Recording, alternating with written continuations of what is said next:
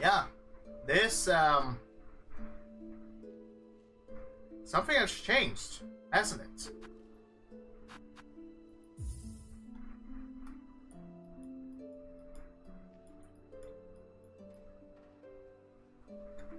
Oh my god. Speedrunner. Holy shit. 30 hours!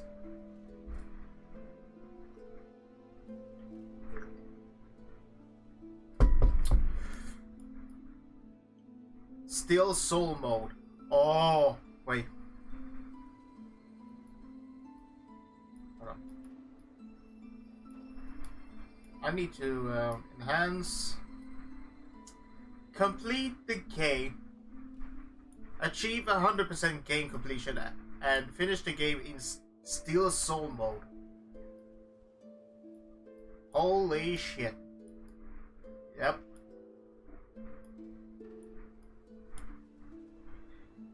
I can already tell you that this game is still gonna make these fucking haters fucking cry even more and want to nerf that shit. Which is just stupid. And by the way, Team Shooter, if you hear this, don't nerf things because some people told you to, well, either patch or just nerf some spots.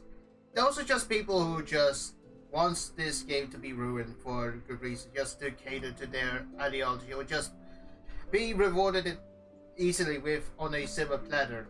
Don't reward it that easily. Some things do need to have a challenge.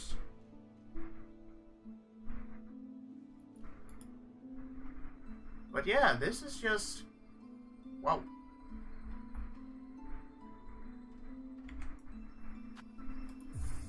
But either then, let's just continue. Which I am 17... oh my god, I mean 17 hours? Woo boy! Oh yeah.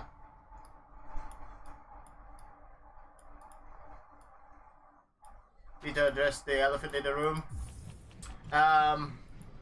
Yeah, when you... oh yeah. When you move away,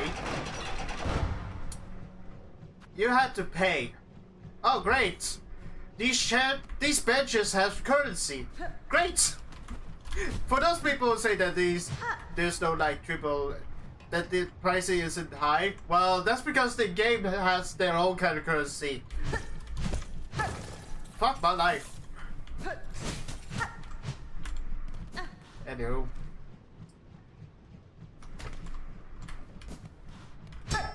What the hell is that? Yes.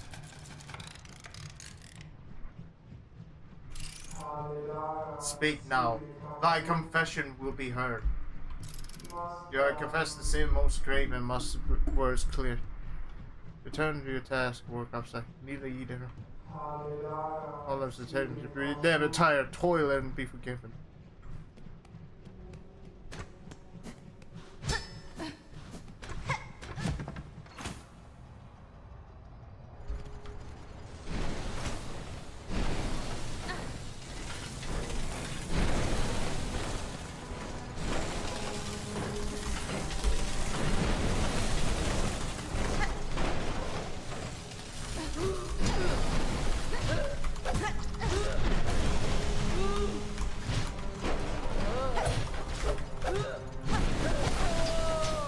Ow!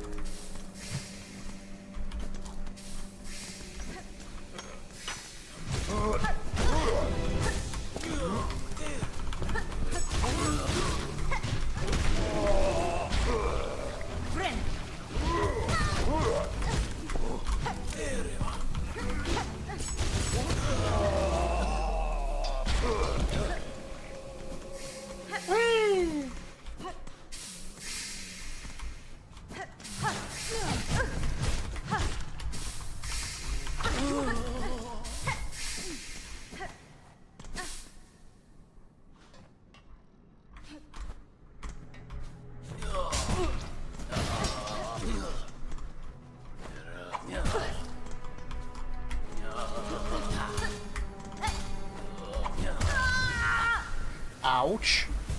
Oh, great. Oh, wait.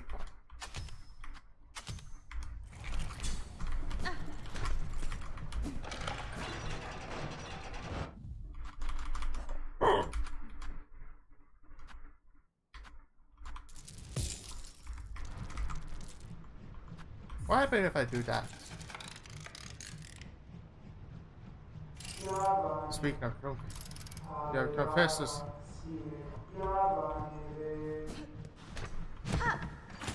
Well, that was worthless.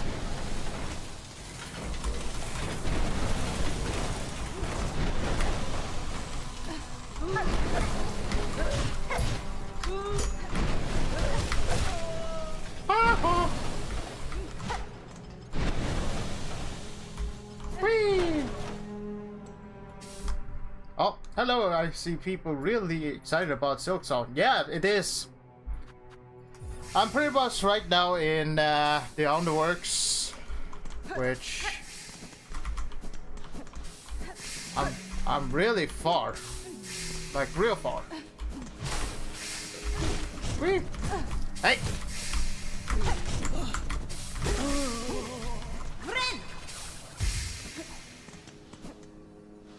As an Elden Ring, you could say that it's a Metroidvania-based kind of. It's kind of a. It's sort of like a Metroidvania-based like Elden Ring. It's just that it's a kind of a step off to the first Hollow Knight in some ways. Though these kind of challenges also reward you quite well. It is quite fun. Let's just put into that perspective. Anywho, I'm just going to deal with this little pesky bugger. Wait, hold on.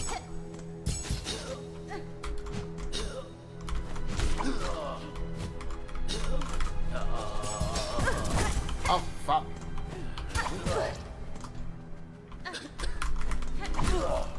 Ow.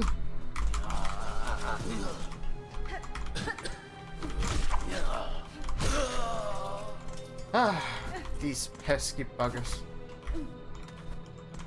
Whee!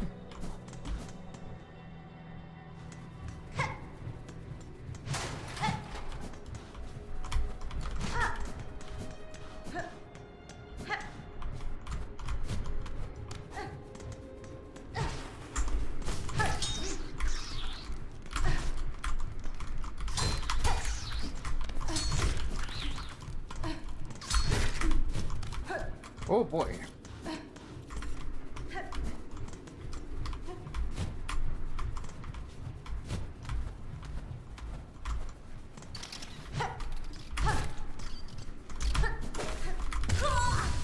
Yeah, that happens.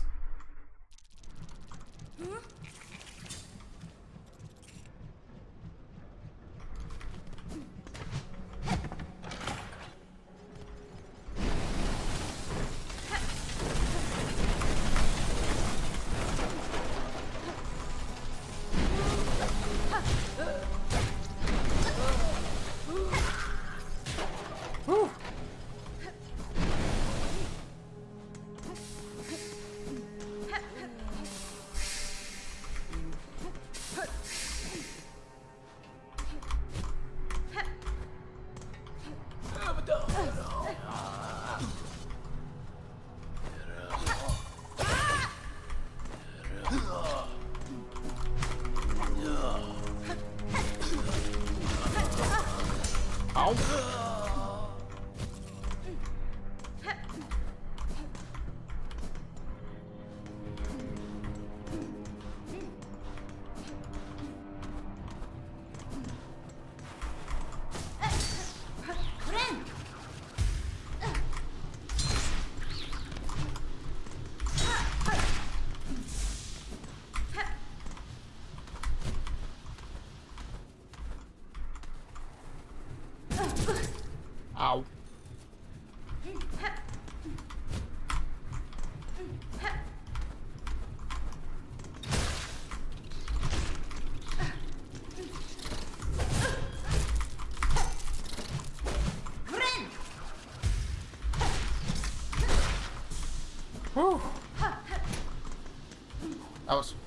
Yeah, pretty much.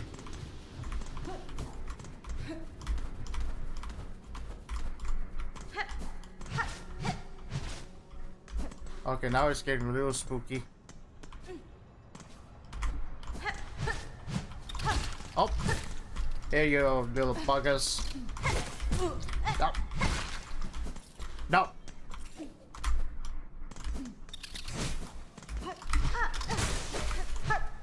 What?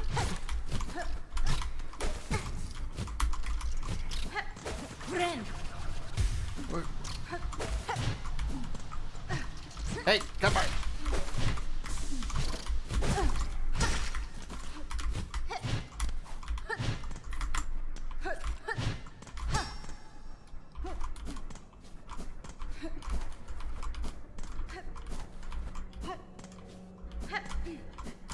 Whee!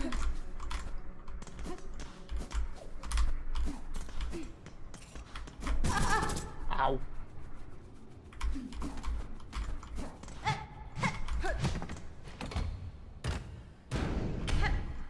How much am I gonna regret this?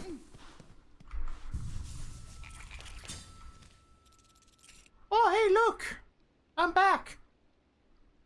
Hooray!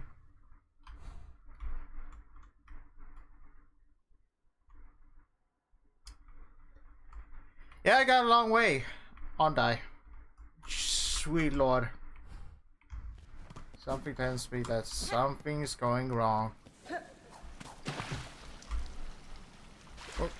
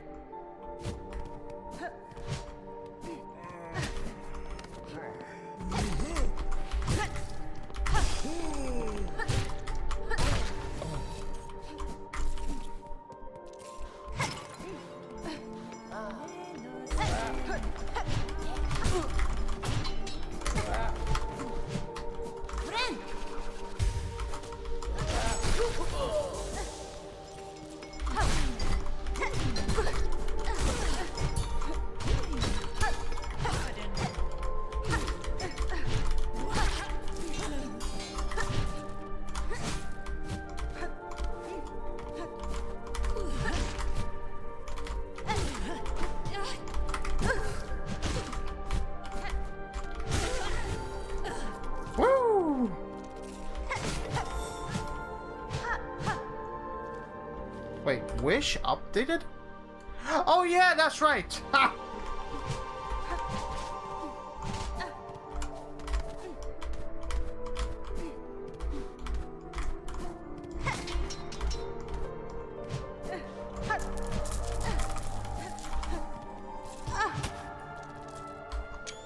Beautiful. Wait. There we go. Whee!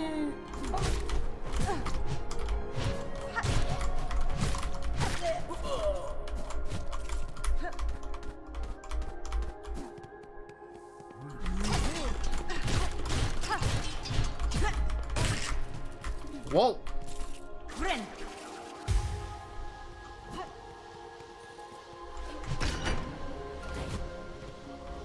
Oh, that's brilliant.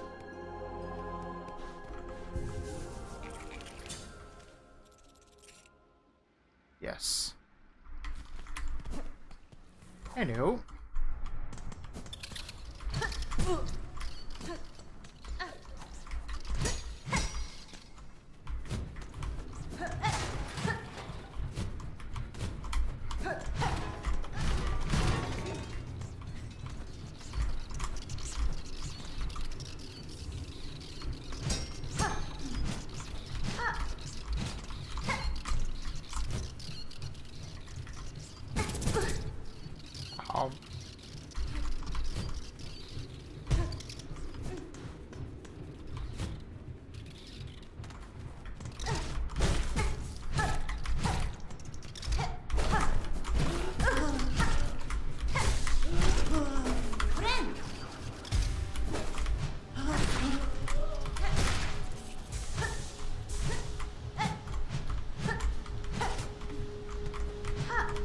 Oh.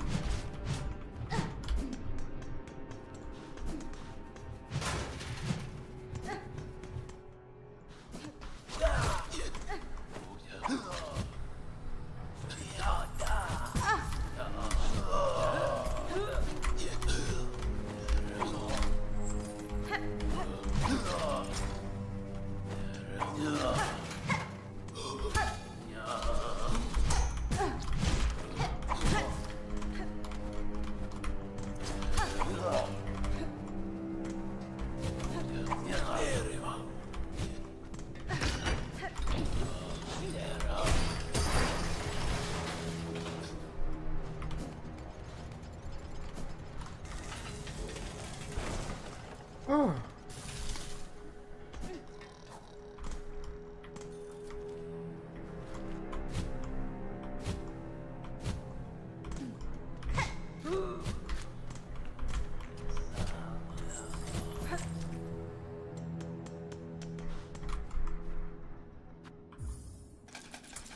Oh boy.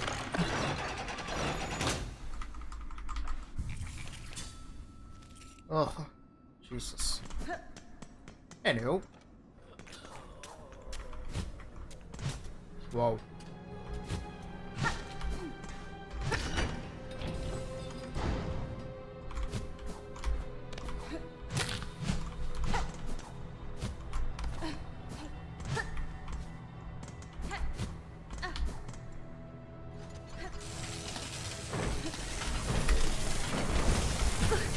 Ow.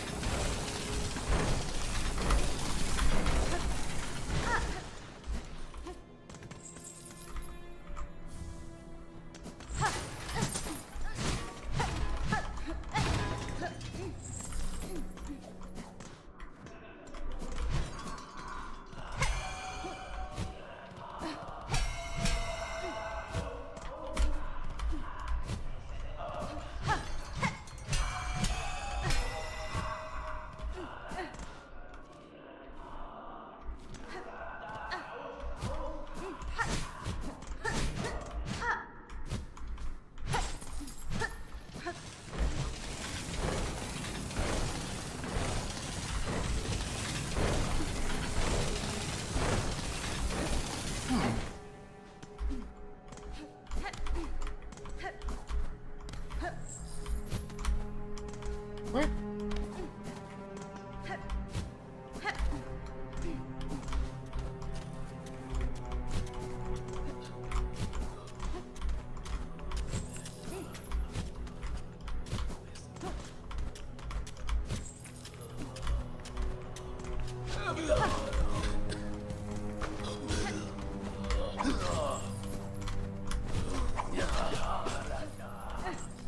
Oh.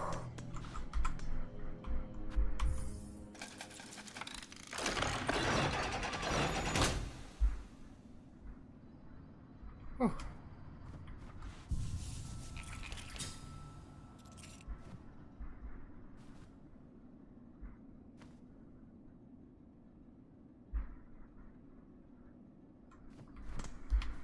Oh.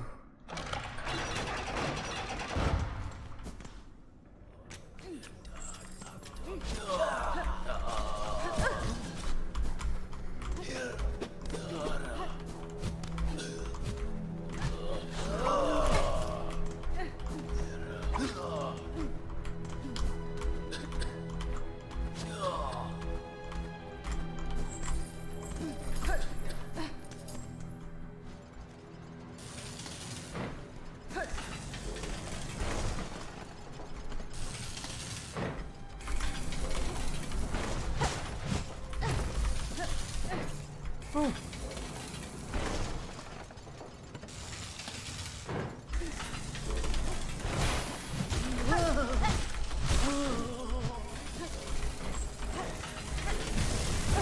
Ow.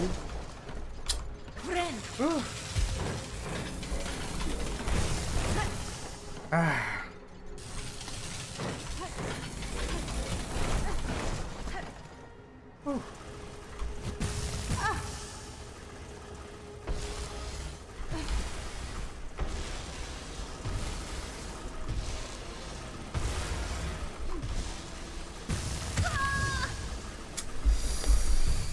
Yeah, that was a thing.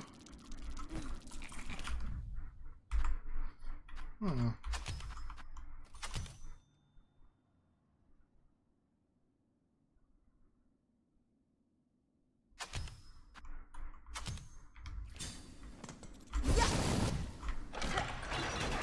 Oh.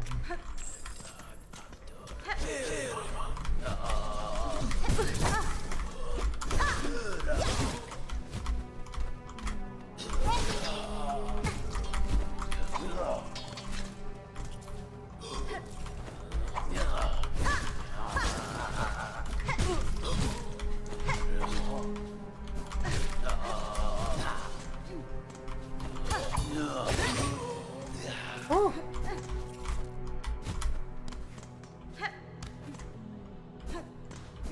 Or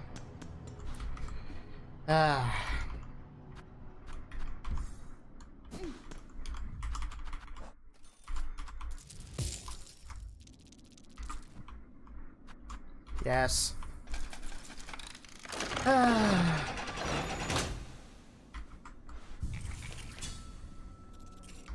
Okay.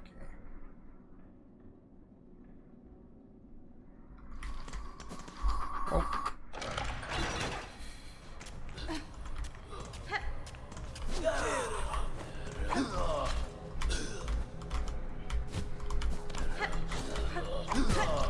Oh.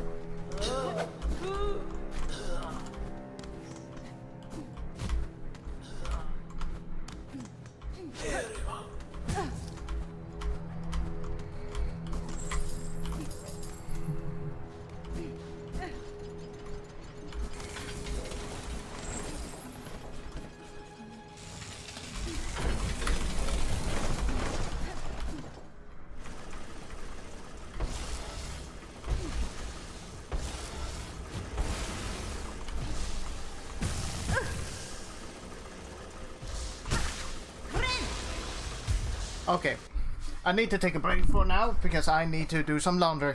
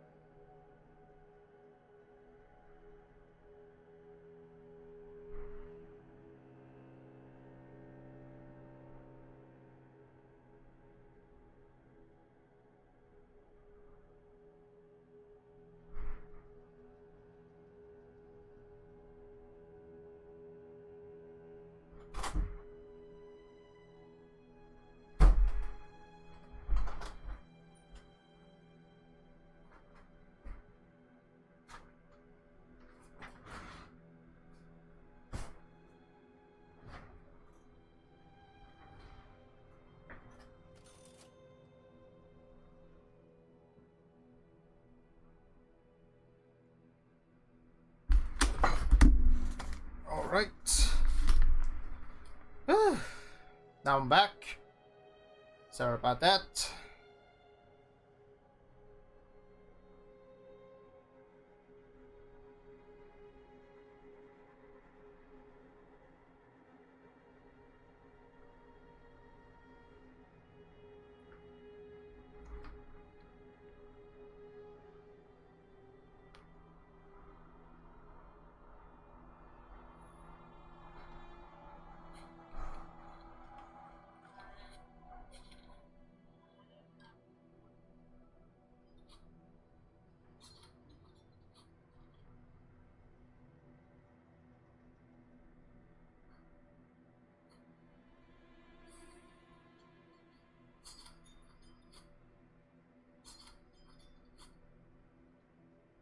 How's it going, guys? We're going to need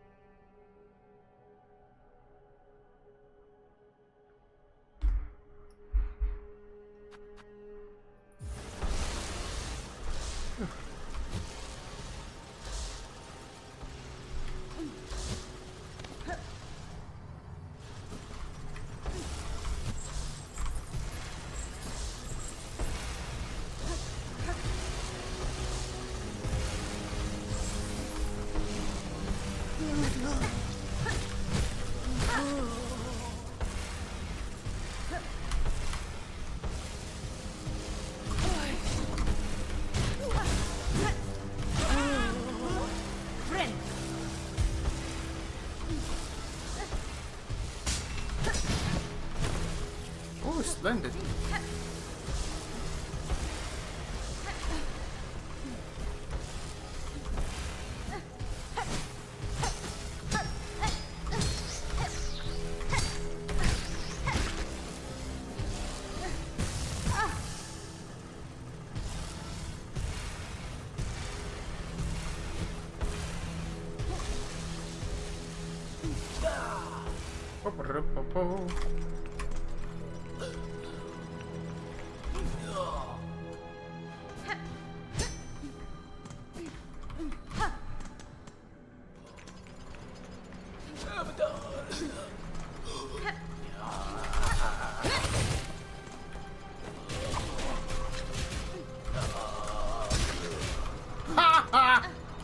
You are dumb, mate.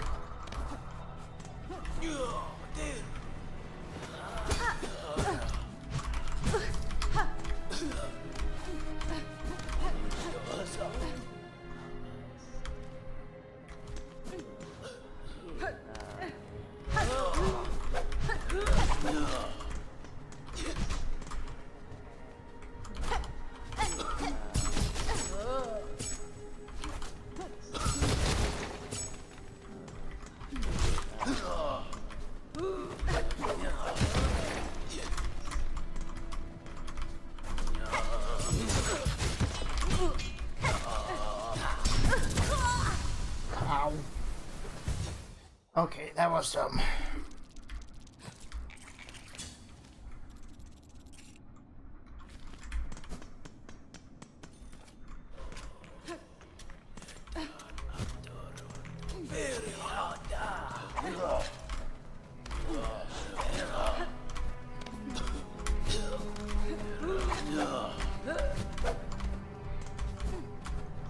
Boom, boom, boom. Boom, boom, boom.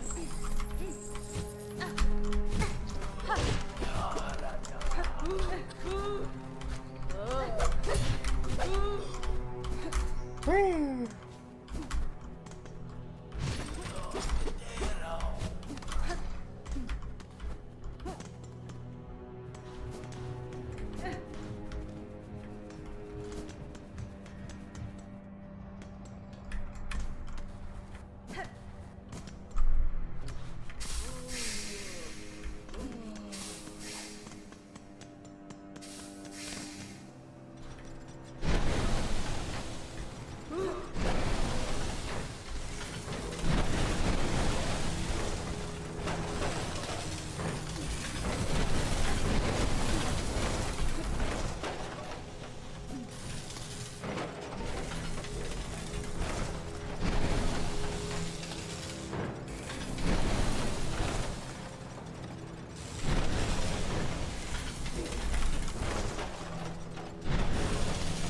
Right.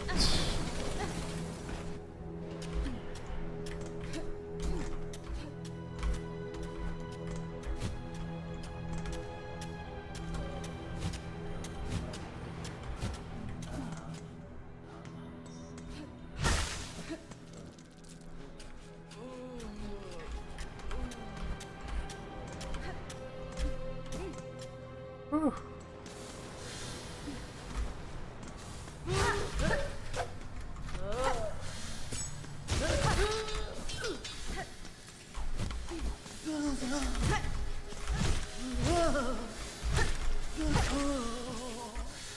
Oh.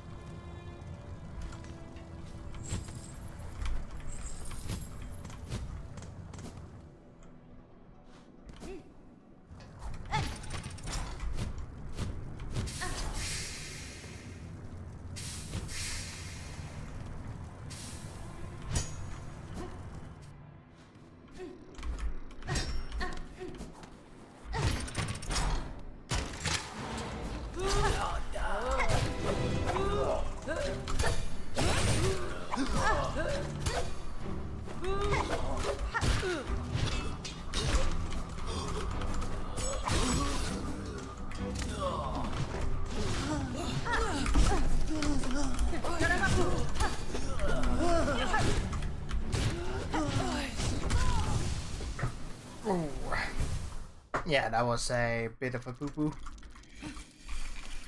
And I need to go back to once I was. Great.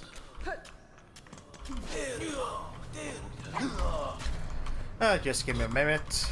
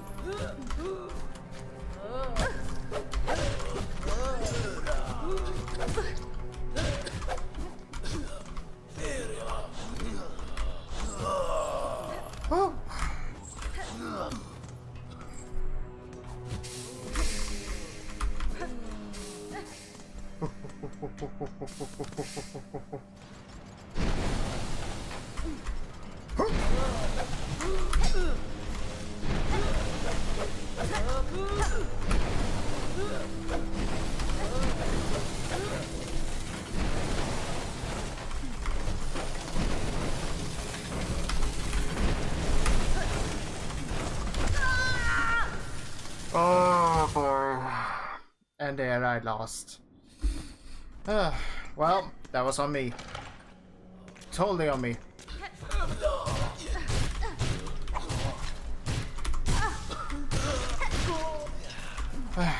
Well, time to earn back the things I have once lost.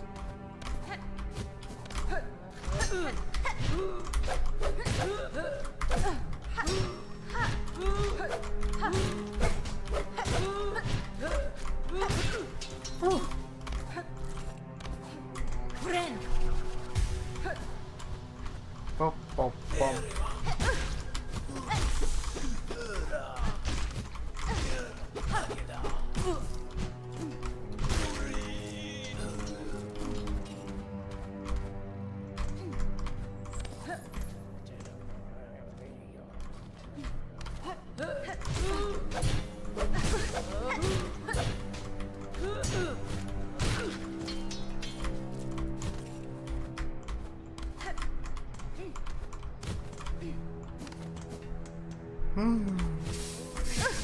Ow.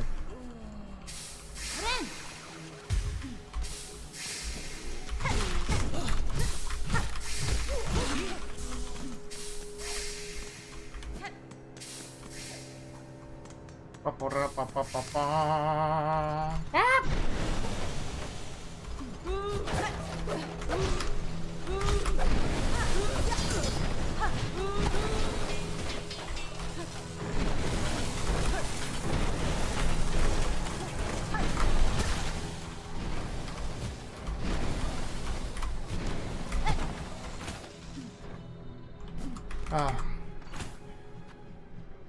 Fuck.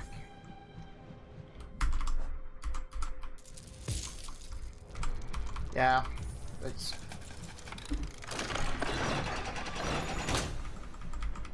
Wait. Go. Whew. Alright.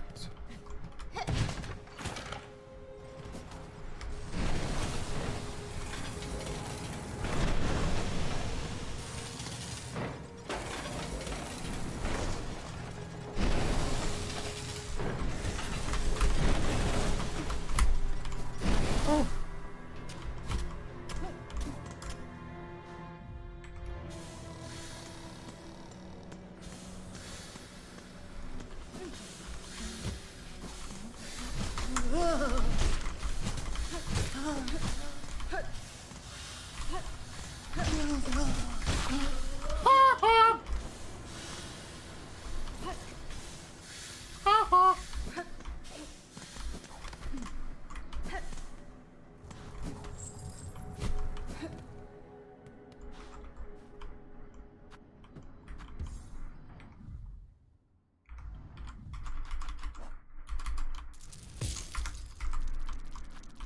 Yep.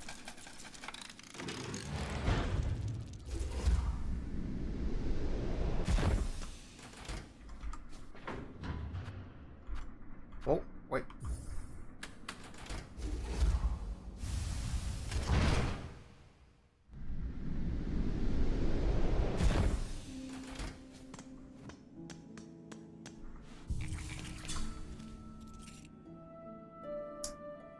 Yes.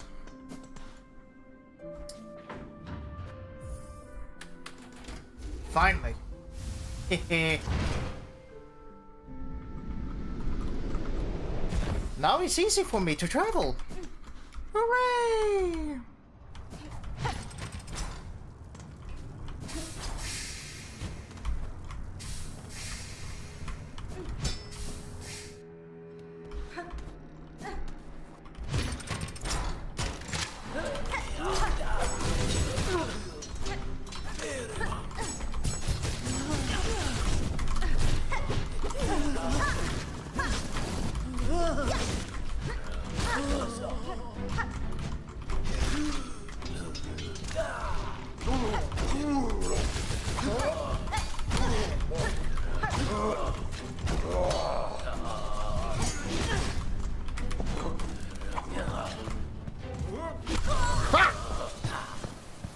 Oh, should have clicked a little bit faster.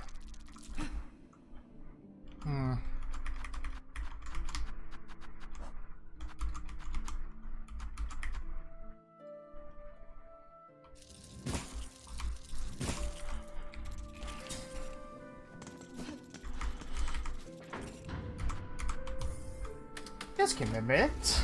I'm just going to travel to a certain place that need no introduction.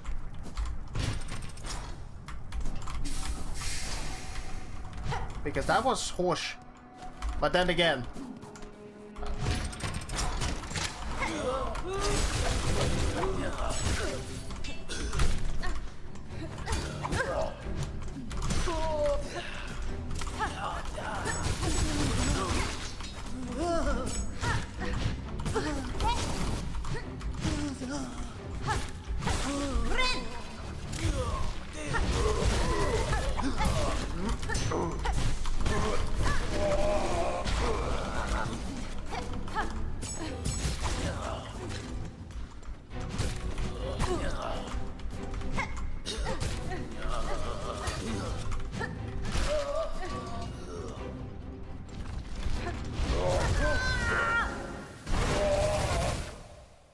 Oh.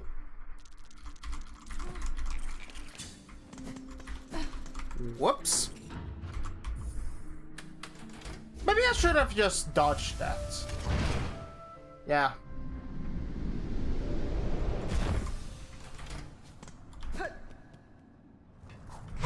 Because let me guess, it's not gonna be there anymore.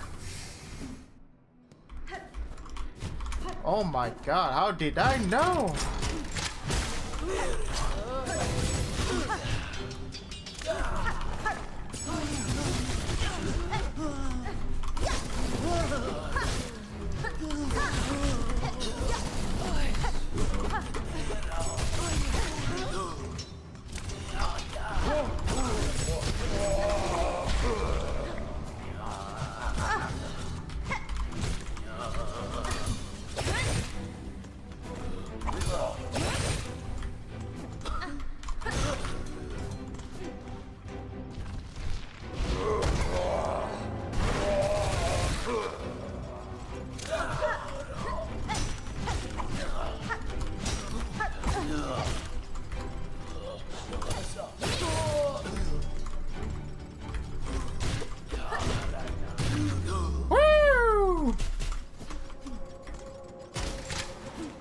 Now that's how you beat a boss.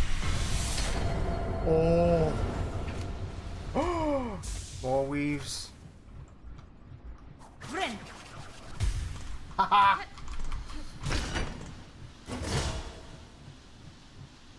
Boom, baby.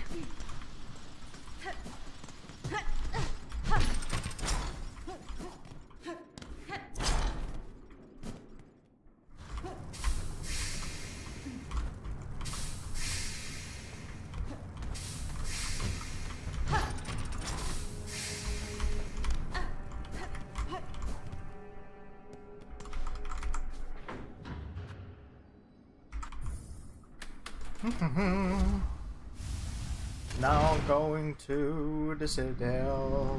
Whoop.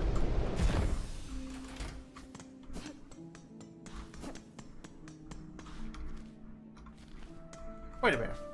By the way, the terminus. I haven't completely explored there yet, have I? No, I haven't.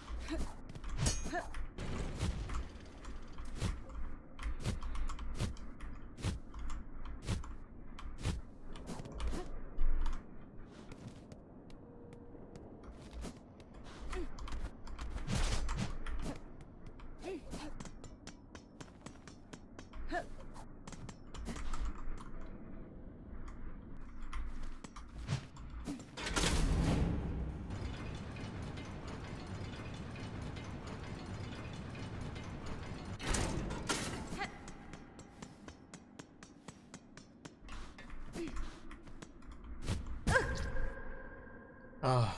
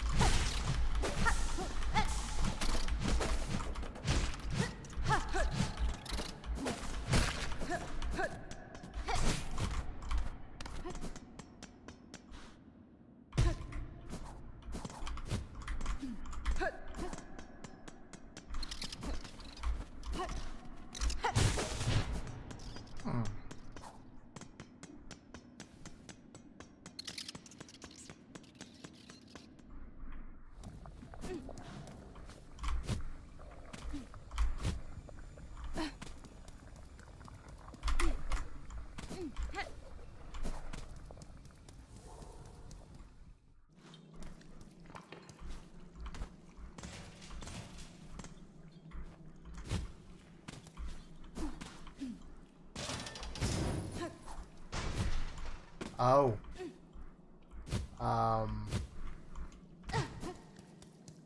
Yeah, now that this fog is gone, it's much clearer on the outside what's...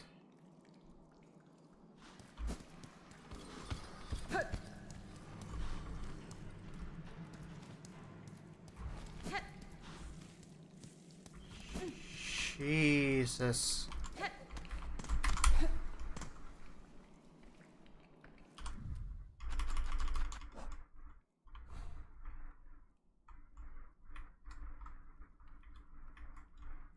Huh.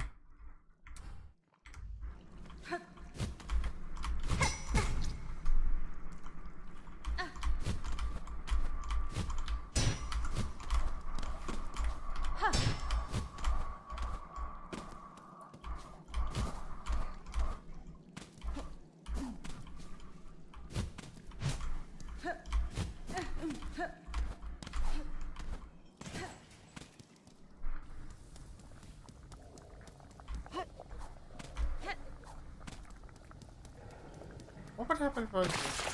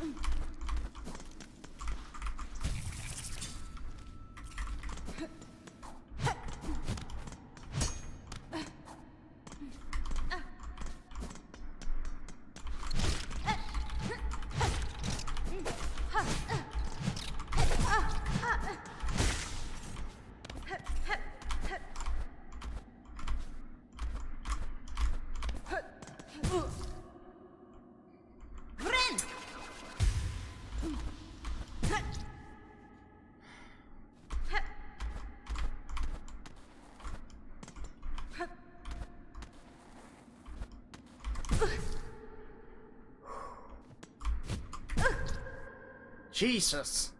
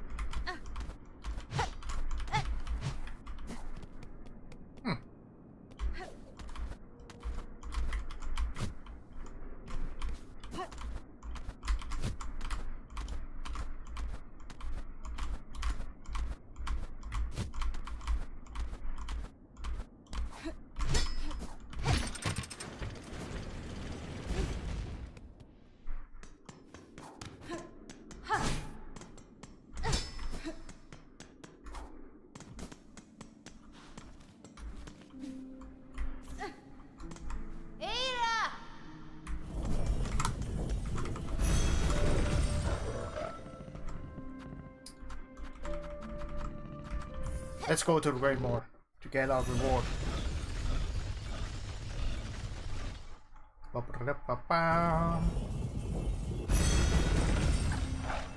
Thank you.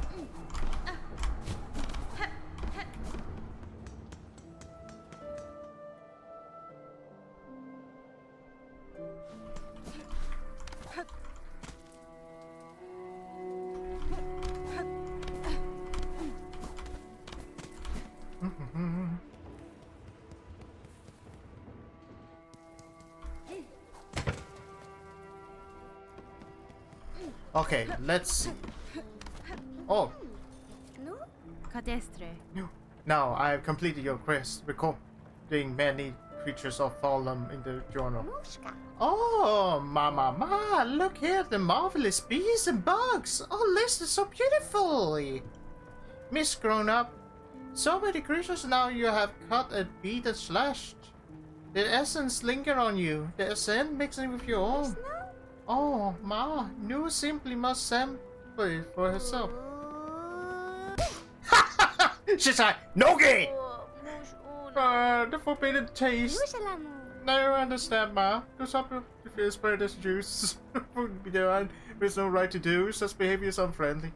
Most we should see many fine beasts, though. Miss Grown Up, I'm certainly glad. Actually, is Nu a boy or girl? I don't know. But it would be funny for this one. Right news. News wish isn't granted, but from Grown Up will continue to cut the creatures. I will. Knowing creatures a form of habit, advantages that can decide the outcome of the battle. Recalling these details is worth the effort. Oh yes, very much worth it. New hopes that it will shape your new learning. And take it a gift to help you in the hunting, Miss Grown Up. You will add the pocket to tool pouch to bring you so many tools in your hunts. Which one? Team assigned the team. Okay, so.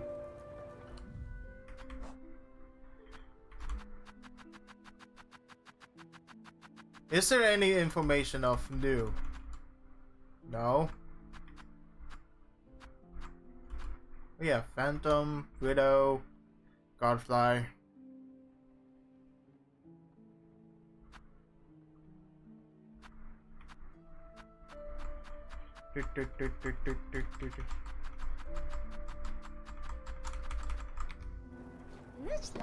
Nushla.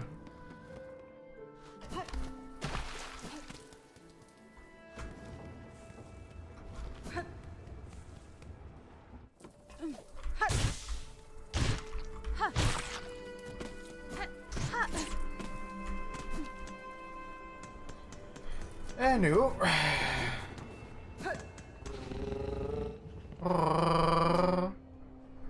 Yeah, we shall continue onward. But which have to.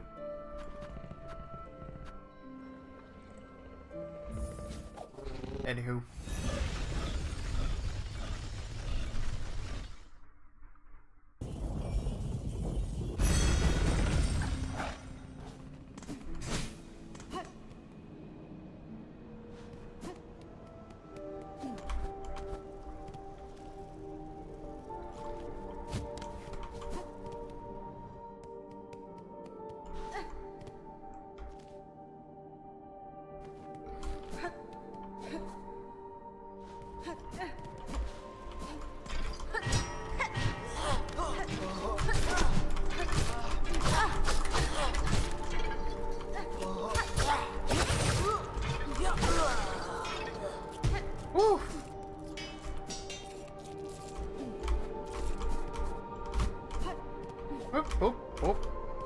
Woohoo!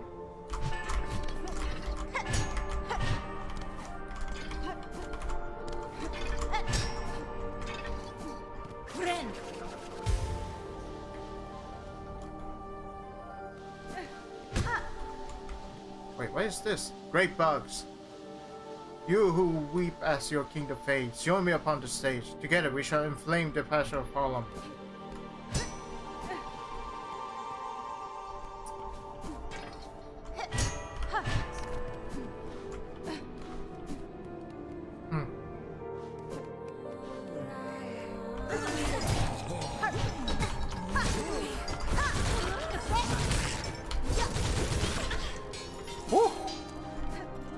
I love this drill.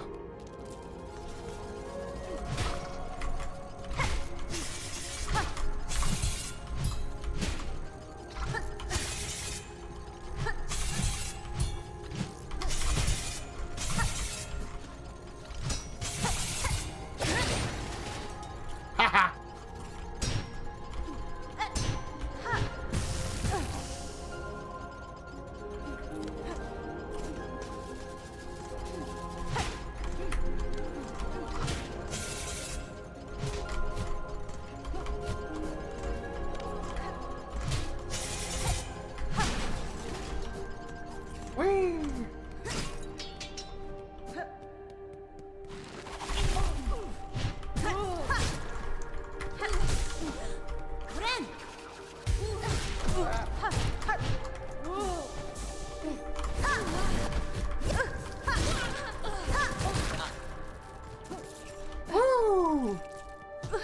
Oh.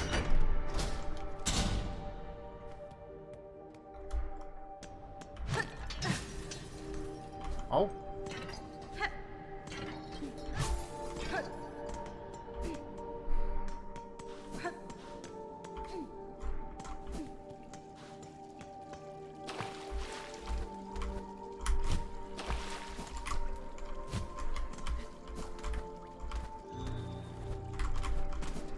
Oh, secret. Oh.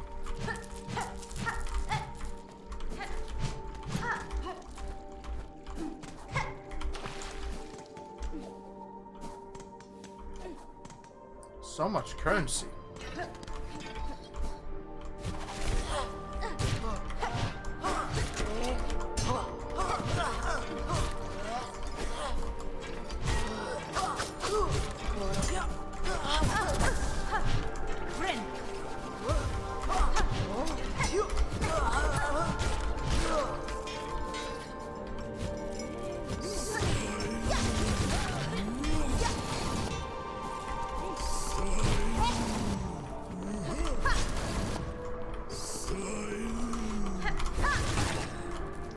Woo!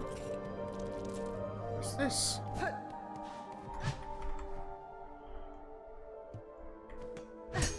Ah, that's right. You need a certain key. Speaking of which,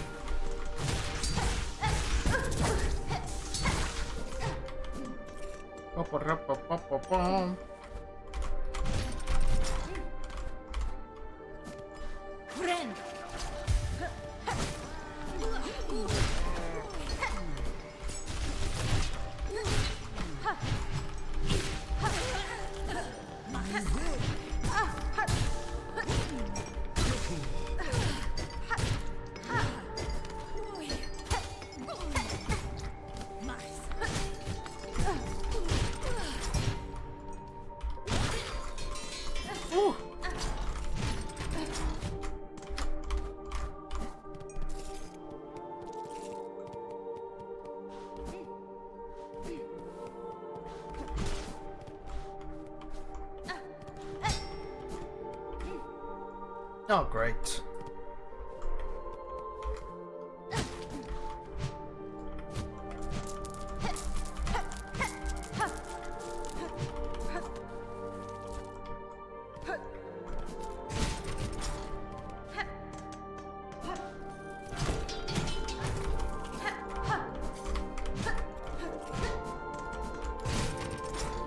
Oh.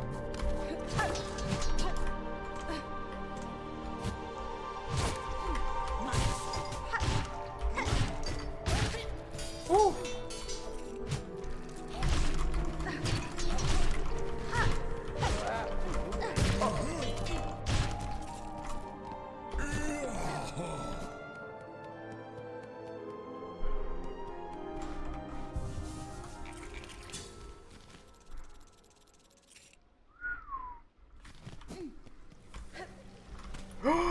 Oh, I'm back here. Would you look at that? How very nice of them.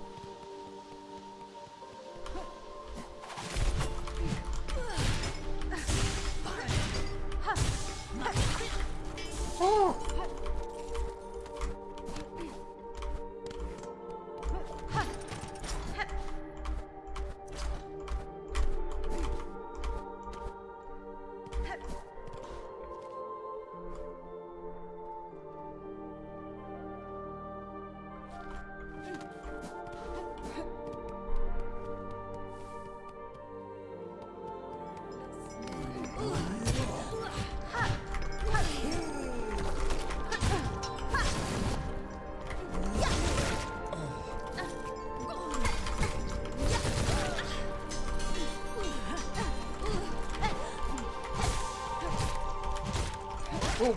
Oh! Nice.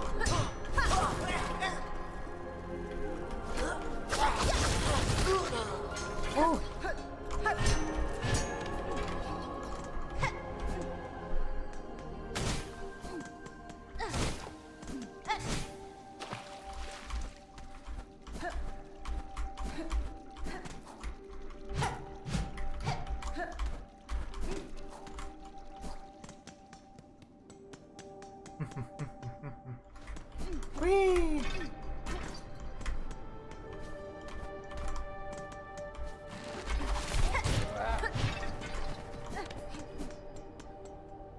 Alright, let's see.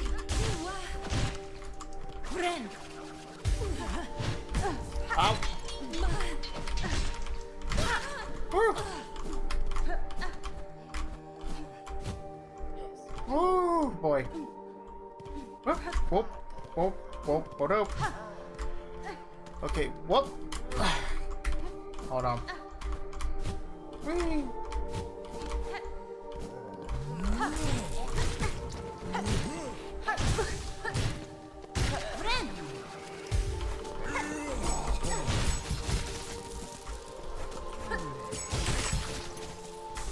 Yeah, I'm not gonna deal with that too long. Wait. Ah, god damn it!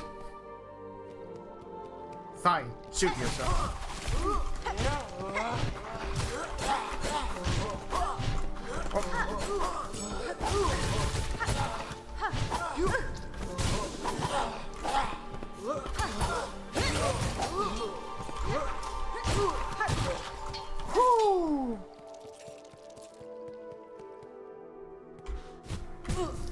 Ow. What?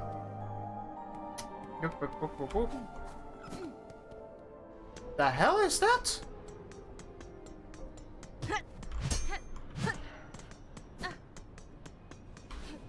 I don't like what I'm seeing. I was right.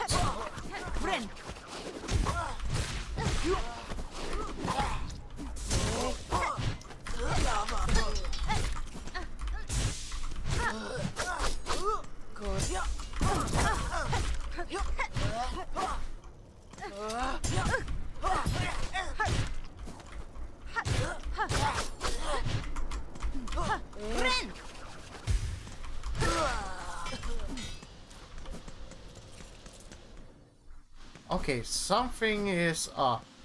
The slab. Wait. I'm sorry. The what?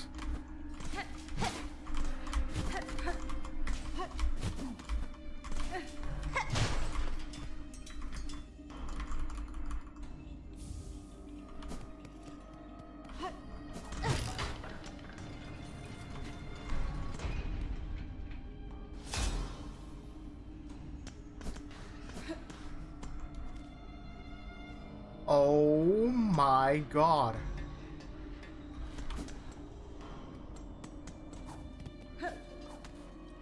Now I really see the passage to this.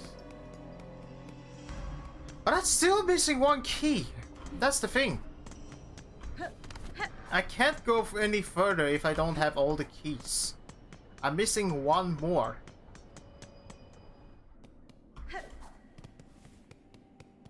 Which is why...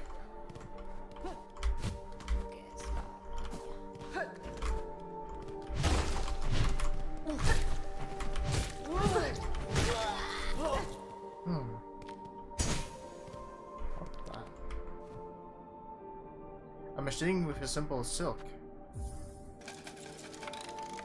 Whoa. Ah, it's a silk dispenser! Very, very nice! Anyway, I need to go now. Ah.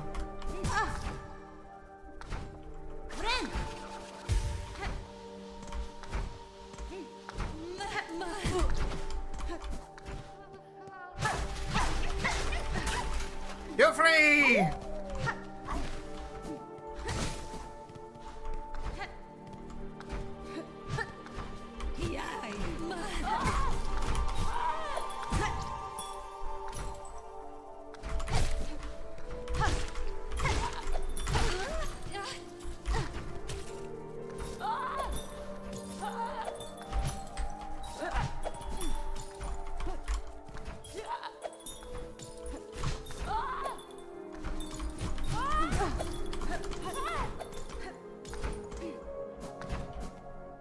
Bye, Felicia. Free.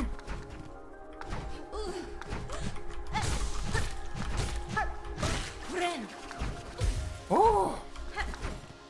Now that was so. Huh?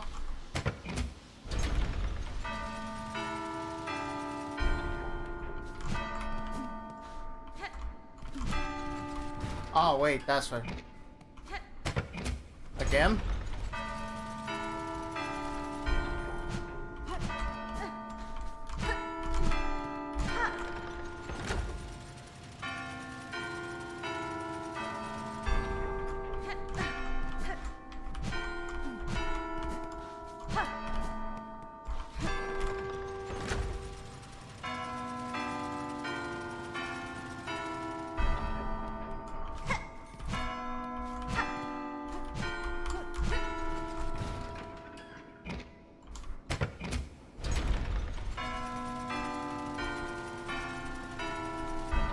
Oh.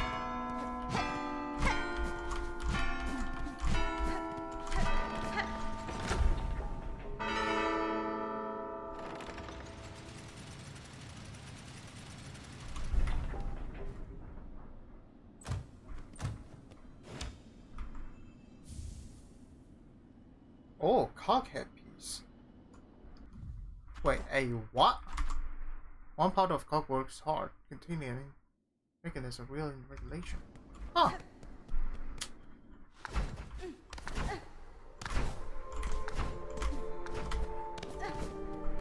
You don't say.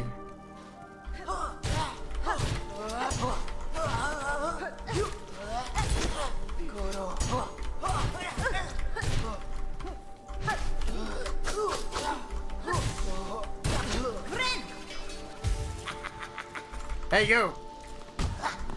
Yeah, you. Well, see what happens to nasty bully bugs when they come and poor old Grindle. That's what deserves end, we reckon. We heard this old Citadel was nice and quiet and bursting with goodies. So what happened, eh? Why is it crawling with bullies and buzzing balls? The creatures has haunted this place is steering, little thief. The Citadel's casts. Your case now roams the halls. You will do well to leave soon, if you mean to survive. What? You bane of mindfully, we're staying here till we are done pilfering. Yeah, pilfering. You should be on one leaving, if you're so afraid. Oh, you've been creeping around the dusty old place for a while, hey? You must be carrying a lot of goodies with you. Let's pull and sniff you have a quick look. Ha! Bitcha! No! Ow! Water around the turn. Give your dance to go to yourself, huh?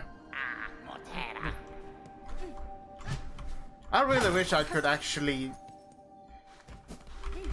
Oh. Hello.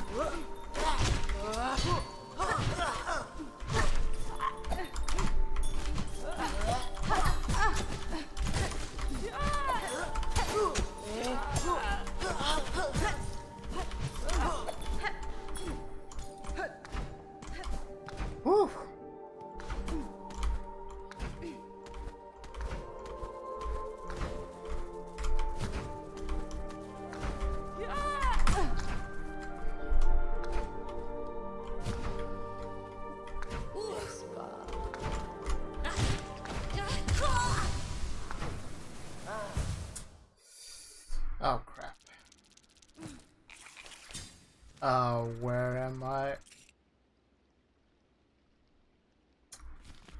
Just, give me a minute.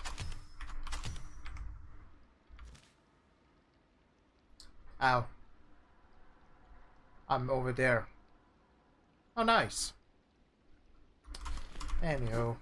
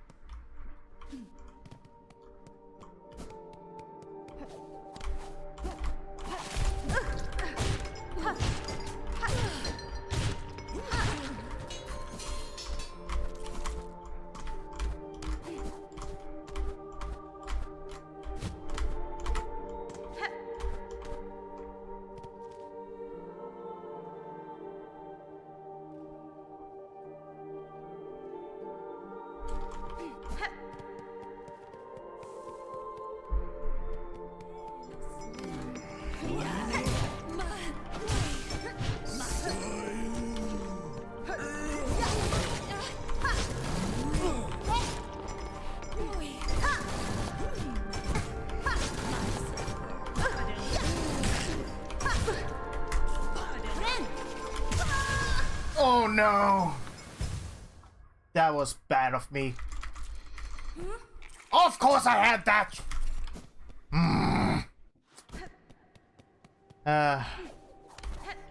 Oh well, time to grind.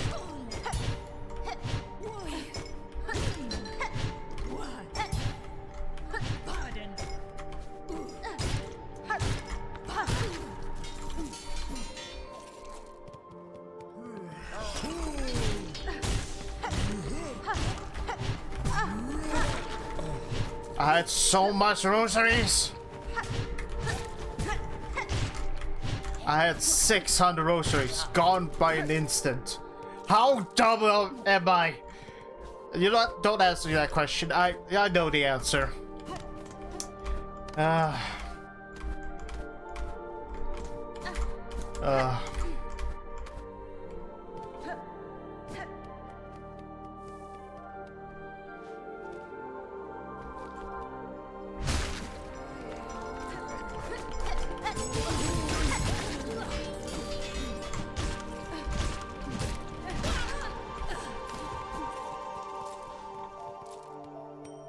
Okay.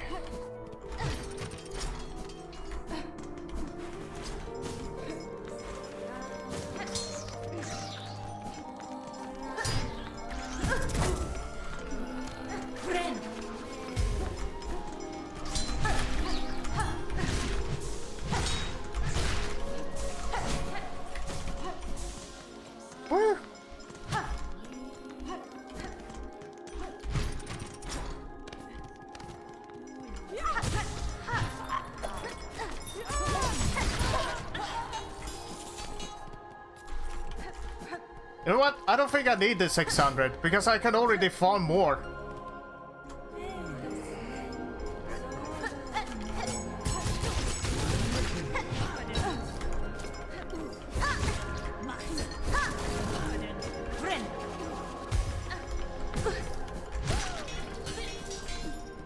As long as they don't, you know, murder me.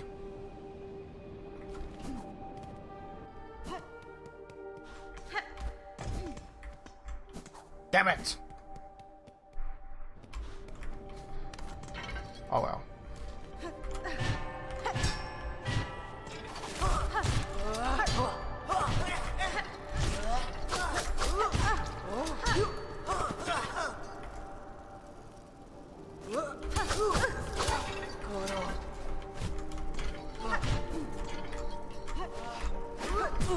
Ow.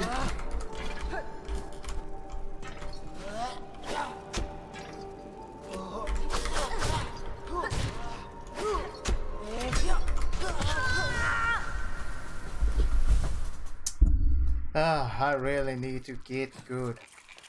Hold on, I think I have a message over here.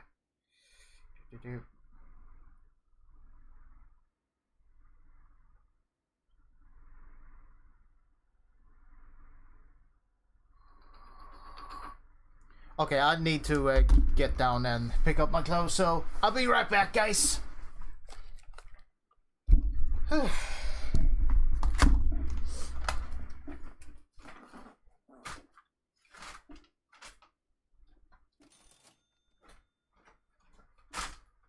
play some really royalty-free sound of some.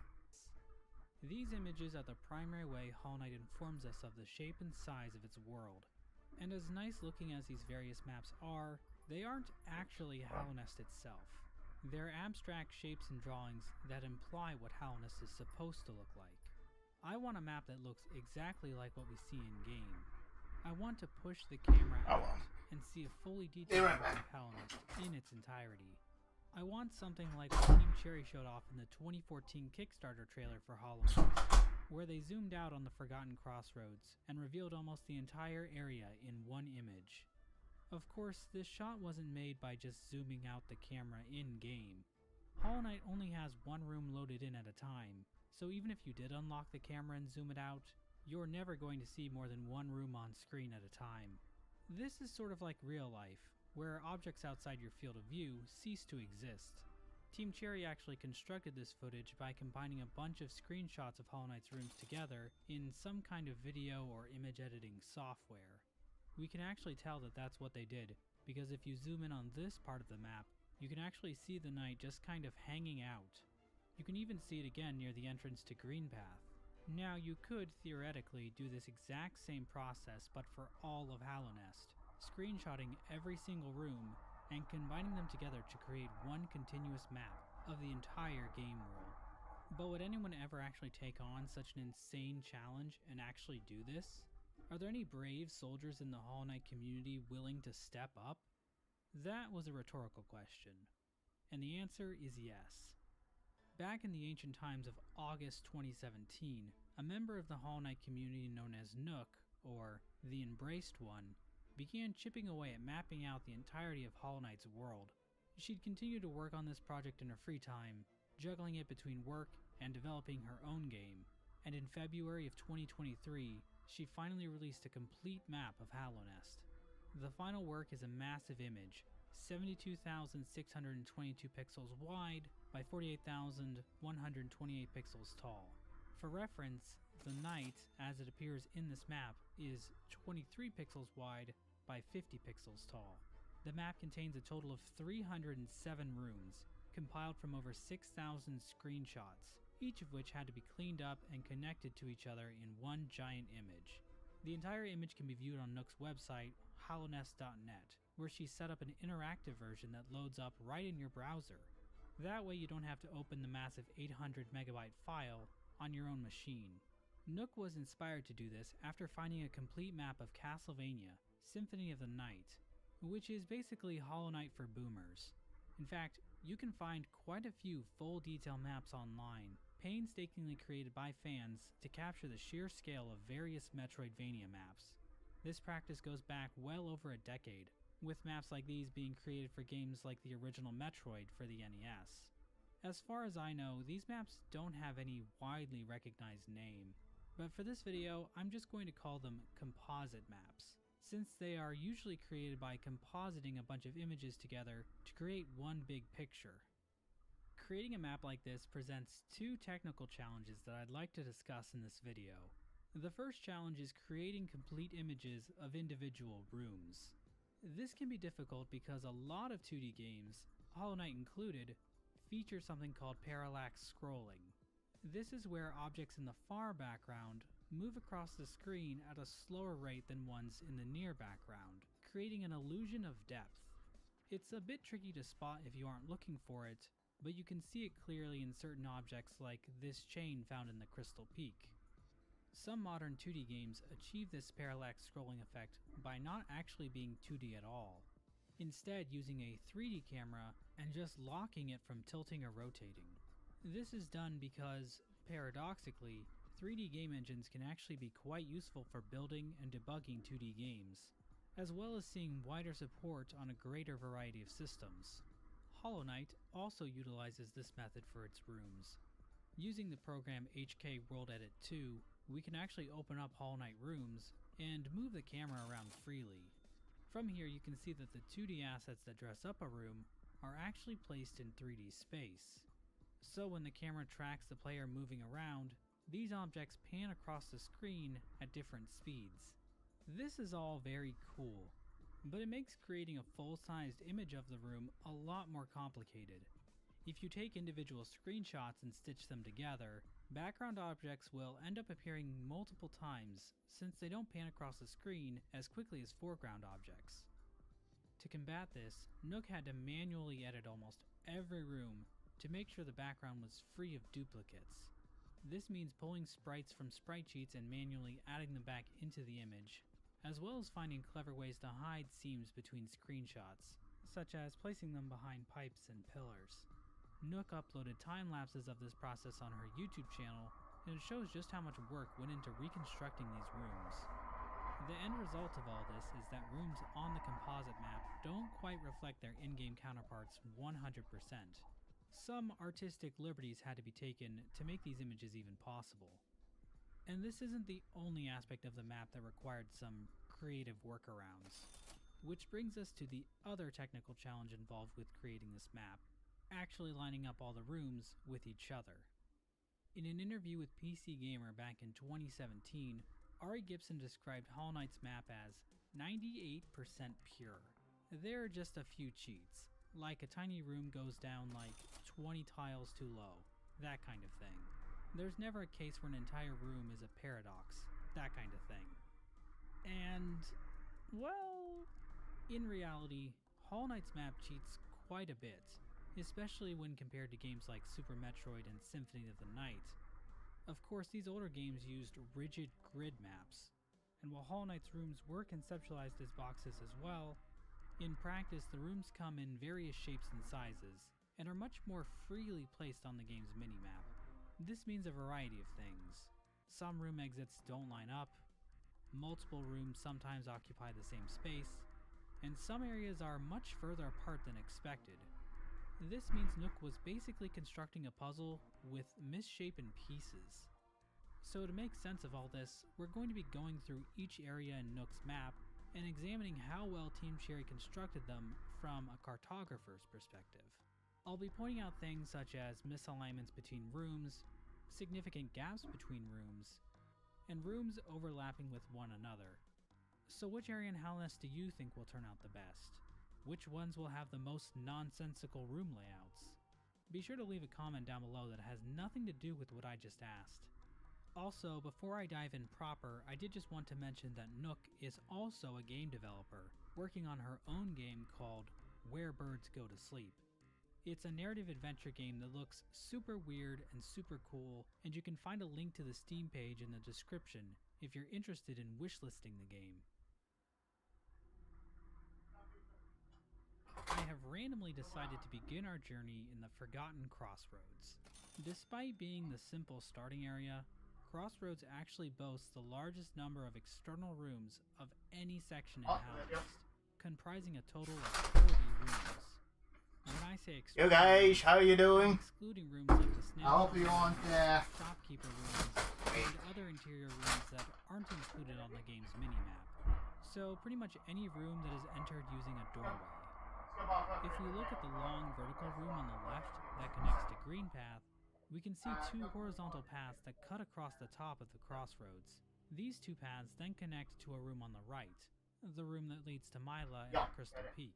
But the lower path is too far down here, so we'll be adding the first of many hallways here to line the paths up correctly. I'm just going to... Also isn't long enough to span the entire... Alright, shut up. Anywho. Before I continue any further, I'm just going to, well, play for 15 more minutes just so that I can get to the area I need to go, because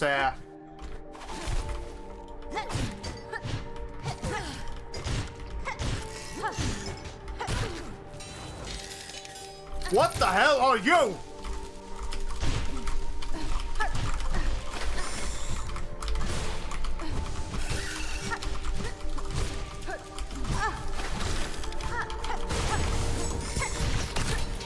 What was that? What the hell was that?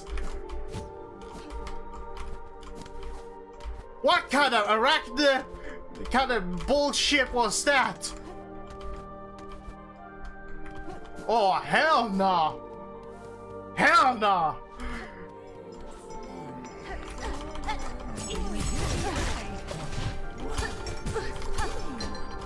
Oh. Nope.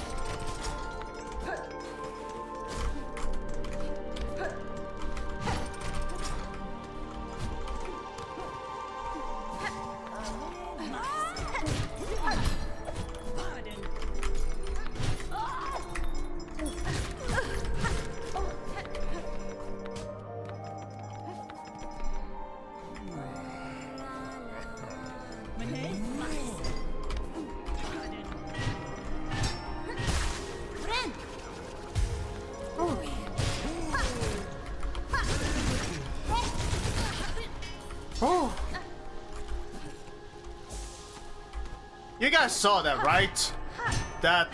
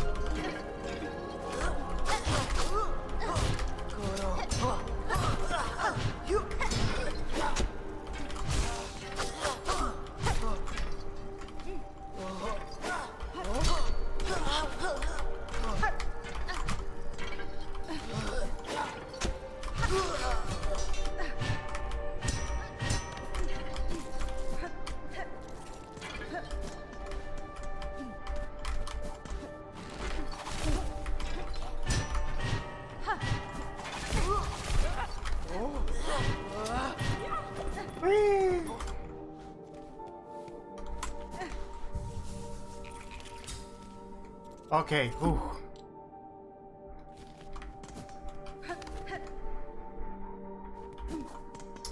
Stupid Gemini AI.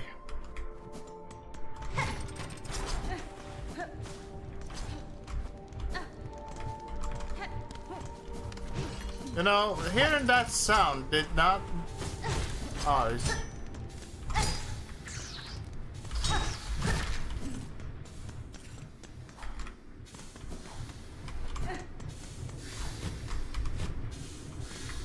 Oh.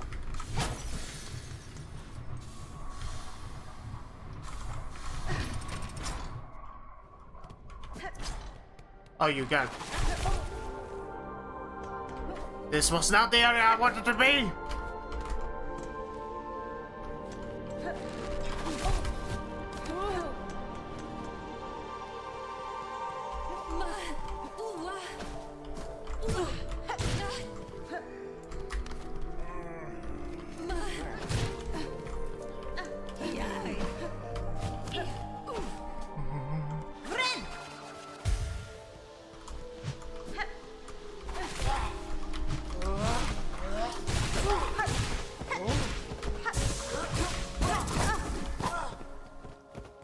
Nope.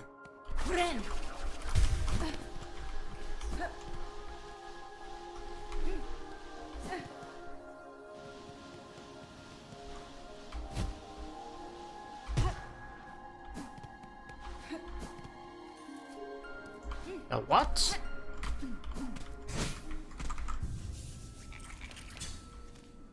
Huh.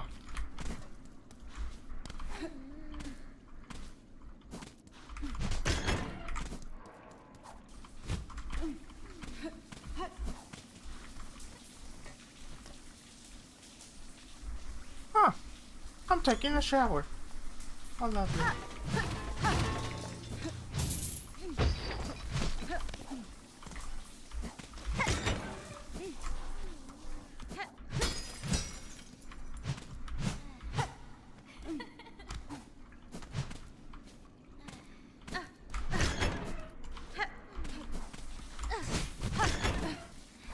Wait.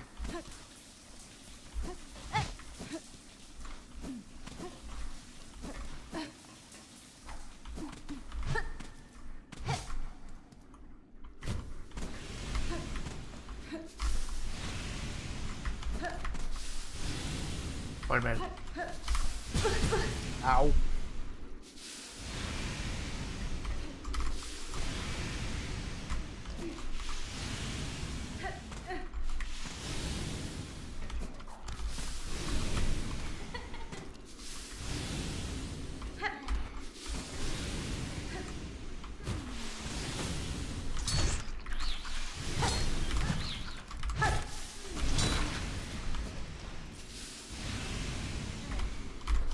Oh, wait. Oh.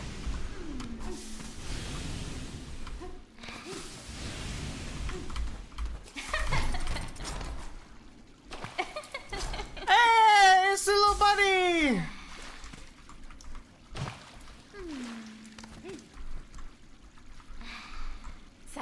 Ah, the cares of this warm water is on my weary limbs is welcomed indeed. As soothing as a psalm. Will you splishy splash in a holy bath with me, Red Maiden? We can sing together to aid of our rejuvenation. Benny Frank. Little pilgrim, this space provides us respite from the dangers without. But even so, you should not let down your guard. You must have seen how the bugs of the Citadel long fall into their haunting. Ah, some of my brothers and sisters have seen lost somehow, yes. But to be the lost is to be sometime found. Is it not sung? Yes, the Citadel will provide for them. It is a holy place indeed, that holds wonders such as this lovely warm bath. Holy water, nice and hot, makes a perfect swimming spot.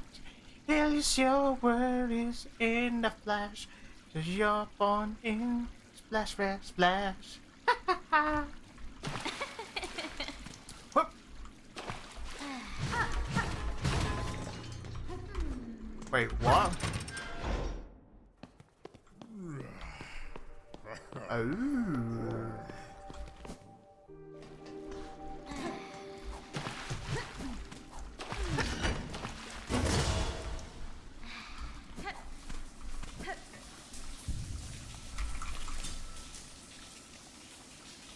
Okay, now I need to pause because I'm going to go away for a little bit because I need to go to the store and buy some mozzarella, so be right back.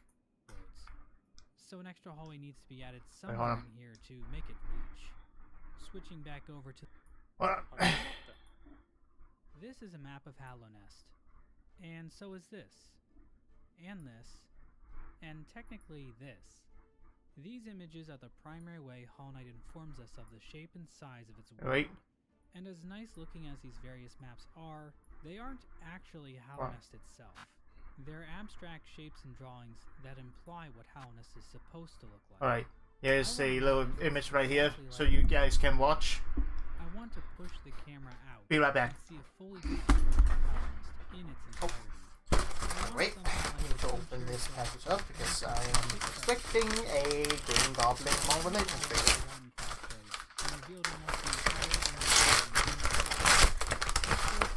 Wasn't made by just zooming out the camera in-game. Hollow Knight only has one room loaded in at a time, so even if you did unlock the camera and zoom it out, you're never going to see more than one room on screen at a time. This is sort of like real life, where objects outside your field of view cease to exist. Team Cherry actually constructed this footage by combining a bunch of screenshots of Hollow Knight's rooms together in some kind of video or image editing software. We can actually tell that that's what they did, because if you zoom in on this part of the map, you can actually see the knight just kind of hanging out. You can even see it again near the entrance to Greenpath.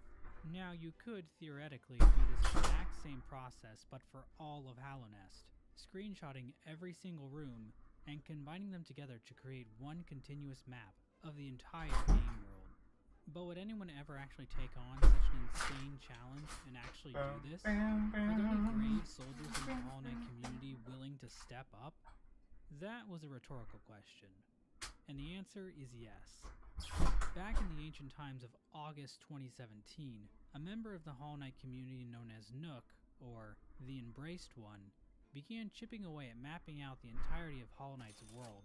She'd continue to work on this project in her free time, juggling it between work and developing her own game, and in February of 2023, she finally released a complete map of Hallownest.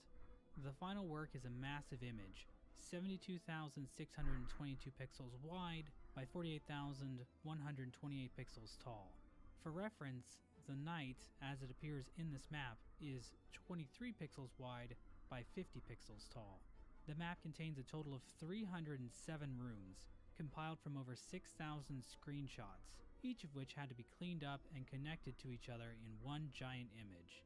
The entire image can be viewed on Nook's website, hallownest.net, where she set up an interactive version that loads up right in your browser.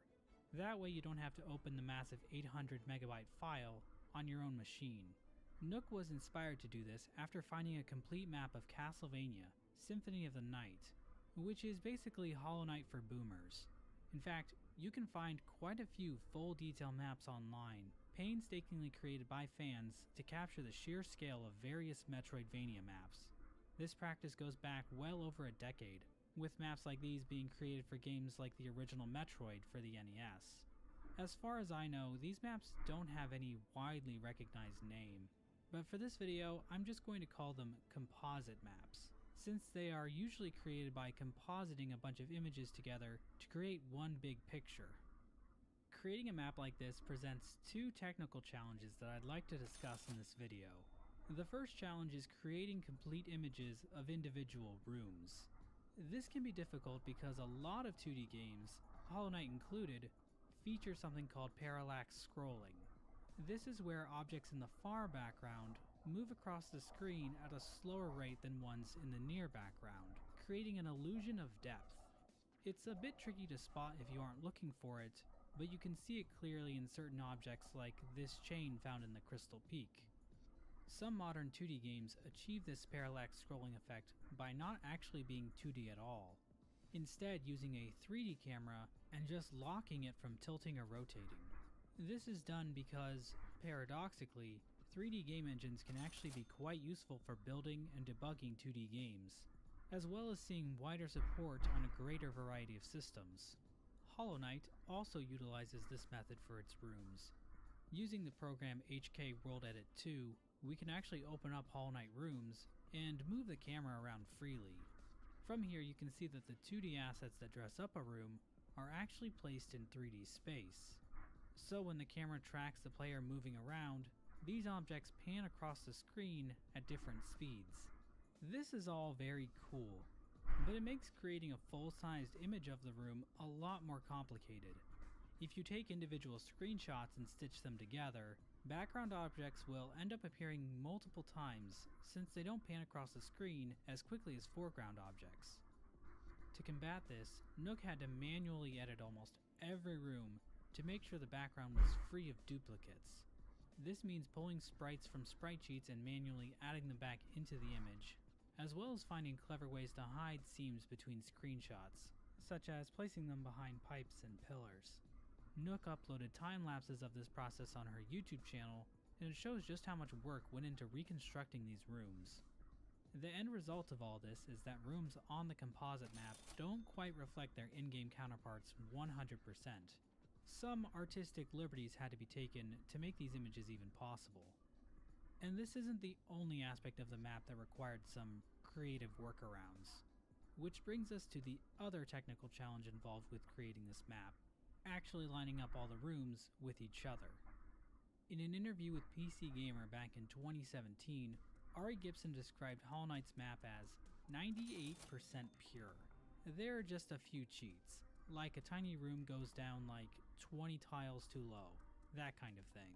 There's never a case where an entire room is a paradox, that kind of thing. And, well, in reality, Hollow Knight's map cheats quite a bit, especially when compared to games like Super Metroid and Symphony of the Night. Of course, these older games used rigid grid maps, and while Hollow Knight's rooms were conceptualized as boxes as well, in practice the rooms come in various shapes and sizes, and are much more freely placed on the game's minimap. This means a variety of things. Some room exits don't line up, multiple rooms sometimes occupy the same space, and some areas are much further apart than expected. This means Nook was basically constructing a puzzle with misshapen pieces. So to make sense of all this, we're going to be going through each area in Nook's map and examining how well Team Cherry constructed them from a cartographer's perspective. I'll be pointing out things such as misalignments between rooms, significant gaps between rooms, and rooms overlapping with one another. So which area in Hallownest do you think will turn out the best? Which ones will have the most nonsensical room layouts? Be sure to leave a comment down below that has nothing to do with what I just asked. Also, before I dive in proper, I did just want to mention that Nook is also a game developer, working on her own game called Where Birds Go to Sleep. It's a narrative adventure game that looks super weird and super cool, and you can find a link to the Steam page in the description if you're interested in wishlisting the game. I have randomly decided to begin our journey in the Forgotten Crossroads. Despite being the simple starting area, Crossroads actually boasts the largest number of external rooms of any section in Hallownest, comprising a total of 40 rooms. When I say external rooms, I am excluding rooms like the Snail Shaman Mounds, Shopkeeper rooms, and other interior rooms that aren't included on the game's minimap. So pretty much any room that is entered using a doorway. If we look at the long vertical room on the left that connects to Green Path, we can see two horizontal paths that cut across the top of the crossroads. These two paths then connect to a room on the right, the room that leads to Myla and the Crystal Peak. But the lower path is too far down here, so we'll be adding the first of many hallways here to line these rooms up correctly. This lower hallway also isn't long enough to span the entire width of the crossroads, so an extra hallway needs to be added somewhere in here to make it reach. Switching back over to the long vertical room on the left, we can see that the drop into Cornifer's room also needs to be a bit longer than you might think. Otherwise, the False Knight room would crash up into the room above it. Looking at the bottom of the crossroads, some rooms are, unfortunately, just too cramped. The Crossroads Hot Spring room, arguably one of the best rooms in the entire game, thanks to the inclusion of these two bugs who I can only describe as really good friends, literally cannot exist where it is. The minimap straight up lies about how tall the room below it is. This room is literally as tall as the room to the left, leaving no space for the supposed hot spring room. To compensate for this, Nook shortened the spa room as much as she could and placed a hallway underneath it. And the exact same thing happens over to the left as well. The room heading down into the fungal wastes is too tall to fit underneath Cornifer's room. Nook had to insert another hallway here to make everything fit. Another room that just won't fit where it needs to is the Stag Station. The ceiling of this room crashes into the room above it. To fix this, Nook applied a bit of shrinkage to the room, making it about 25% smaller. At the very bottom of Crossroads, we have the elevator that leads down into the City of Tears. This room can be accessed from the right by walking straight across, but we can see that if this were the case, the Soul Vessel room to the left of the elevator would be overlapping with this Gome Mask Shard room. So a vertical hallway needs to be added here to space things out a bit. This added hallway also pushes the elevator further to the left, for reasons we'll see later. There's another pretty bad overlap at the entrance to Green Path. The ceiling of the room leading to the Brooding Moloch is crashing into the Elder Balder room. Adding a thin hallway with a slight vertical rise makes this slightly better, and it also keeps lower parts of Green Path from overlapping with Crossroads. Overall, I think these numerous room misalignments, combined with the sheer number of rooms in Crossroads, make this first area somewhat confusing to navigate at times. I have accidentally walked into this damn elevator room when I thought I was higher up more than once while playing this game, and while I am bad at Hollow Knight, I'm not that bad. Now you could argue that these misalignments add to the design of Crossroads.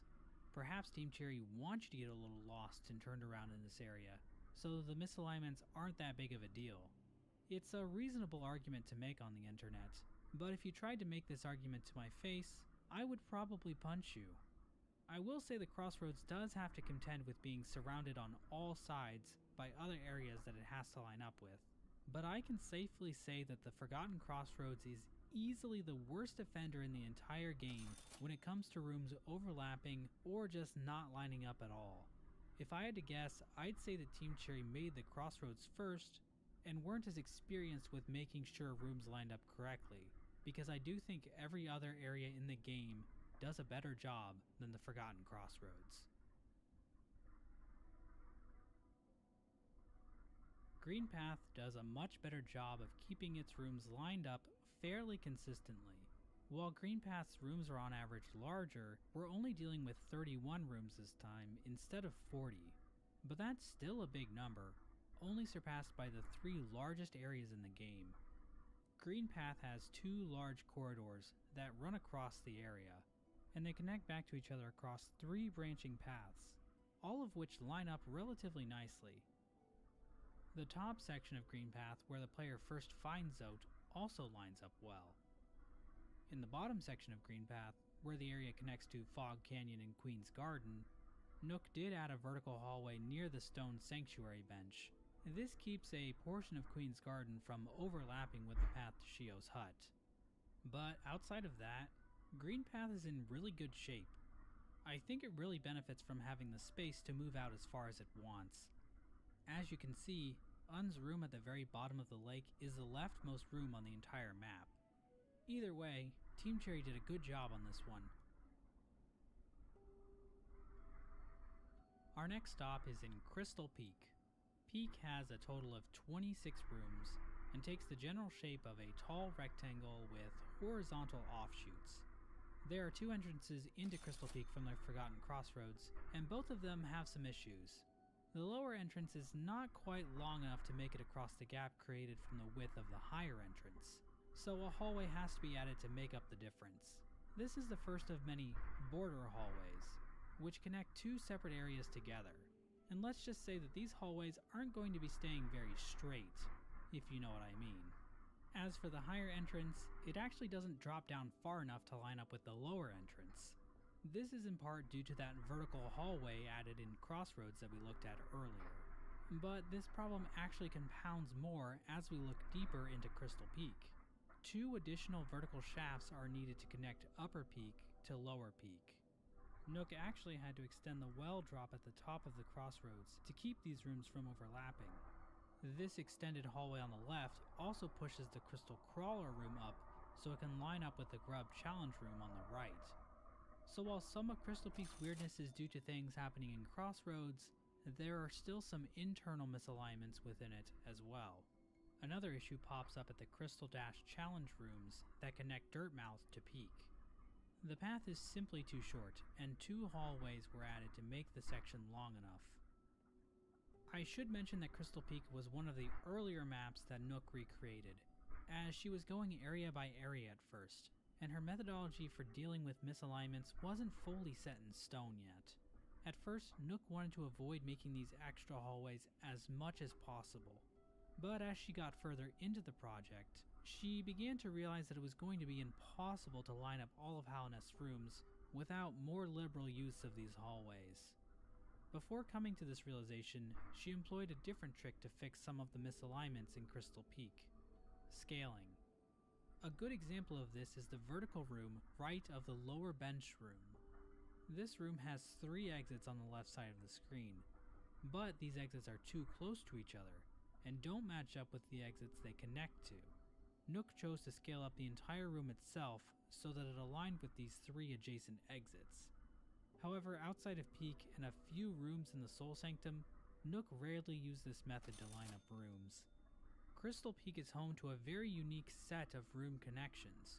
When you drop off the cliff at Halnest Crown, you will go to one of 2 separate rooms depending on if you exited by going down or by going out.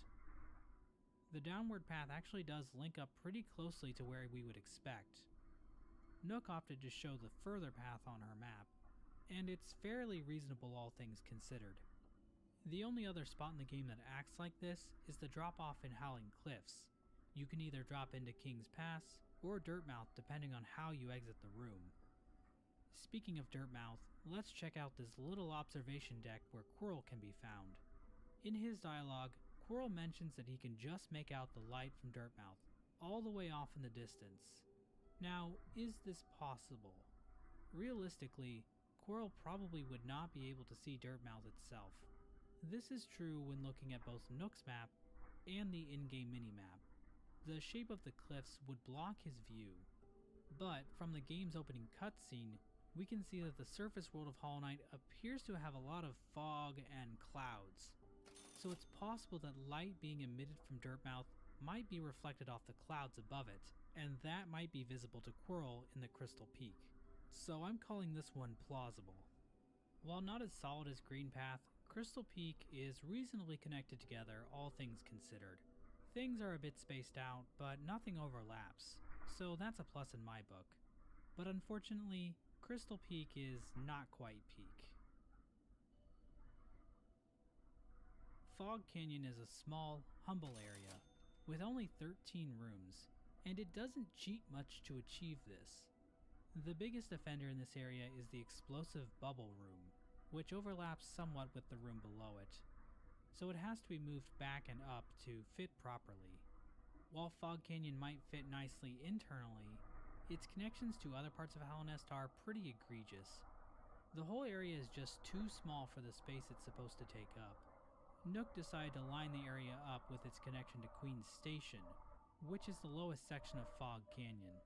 This results in very long, winding hallways between Crossroads, Green Path, and the upper portion of the Fungal Wastes. Even the connections to Queen's Garden aren't quite long enough to make it on their own. So internally, Fog Canyon looks great, but its border hallways are just silly.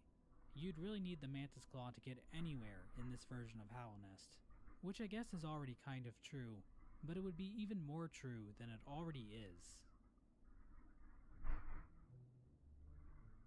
Fungal Waste is next, with a total of 30 rooms, some of which are packed together quite tightly, and for the most part things don't overlap much. However, Nook did have to smush the Shroomal Ogre Arena room into the room to its right. Vertical hallways had to be added near Mantis Village in a couple spots, mainly so that the bottom of Fungal Wastes was low enough to connect to both Deep Nest and the Royal Waterways. However, the most blatant flaw in Fungal Waste's layout is the room leading up to the Fungal Core. You probably remember seeing an entrance to this room when first exploring Fungal Wastes. You likely hadn't found the Mantis Claw by this point, so this room entrance taunts you by being too high up to reach. But with the placement of these rooms, the Fungal Core would be overlapping with the room directly above it. The only way this path works is if this entrance is lower than the wall you have to scale to access it. Right beside the Fungal Core, another vertical hallway has to be added to line up the cross-section between Fungal Wastes, Deep Nest, and Queen's Garden. So remember back when we were talking about all the extra hallways that had to be added in the Forgotten Crossroads? Well, both Fungal Wastes and City of Tears are downstream of that piss storm, and we're now going to see the consequences of shifting things around so drastically up there. Fungal Wastes is now really far away from the City of Tears, and by extension, the Royal Waterways as well. In the top right section of the Wastes, the player can find a large door that is chained shut. The other side of this same door can be found in the City of Tears elevator room that leads back up to the Forgotten Crossroads. But these rooms are nowhere near each other on the composite map. Because both areas are connected to Crossroads, they are forced apart due to that level's janked up layout. And this is even after pushing the Crossroads elevator as far to the left as possible to get it closer to Fungal Wastes. So Nook decided to add a few really long hallways to connect the Fungal Wastes to both the City of Tears and the Royal Waterways. And so we finally arrived in the heart of Hallownest, the City of Tears. This area is massive, with 37 external rooms, which is still 3 less than the Forgotten Crossroads. The City of Tears was a uniquely challenging area for Nook to map out, due to the sheer openness of the rooms. A lot of the rooms in Tears aren't closed off at the edges, instead implying that there is more to see just beyond the edge of the screen. Because of this, Nook decided to fill in these gaps with additional background to reveal the unseen portions of the city. It was an insane amount of effort, but it really helps illustrate just how massive the city really is. Some of the buildings look a bit strange when seen in their entirety, but let's be totally honest here. The buildings in the City of Tears just look weird in general. For me, it's all these windows. I think their design was inspired by termite mounds, and these windows are where the holes on a termite mound would be, but I'm just not a fan. Don't get me wrong, I really appreciate the smart, walkable, mixed-use urban design of the City of Tears, but man, these buildings are weird. The opening portion of Tears, starting from where Coral is found, heading down into the city streets, and then back up into Soul Sanctum, lines up fairly well. However, the bridge path up top where Zote can be found is a bit longer than the ground path near Lem, so a hallway is needed to space things out a bit. In the Soul Sanctum, the most troublesome room is just left of the Soulmaster boss arena. This room drops down low enough that it's overlapping with the bridge underneath. From this bridge, we'd expect a little bit more space, as we can see open air just above it in-game. A bit of hallway was also added before the lift heading up to Crossroads, to help push the rest of the city further right so it would line up better with that side of the world map. And this hallway isn't the only one. More are added in the top and bottom paths near the Hollow Knight fountain to space the city out even more. Without all these extended hallways, there would be a pretty big misalignment with the Resting Grounds elevator. If we look at the Watcher's Spire, we can see that the lower portion of the tower doesn't go high enough to line up properly with the Soul Sanctum tower, so a vertical hallway is needed to help out. The Watcher Knight room is also misaligned with the room right below it. These two vertical hallways just don't line up at all. Luckily for Nook, fixing this on the composite map was pretty straightforward. Yet another hallway is needed after Watcher's Spire, and we can see a pretty crazy border hallway with the elevator shaft heading down to the ancient basin. Because we've been stretching the city so much to the right, this room actually needs to cut back to the left.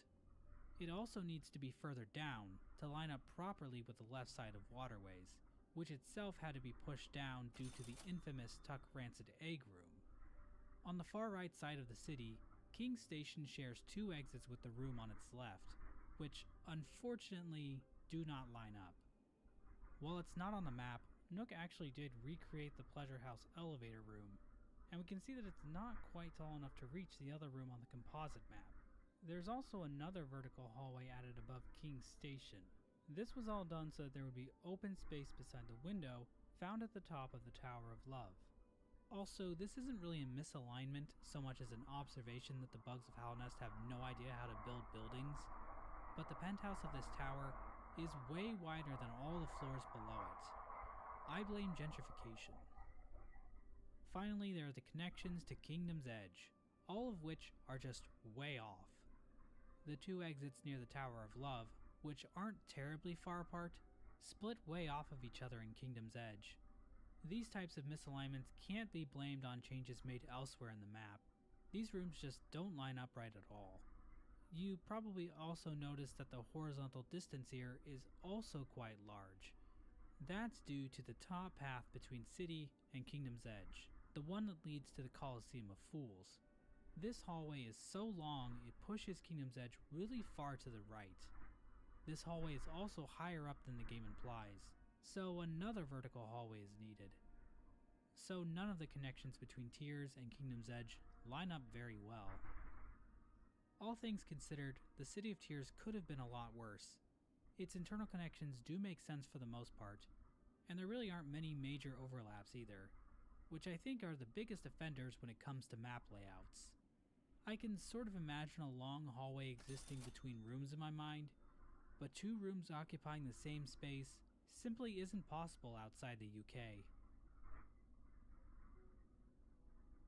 I think we need a break from some of these more involved levels. Let's take a look at something more simple for a change. Dirtmouth and King's Pass are only 2 rooms, so there's not much to keep track of here.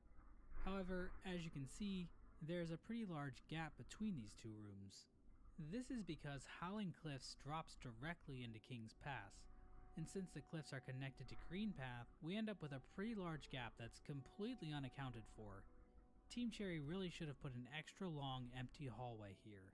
I think it would have tremendously helped the overall game experience. The Howling Cliffs only have 6 rooms on the composite map, and everything actually lines up pretty well. It's probably the best region on the entire map in terms of rooms fitting together. I should mention that the drop down into King's Pass is a bit strange. There's a very long border hallway that needs to be added. Also, the opening cutscene from Hollow Knight shows us what the path from Howling Cliffs to Dirtmouth should look like, and it's not really clear where King's Pass is supposed to be. Like, it's just not there. Where did it go? The more astute of you might have noticed that a certain room was left out of Nook's composite map. In the top left-hand corner of the area is the entrance to the Stag Nest. And the Stag Nest's room placement is so nonsensical that even Team Cherry left the room off the minimap completely. If we were to put the actual Stag Nest room on the map, it clearly overlaps with the room below it. And we can see that the edge of this room extends far beyond the edge of the actual cliff itself. It's like Team Cherry wants to treat this room like the various internal rooms found in the game, but didn't actually give the room a door entrance like you'd expect. This room is just very weird, and weird things make me angry. We caught a glimpse of the Royal Waterways earlier, but let's figuratively dive a bit deeper into this area. The waterways consist of about 16 rooms, a fair number of which are quite large, meaning the waterways still takes up quite a bit of space. Right off the bat, the whole area is lowered just a bit to prevent the infamous Tuck Rancid Egg room from poking up into the city streets. Towards the left side of the area, Cornifer's room is moved slightly down to make it line up correctly with fungal wastes. A couple of vertical hallways are needed to make the left half of waterways line up correctly with the long elevator shaft leading down into the abyss. You can also see that the tight hallway the player is supposed to crystal dash through had to be lengthened on both sides. The bottom path of the elevator also has an extra hallway that goes down a little bit. This was done to make the tram line in Ancient Basin line up vertically with the tram lines in Deep Nest and Kingdom's Edge. On the right side of the waterways, things actually line up pretty well. However, just like with City, the waterways are quite a ways away from Kingdom's Edge, so a pretty big hallway is needed to connect them. You might have noticed that this map does not contain the Junk Pit, where the Godseeker can be found locked away in her cocoon. If you weren't aware, these rooms, along with the Pale Lurker Arena, were added into Hollow Knight a year after its release in the Godmaster update, and there are a few unique aspects to them likely because of this. 2 of the new Royal Waterways rooms actually do fit nicely onto the map. But this third room is special because it very clearly runs straight through another portion of Waterways and connects to the room containing the Nailsmith's hut in City of Tears. Well, it almost connects anyway. Team Cherry left this third room off the map, which kind of makes sense because the lower passage to the room is a doorway, making this an internal room. However, the higher passage to this room is an exit hallway. It's a bizarre inconsistency that could have just been avoided by adding a doorway in the Nailsmith room instead of a hallway. What were they thinking? Team Cherry obviously should have used a doorway here. And yet this game sold hundreds of copies? Another reason Nook left these rooms out of her map is because the parallax in the Junk Pit room is way more complex than the vast majority of rooms in the game. Perhaps because Team Cherry had more time to work on the room, or had a change in design philosophy between the release of the base game and the release of Godmaster. This was Nook's attempt at fixing the room, and it just didn't end up looking right. Overall, Royal Waterways is a bit weird, but it does a good job at maintaining internal consistency with its level design. Unfortunately, that's pretty much the only good thing about this place. The Ancient Basin consists of 16 rooms, as long as you include the birthplace, which isn't actually included on the minimap. The Ancient Basin is unique from all other areas of Hallownest because it only borders one other area, the Royal Waterways.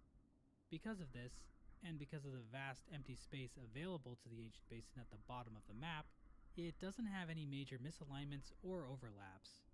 We do have a near miss over where the breakable ground leads to a pale ore, but everything else just works, probably because every path leads to a dead end, so nothing really has to line back up. While we're down here, let's take a look at the massive Abyss entrance room. This room alone is taller than the entirety of the Soul Sanctum. This room was also an absolute nightmare for Nook to clean up due to its insane parallaxing. The main component of the background is this strange, low-resolution wall structure. In-game, it stretches all the way across the entire room. But to work on the composite map, Nook had to mask out the entire background and manually add a thinner version of the background back into the image. Moving on to Queen's Garden, this area contains 18 rooms in total, and is one of my personal favorite areas in Hollow Knight. But how well does it hold up to scrutiny? Let's start at the very top, where Garden connects to Greenpath. To the left of this room is the White Lady's Cocoon Room, which has two sections to it that remain isolated from one another. This lets the player catch a glimpse of the White Lady's cocoon without actually being able to enter it. Because of this, a vertical hallway is needed here on the right to line up the lower path to White Lady's room with the top path. From looking at the main loop of Queen's Garden, we can see that some vertical adjustments had to be made to line things up internally, as well as correctly connect to Fog Canyon. In the bottom portion of the area, a somewhat long horizontal hallway is needed next to one of the vine platforming rooms. Without this, the rooms above would overlap with each other pretty badly. So Queen's Garden wasn't quite as tightly constructed as I had hoped. But keep in mind, that's my fault for having hope. Just below Queen's Garden is everyone's favorite pit of death and despair, Deep Nest. Deep Nest is on the bigger side too, with 27 rooms. Every connection to Deep Nest lines up well on Nook's map, but they all needed to be extended a bit to connect together. Deep Nest itself also had to be extended just a tiny bit so its connection with Queen's Garden lines up correctly. We also have some additional hallways off the first Garpede challenge room to line things up with fungal wastes and the rest of Deep Nest. But if we look at just Deep Nest's internal connections, we do find a few issues. Over in the distant village, we have a misalignment with the room directly to the right. This path leading to Midwife is too high up. Right next to the drop from fungal wastes, we have another pair of exits that just don't line up at all, requiring a winding hallway to match things up. Another pesky misalignment can be found with the tram room where Cloth appears. This room has two bottom exits, but they are too close together to line up with the top exits of the room below. This room and the room to the left of it also had to be moved up, so that the entire failed tramway portion of Deep Nest would align vertically. The tall room near Maskmaker is what pushed everything up, and we can see how the path right of here had to be lengthened out as a result. With how cramped together the right side of Deep Nest is, I'm surprised things have lined up as well as they have. But it's not quite up to par with some of the other areas in Hallownest. Sorry to all my Deep Nest stands out there. Your life is already so hard. Resting Grounds is one of the smaller sections of Hallownest, with only 13 rooms, so there's really not much to get wrong here. That said, its connection to Crystal Peak ended up pretty misaligned. The knight takes a bit of a tumble when coming down this hole, it seems. Aside from that, an extra hallway is needed to line up the top path of Resting Grounds with the lower path, and another hallway is added right of the Blue Lake. Overall, the Resting Grounds could have been a bit better considering how few rooms it has, but it's not awful by any means. Before we go, I should mention the Resting Grounds' notable landmark, the Blue Lake. As we can see, the lake itself is roughly right above the City of Tears. We know from the minimap that the lake doesn't span the whole width of the city, but from the composite map, we can also see that the lake can't even be that deep either. There's no way all this rain is coming from one puny lake. I'm starting to think this game is unrealistic. To finish off our journey through Hallownest, let's take a look at Kingdom's Edge. We've already talked about how none of its connections work very well. Some of you may be aware that Kingdom's Edge used to be part of Deep Nest. In fact, the file names for all the rooms in Kingdom's Edge are called Deep Nest East. But eventually Team Cherry decided to tear Deep Nest apart and make Kingdom's Edge its own area. Perhaps this is why Kingdom's Edge doesn't really connect to the rest of the world very smoothly. Kingdom's Edge has 26 external rooms. However, Nook included an additional 6 rooms not included on the minimap. The cast-off shell room has been included, as well as the incredibly tall room on the far right side of the area that leads to a giant geodeposit. This room is normally reached through a doorway, but Nook decided to include it anyway since it doesn't overlap with anything. We can see that this room does reach pretty far down into the abyss, with it stopping somewhere in the middle of the giant abyss entrance room. The other addition Nook made was the internal rooms in the Colosseum of Fools, which also aren't shown on the map. The Colosseum is home to what is arguably the most blatant spatial deceit in the entire game. When you enter the Colosseum proper, there's a very long hallway that the player has to traverse. It builds up the tension leading to the warrior's trial encounter. But the warrior's pit just below the Colosseum is both a lot shorter, and yet reaches the other side of the Colosseum. Since this is such a segregated area of the map, it really doesn't matter, but I would say it's the biggest single cheat the game pulls off. Another issue I noticed with the Colosseum is this hole right beneath it. This is presumably the chute where defeated warriors are dumped out of the Colosseum. On the composite map, this chute is directly underneath the shade trap room in the warrior's pit. However, I think it's supposed to line up with this grate near the warrior pit bench, where we can see light shining up from below. But even if you scooted the Colosseum over as much as you could, it still wouldn't reach. As for the rest of Kingdom's Edge, this tall, narrow room isn't quite wide enough to reach the rooms beside it, so some extra length is needed. Additionally, the tram room at the bottom of the area doesn't line up correctly with either of the rooms next to it. It's too low and too short. As for the hive, it fits surprisingly well in the bottom portion of Kingdom's Edge. And while we're here, let's take a quick peek at the As you can see, she is one giant woman. The section to the right of the hive is also very well constructed. I'd say that Kingdom's Edge is yet another area that benefits from having plenty of room to sprawl, and not having many other area connections to handle. Speaking of things that are sprawling, looking at Kingdom's Edge like this helps us examine some strange reoccurring things. You might have noticed these weird bumps in and out of the wall in various places, with a huge concentration of them being found right next to the cast-off shell. It seems likely that these are parts of the worm's decaying carcass, which is coiled up all throughout Kingdom's Edge. The portion of the corpse we walk into seems to just be the mouth of the worm, and the worm itself is actually much, much longer than this. Taking these additional bones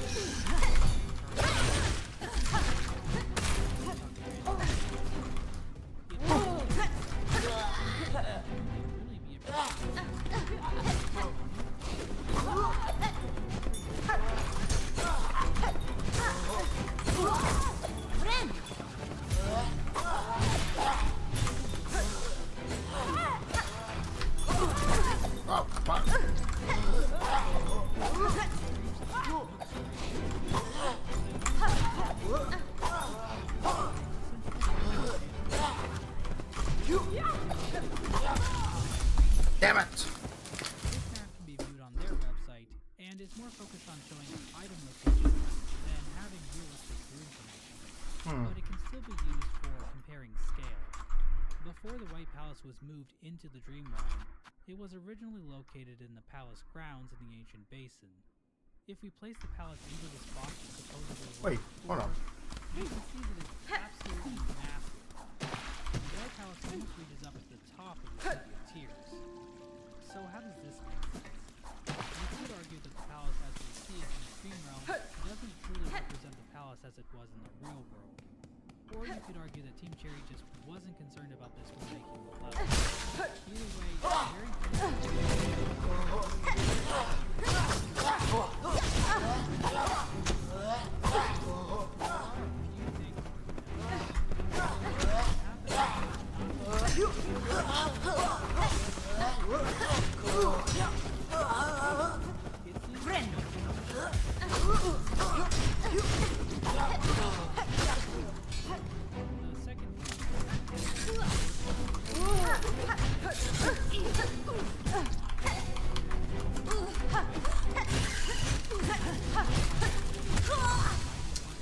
Oh, great.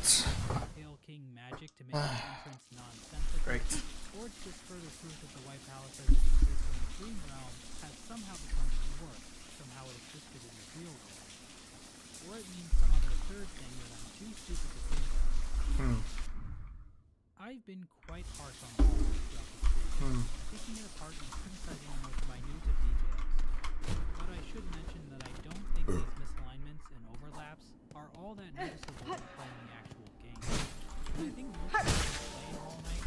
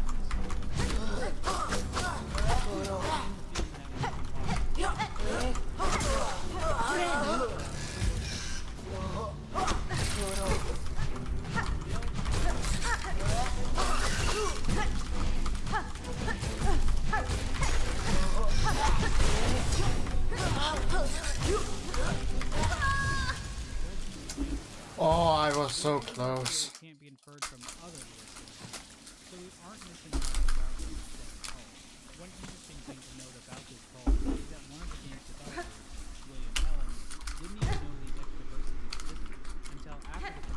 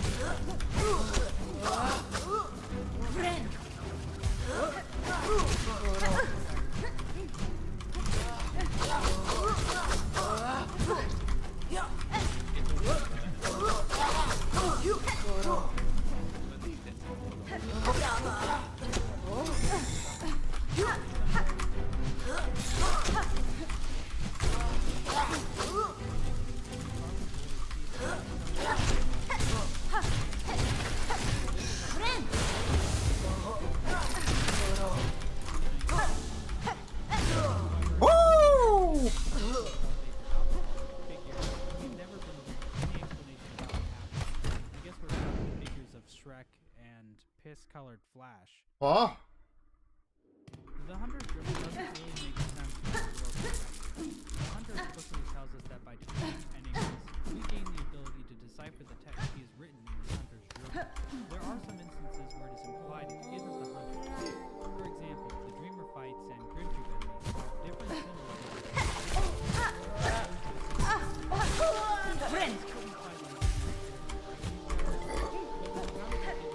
Okay.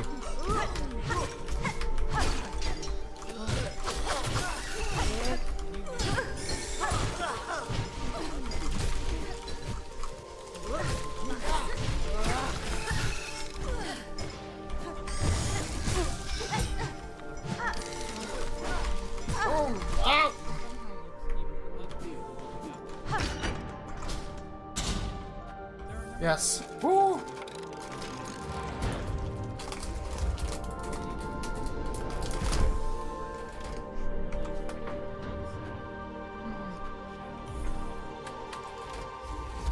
seems more non-animal and most closely tied to the abyss share the same.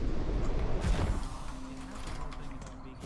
So it's hard to know what it Oh. would be capable of thinking. Is its dream now dialogue just a reflection of how the knight doesn't have thoughts either?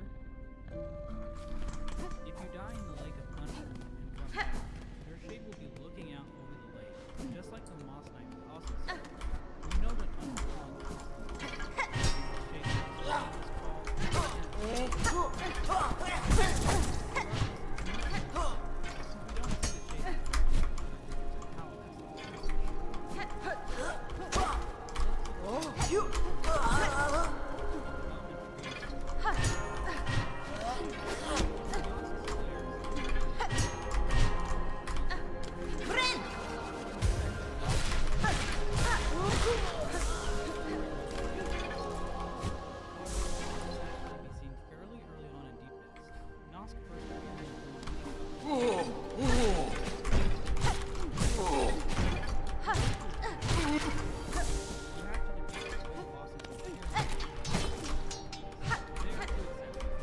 Oh.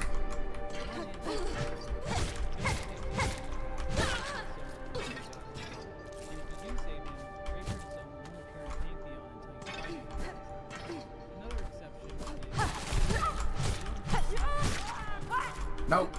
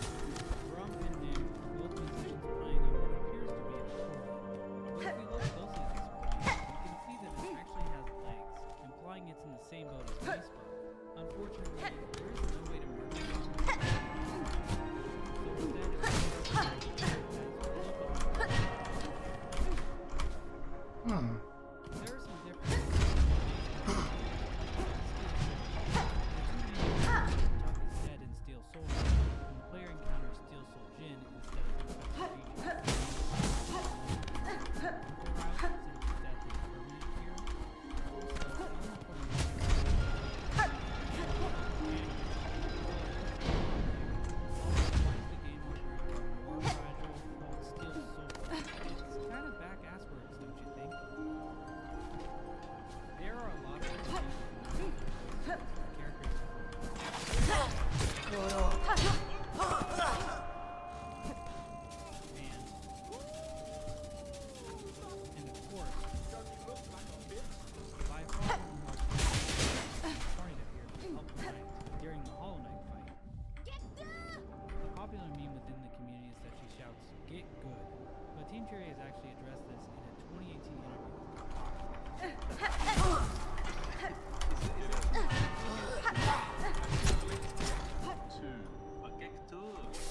It's you.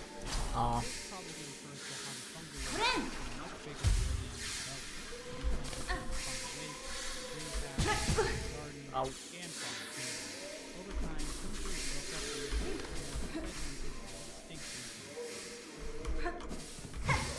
Although it first appears in Dirt Mouth after its fate was forgotten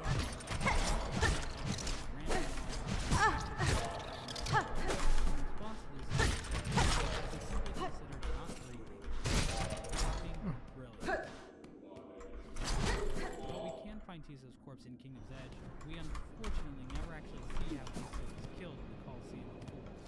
A popular theory that has been circulated around is that Tiso was killed by the brooding moth that appears in the Trident of Fools, since that's what he gets killed by in this fake-out scene from the Pantheon of Palinist.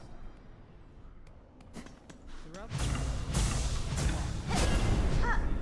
we gain access to the Mark of Restream, we can see that the are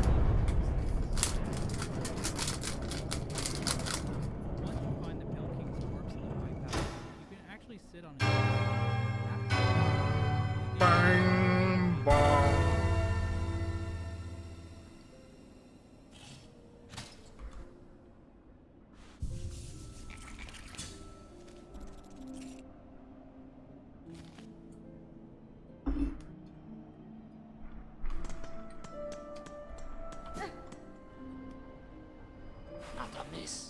Oh, you there? Oh, gotcha. It was you, wasn't it? You that green clanging bell just now? Right when I was trying to get some sleep? Oh, Brondaga. Abel, you done it. You shifty little bell wrong. You're chosen a curious place to rest, sir. You perhaps know something about this shrine and its companions in the lands below? Gafama. I've spent so much time learning about this game that it all kind of runs together. So you ask funny questions as well as cutting bells free, huh? You certainly ain't a pilgrim, but you're clear enough from of the choir either. No, I know exactly what you are. A bell ringing loud. A widow, don't you realize that you have done? Why, picking our shrines back up? That bell that rung out the far and wide. The wretched and the lost will have heard its call. They'll be making their way here now. Well, that's done. What's done is done. What's wrong is wrong. You make sure you come back here soon, you lout. You can help me deal with all the dirty little pilgrims separate scavengers as turns up. Oh, Zobo. He's rang, I reckon. He calls out to them. You see, this is safe here. Come on. Go on over. Bring in the every close pilgrim. Grubby is so unlucky enough to have made it so to this last Citadel with their wits intact. Well, what's done is done. If time permits to work, I'll stream this again. Whee! Whee! Probably refers to the Radiance, but it seems Team Cherry wanted the Ghost King's dialogue to be more effective in his own actions. The Abyss doesn't really have other areas of Palinist. Instead, we just get a lot of No. However,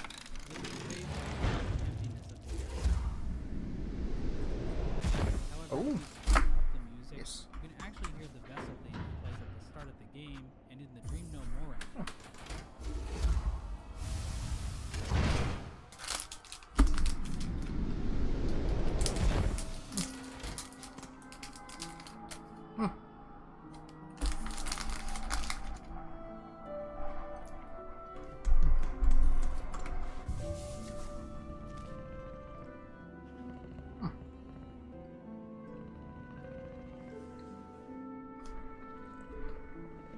After beating the third Pantheon in Godhome for the first time, you unlock God Seeker mode. This mode locks you into Godhome permanently, where you can redo all of the Pantheons and all of Gods on a separate save file. It's a small addition for people who want to start new save files immediately in Godhome, but it has some weird lore implications. The God Seeker talks to us completely differently in this mode, probably because of lost dialogue. Hello. Playtester and translator, this entire mode canonically happens after defeating the Pantheon of Power. Does this mean that all this stuff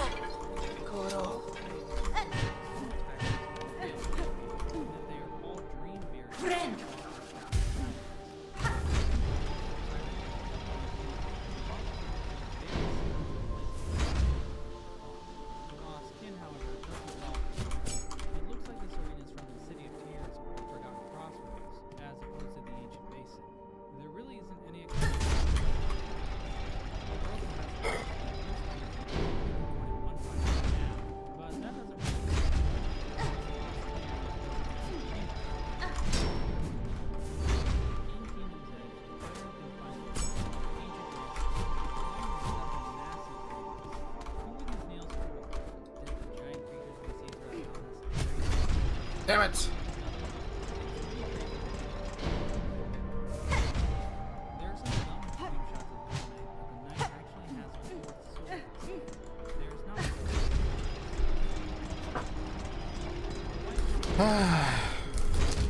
Great. The room where the Pale King experimented on Void connects to another room in two separate ways that make no sense geometrically.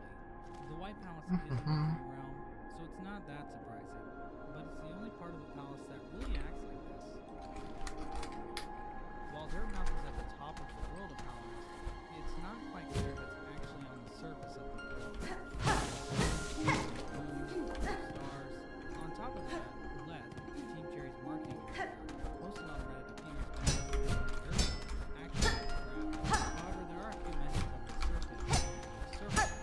And the concept we can also see that there's actual weather in the land of storms. I don't think can happen underground, so I'm not exactly sure what to think.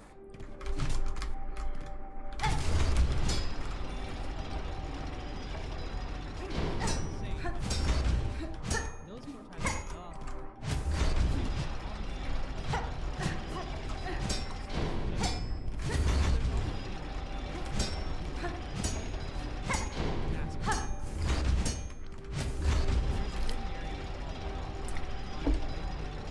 Destroying this wall will Mighty to break into the Hall of Gods. There is even unused dialogue that calls for an intruder amongst the gods of Paladist. Apparently the God Seeker seems to use his powerful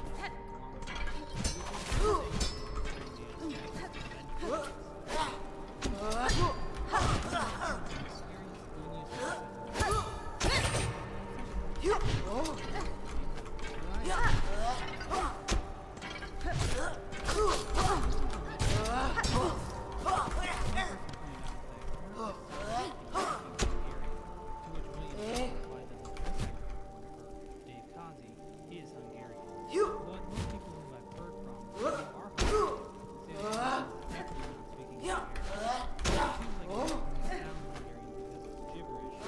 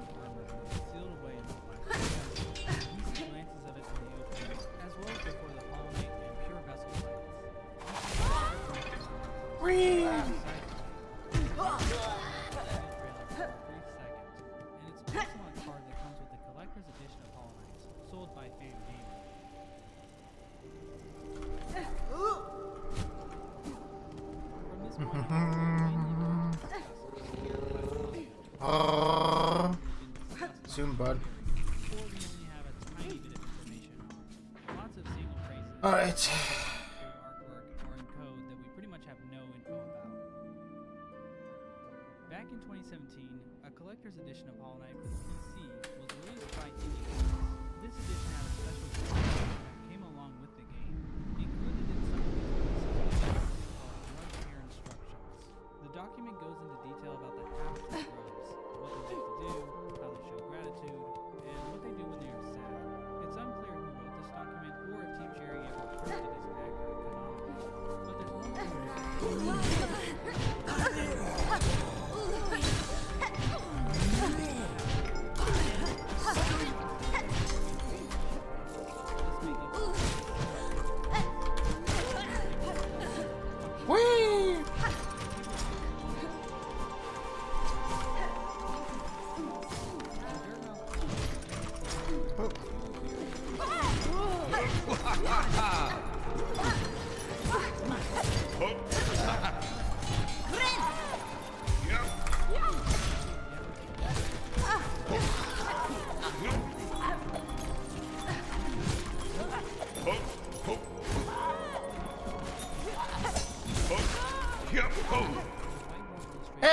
Rosebud!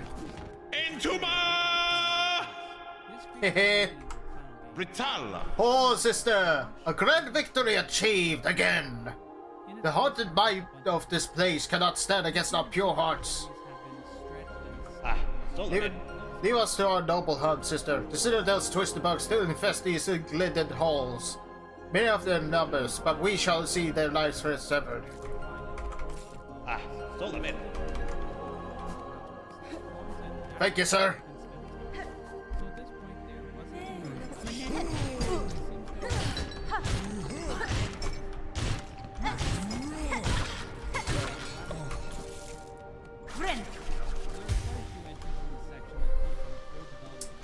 Oh. We have collected from King Cherry and his region. Yes. So I'll do all of them in a row. Cave paintings of Deepest, somewhere near where the hot spring is now located. I don't know what these cave paintings would have shown. Perhaps it would have given us more history about Deepest's inhabitants. We know a little bit about the Oh. Deepest at some point, but not much about the non-beaver creatures. Ooh. Now we're getting to something. The faraway grave is an area that would have been located east of the crypts and the resting grounds, near where the soul eater charm is. Where are we? This area certainly sounds important, but we know absolutely nothing. Oh, White Ward. The Pantheon of Stone is the name of A little bit creepy, not gonna lie. Treehouse live events. Wait, hold on. 2018.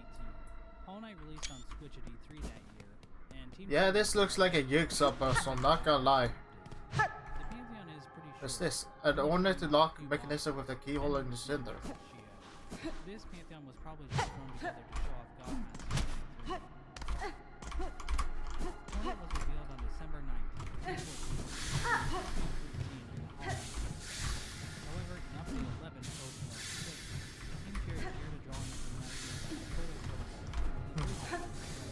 It's a weird picture because it looks like some weird combination of and hornets. Was this sketch where the idea for hornets came from?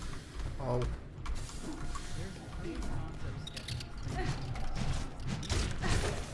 We do see Django in like but they don't look like concept that Damn it.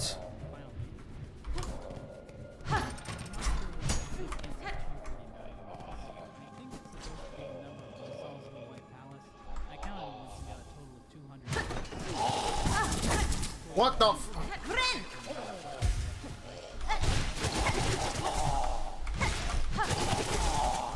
Oh no, not these buggers.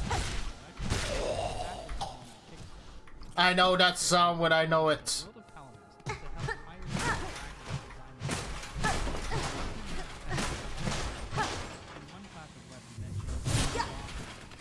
They're described as small, highly volatile creatures that explode.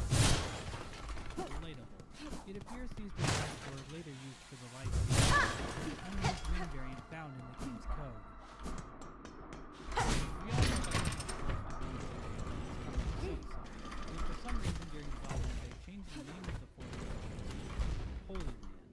I'm not sure if this is referencing holy grounds or what, but it's definitely for some reason, the Switch version of Hollow Knight has a different background with a screen that shows Machine the just been autosave the icon. model, isn't it? It shows the lifeblood area in the abyss, while all the other versions of the game just show the abyss. If you have watched all my videos, you know that there aren't a lot of pictures of Team Cherry. I have to keep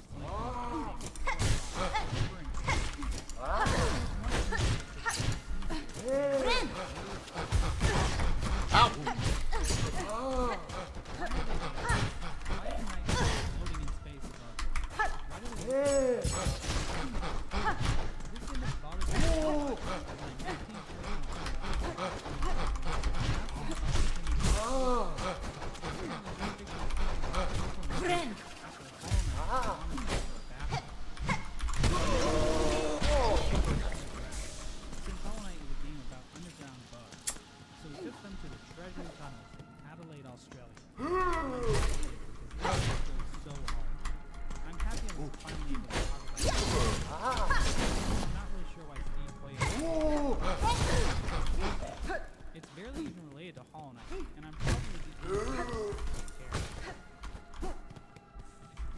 We have the ancient spider corpse, unfortunately. Basically, it was just Oh, get this bad. We get to see other ancient creatures throughout Hollow Nest, so it would be cool to see one that looked more like a spider. The closest thing we have to go on is the kind of spider we see in the Hollow Knight, but it might be entirely unrelated. The Soul Society was the original name for the Soul Sanctuary, but Team Cherry had to change it. Everyone kept thinking it was apparently the Soul Society is the name of the aftermath of the show. I honestly know nothing about the show, so let's move on. In his original Oh, you gotta be kidding me, not you! No! I hate this. In an early screenshot of Hollow Knight, you can see dirt carvers hanging out on the set.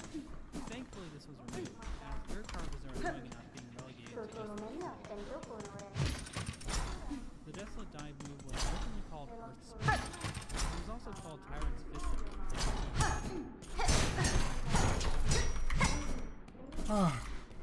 Here we are at the bottom. There are entries here in the account that I don't think anyone in the Hollow Knight community has ever talked about outside of a few Discord Oh, messages in the I'm back here. server. With Hollow Who Knight would have thought? as a game with a pretty large fan base, Wait, it's hard to find stuff what's this down? obscure.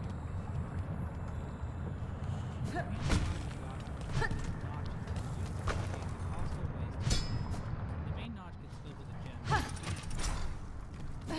Finding that those will if you beat the Pantheon all findings at once, then all the gems will shine.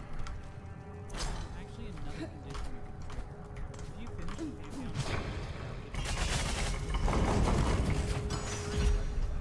Pantheon, originally, Team Cherry planned for this middle part to actually turn black, but they decided this was too far. As it stands, if you do all bindings, it basically overrides if you didn't hit this. But a black gem would have made it a separate condition you have to do to get the gem sprite.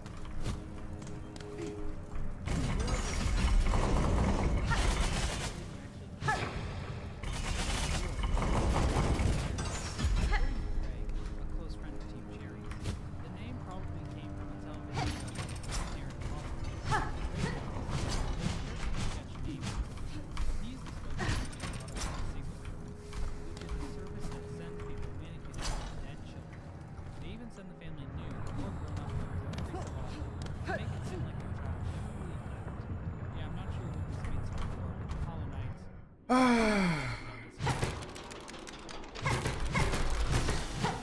Understanding the bug language of Hollow Knight. There are a lot of words and symbols that show up, but it's not clear how Team Cherry goes about it. The closest explanation we got comes from did on a YouTube channel. To be honest, I can't remember exactly what they did, but I think they found a way.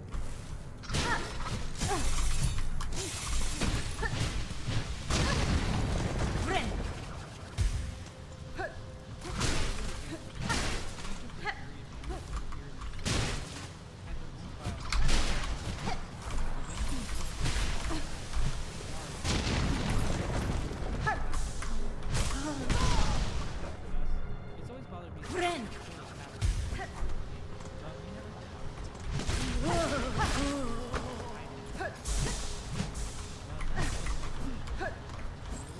I see. The squid worms is a unique concept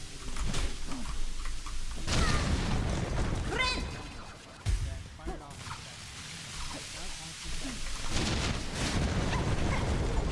Woo! Rescue half of the fallen slots, please. there was a There's still half left. Fuck off! and it seems that the shown Oh, hell no. what is the time? One thing we know for sure Oh. Ah! Oh, oh, oh, oh.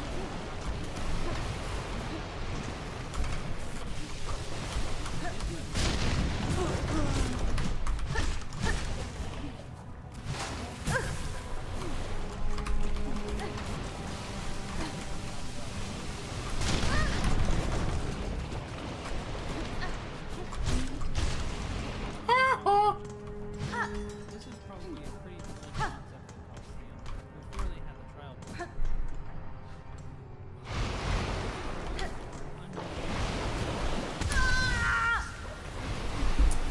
It's basically just a currency you get. Oh, great. The main character of Hollow Knight goes by a lot of different names, like Little Ghost, or Little One, or Little Shadow. The general consensus in the community is that the main character should be called Hollow Knight. But according to Team Fury and a stream they held back on Mixer in 2018, Good. the Knight actually has a top secret internal name. This name is used as a way to differentiate the Knight from the Hollow Knight for translation purposes. Whether or not this name has any lore significance, I guess we'll never know. This one is pretty self-explanatory. To be fair, I have met Jack Vine in real life before, so I think this might be wrong. But then again, hologram technology has improved a lot over the years. And that's the entire iceberg. There sure was a lot of stuff, but truthfully there was a lot of hologram info on the market. I need to come clean about something. I made this iceberg.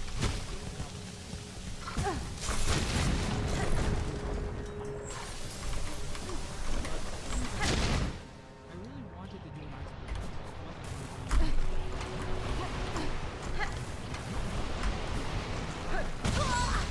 Ow.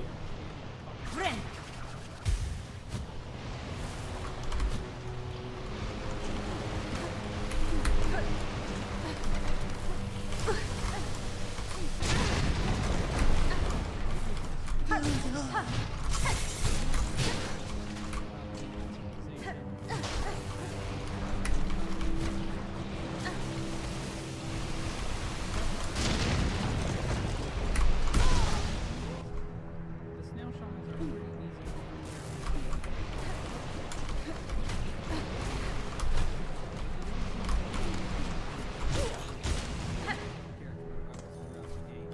The shamans also don't really tell us much about who they are. This is because of the fact that the vast majority of them are dead. And for the one shaman who is alive, his dialogue only gives us small glimpses of his culture and practices. One important thing to understand about the snail shaman is how they are able to one of the main spell systems found. All that spell is very early. Oh, finally, daughter of this land, we who remained have waited long. Bind your strength to yours. Reclaim the future of the Haunted Kingdom.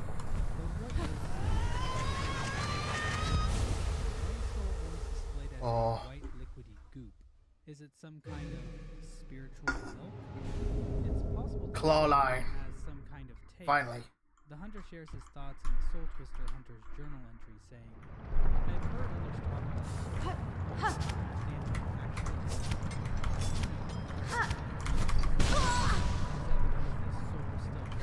is. Ow.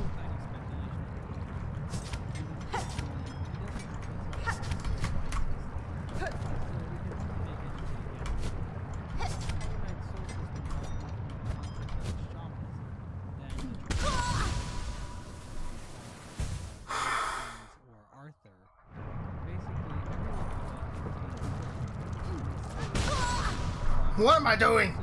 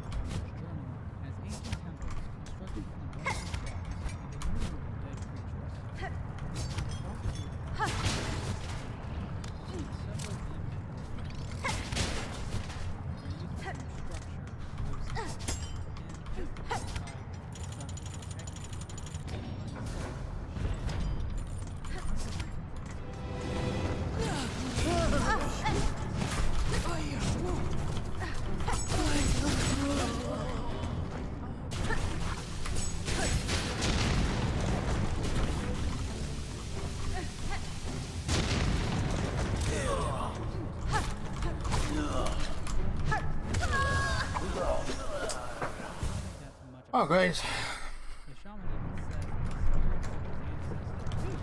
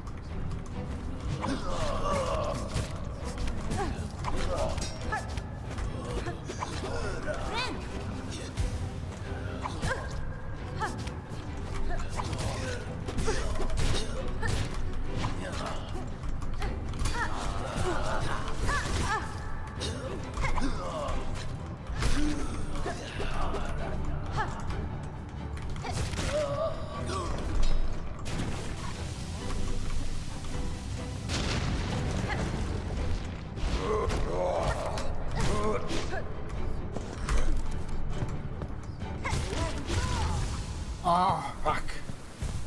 It just seems to be confirming that the snail Okay, let's do that one more time.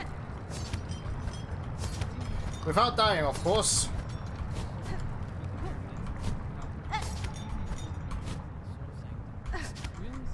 What?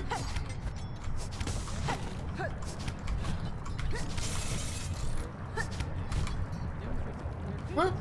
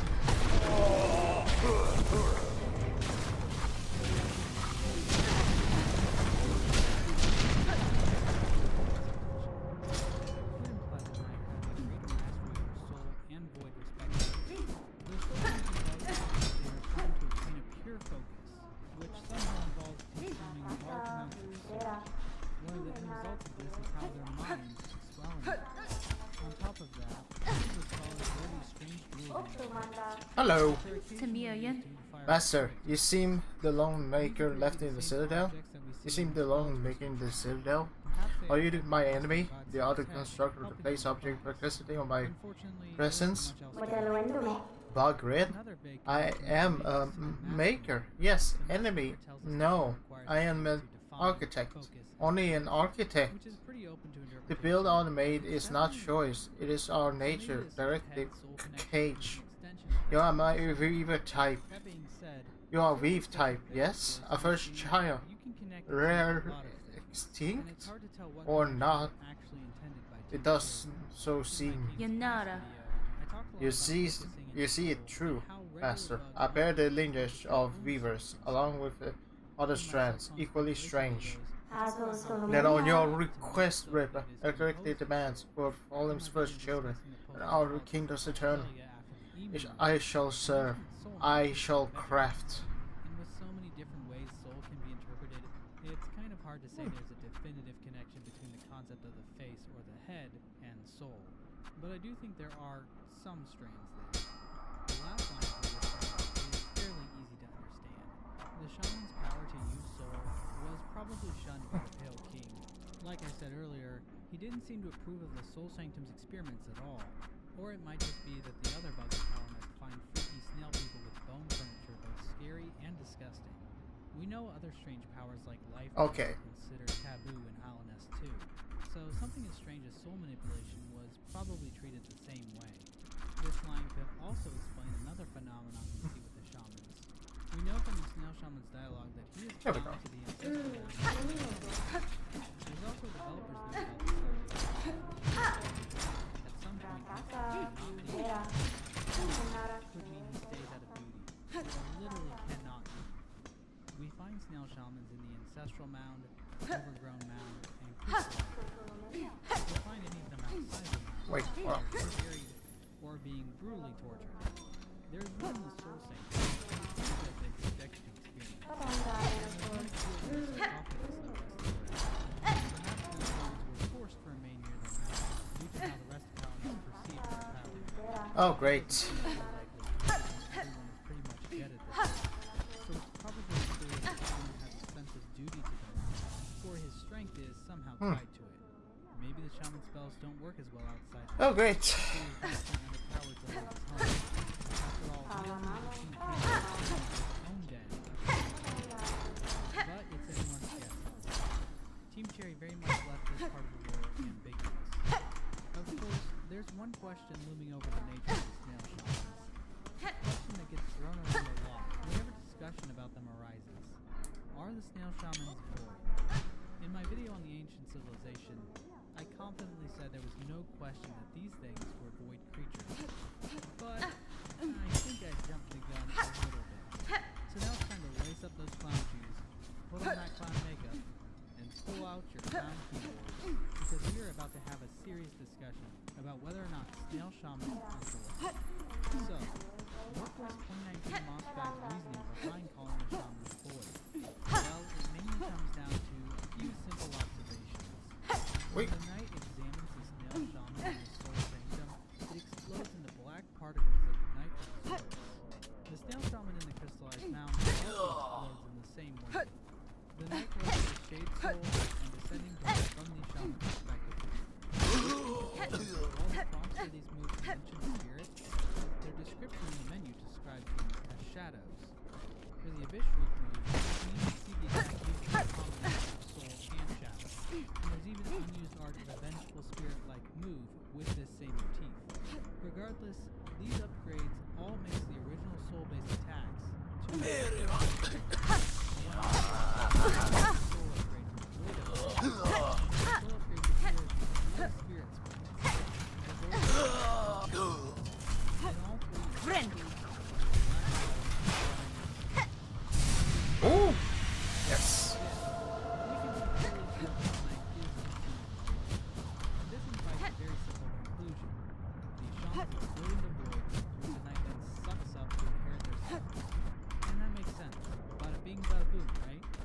Well, let's talk about the ultimate. Ow. Characters exploding into stuff happens on a number of occasions in Hollow Knight, and it doesn't always make sense. For example, when the seer disappears after collecting 2,400 essence, she appears to transform into a loser. It's a very small detail that might have lore. There is absolutely nothing to the game called.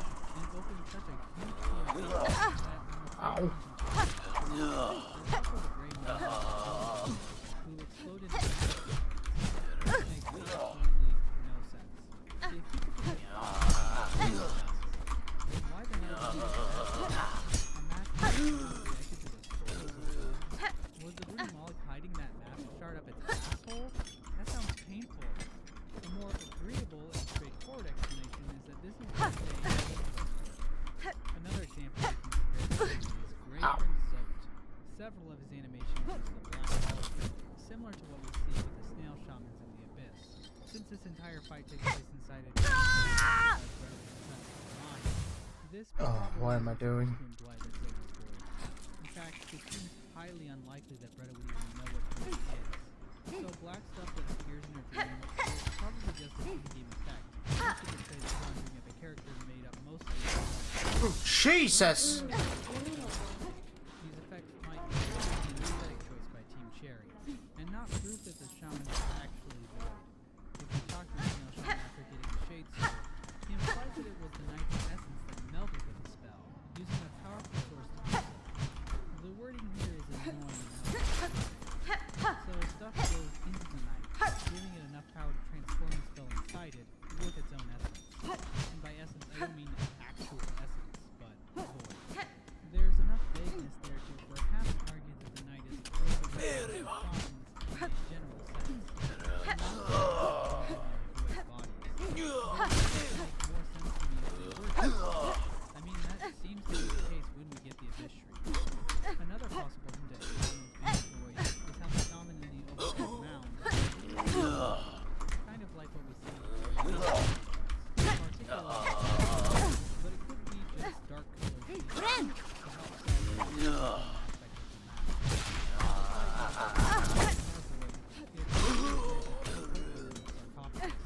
It's certainly possible, but I think it would be the only instance of a void creature ever made.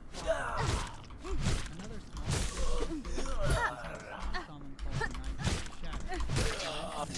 Empty space. This could imply that the Snail Shamans are at least aware of what void is.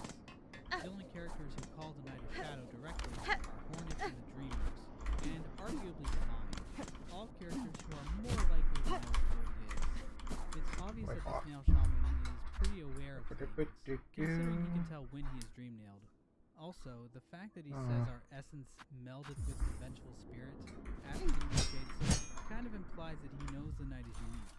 How exactly would a non-void creature's essence meld with a void spell? So that's all the evidence for why the shamans are void.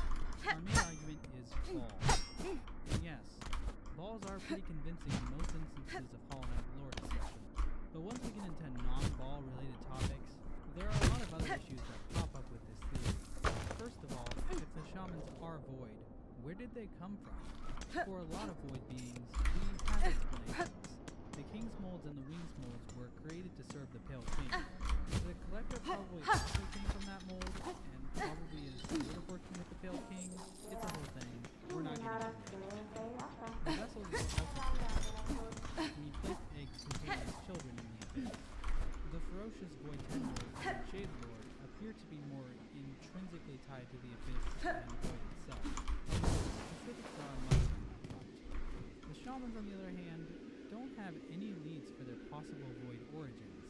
In fact, we are fairly certain they didn't come from the abyss at all. After obtaining the Abyss Shriek, the Snail Shaman tells the Knight that the spell must have come from a place Alright. Yeah. This implies that the shamans aren't connected to the abyss at all, unless the Snail Shaman somehow forgot where his people came from. That seems unlikely, but we do know that the Snail Shaman have forgotten at least one person, considering the slowly they're charming to describe that they have forgotten shaman. You need our service? I should create it, I We guess. do see a similar character to the Snail Shaman in the update. The Church Keeper appears to be a similar character, except instead of teaching him how to use face, he's teaching Horn how to play songs on the needle. But should this character even be considered a Snail Shaman? Are Snail Shamans even a species? Or do you just need to wear one of those snail hats to become one? Regardless, she is visually similar. Which might imply Snail Shaman-like creatures aren't unique to Howlnest. You could argue that this strengthens the argument against shamans being void. But I will say, we know so little about what void is and their impact. Who's to say there aren't other things on Howlnest where void can be found?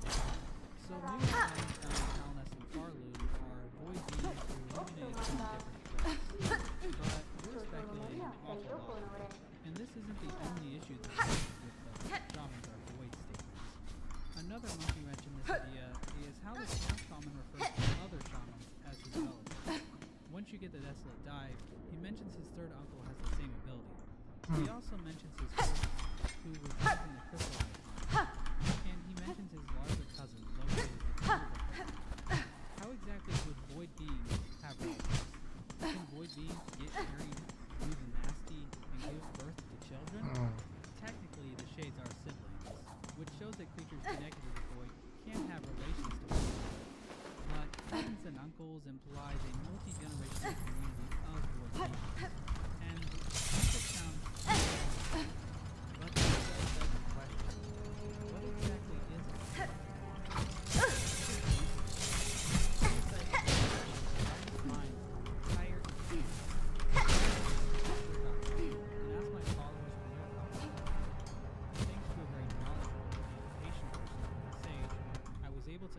The truth. Fourth aunt isn't really a thing. Perhaps a fourth aunt is just your mother or father's fourth sister. That would be the easiest explanation. Or a fourth aunt could be a fourth cousin once removed, which would be someone who shares great-great-great-grandparents. This wouldn't bother me, even none of the snail shamans participated in any. A huge family tree of at least 133 other snail shamans must have existed to facilitate the relationship between these two people, let alone the third uncle and the other cousin and whoever the hell these people are. And that's not even considering the sexual reproduction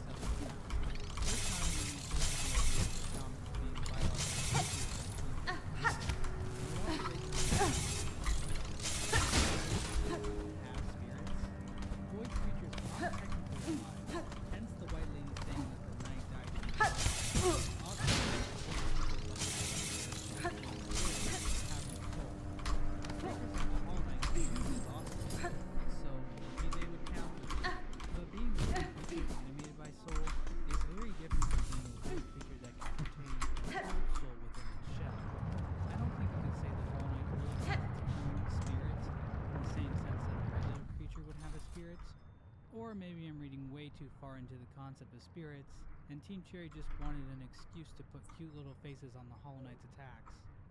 Either way you slice it, there are some weird questions that pop up around the snail shamans. If they truly are void creatures, why are they aware of the abyss? How are they created? Why do they refer to each other as relatives? If they aren't void, why do they explode in the black hole?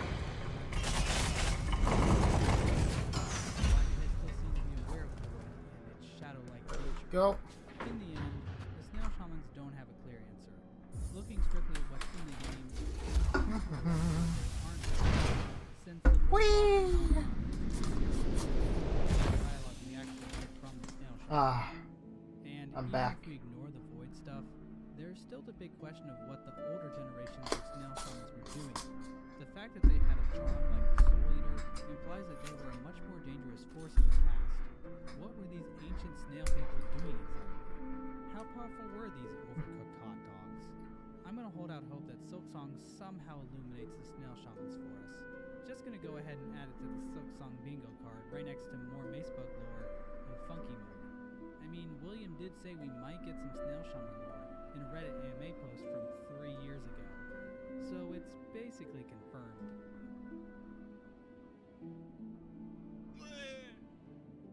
Despite this channel running for over 5 years now, and having over 3 whole videos dedicated to Hollow Knight lore, there are still quite a few mysteries left lurking in the ruins of Hallownest.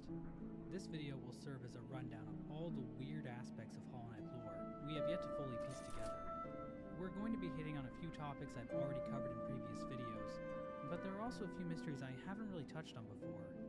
Also, some of these mysteries do have pretty reasonable explanations that maybe aren't as well known in the community. And before we get started proper, I did want to mention which is a document full of interesting lore writers written by various members of the Hollow Knight community. So if you want to check out theories from the community on a variety of different topics, try checking it out. I put a link down in the description. I also put a link to the entire script of the B movie as well, so be sure to check that out too. Hello, little friend. The first big question I think we all ask at one point or another is, what's outside Hallownest? Alright, the slab. There's but we are stopped by powerful forces of God, because we also get very small windows into lands outside of Alamus. We see the God Seekers in the middle of their journey through the wastelands as they make their pilgrimage to Alamus. We also see the Land of Storms, the location from which the Godmasters fled after they were baited by the gods of thunder and the gods of rain. Whew. We also see parts of the lands beyond in the coral opal Child with a needle, how far our wonders take us. The cold air here bites through the shells and through it as any blade. Warm yourself with a lantern while I call. Follow me, follow me to the land of harsh extremes. Perhaps that is, in part, why the pilgrims have a culture of testing themselves against it so fervently. Perhaps. Okay, hold on. When I first encountered them, I have a little respect for the weak, bundled bugs, too cowardly to even carry a weapon. But on Daku, sometimes we judge too quickly. There's a subtle strength to them, though it is difficult for me to truly understand it. And if that were the case, then the travelers arriving in the far future, it really would be the last known civilization. Oh yeah, that's and right. there might actually be good reason to believe that there really aren't many kingdoms left in the world of Hollow Knight. Long before the events of the game, the Pale King existed in the world as a worm, burrowing through mountains and across wastelands, and only came to Hollow. Sucker, if I may, I'll ask you some requests for carving talents. Within the halls of the Citadel, I counted the means of travel new to me. A network of pipes that travels in vessels propelled by seamen air. The Citadel is a labyrinth, and pins to mark that each station would prove useful. What you describe sounds as hideous and unnatural as anything in that place. Still, if it will aid you, you should craft the pins. Seek me at the moment no long from you. The pins will be caught, and we may trade. The world is smaller. This line might imply that the worms of this world have all died out. This could explain why the land is so desolate. The creatures mainly responsible for advancing civilization are just all gone now, so most of the kingdoms have collapsed into sand. It's interesting to think of a world where worms were more prevalent, and there were tons of nearby kingdoms engaging in trade and warfare. Of course, while this might explain the current state of the world, it raises another question. Why did all the worms die out in the first place? Did they destroy the Something the heights of this great mountain will probably mind the chance. For now, I see them. And why Yes. did the Pale When King I die complete this search by myself, I would like to return the attempt to Is there climb something this unique about this patch of Earth that draws the likes of Go. the Pale King and other civilizations to try and claim all of it? Here we go. These are some pretty broad questions that I'm not sure we'll ever get clear answers to. And the Pale King isn't the only one. The Black Worm is mentioned in the Hunter's journal entry for the Dung Defender, where he mentions that he participated Alright, in the battle let's see. of the Black Worm. And that's all we have. Let's see. This pitiful amount of information has led to a wide variety of theories, and I think it might be worth discussing a few of them here. One of the most popular theories out there is that the Black Worm is the corpse that houses the Colosseum of Fools. In my dedicated Colosseum of Fools video, I dismiss this idea pretty strongly. But since anything related to the Black Alright, Worm is let's see. speculation, let's lay out the evidence. First of all, this ancient bug corpse is very unique from every other ancient corpse we see in Hallownest. Oh yeah. It appears to have chains going into it, as if someone was trying to immobilize it. Perhaps because this creature was encroaching into Hallownest during the Pale King's reign. This could signify a battle. Second, the Lord Fool might be like the Pale King in that it was born from the carcass of the larger Colosseum bug.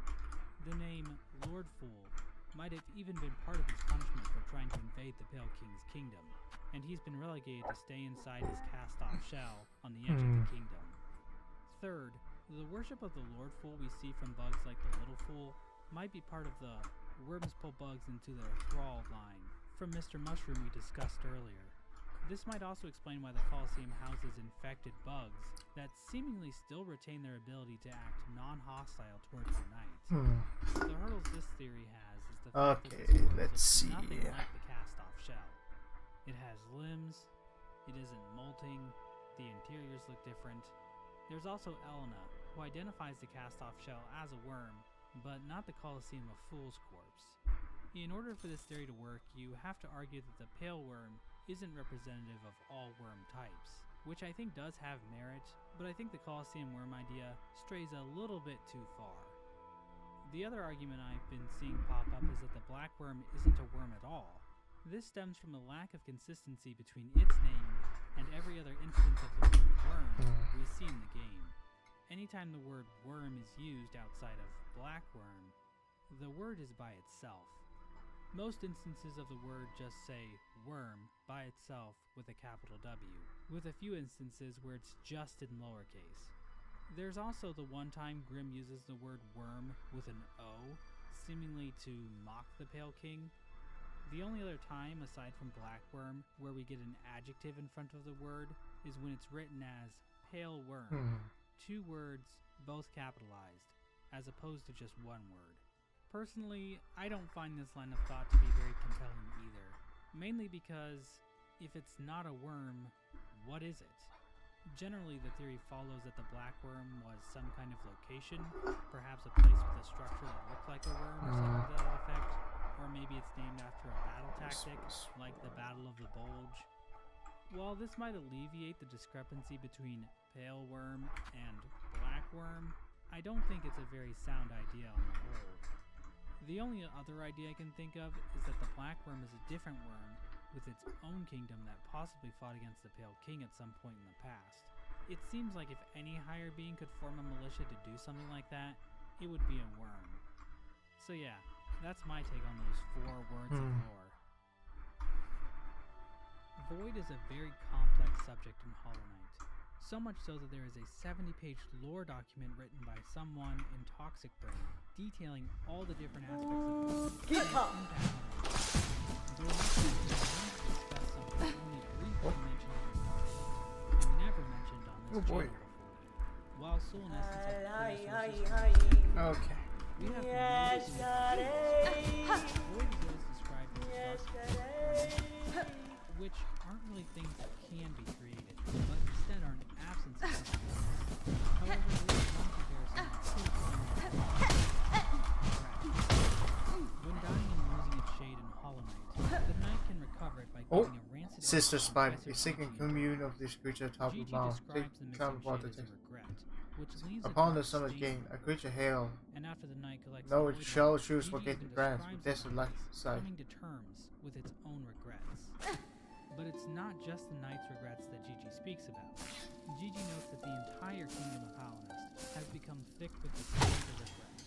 It's possible that Gigi is aware of the other shades trapped in the abyss, but the fact that she says the entire kingdom is stained might mean that she can sense the regrets of all the bugs that have died since Hallownest collapsed. This idea that normal bugs can also leave stains of regret is reiterated by the hunter in the journal of shades and hunters. Each of us is just a stain on it. I don't know how much longer the kingdom will last so many thousand years. Just outside of it. The tablet describes the abyss as a vessel of refuse and regret. We're trying to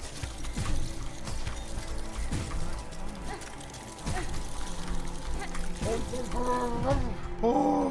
There are occasional bugs with black streaks under their eyes, such as Grey Mourner's dead lover, Massmaker, and Karina, but there really isn't any slam dunk connections here. For the Mantis, those should be tested, for no other reason.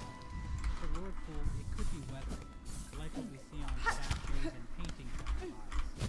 And as for Massmaker,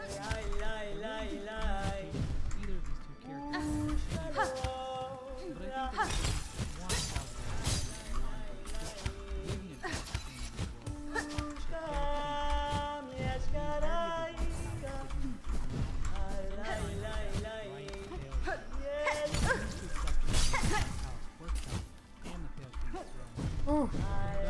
entirety of the Black House is and the Pale King's throne.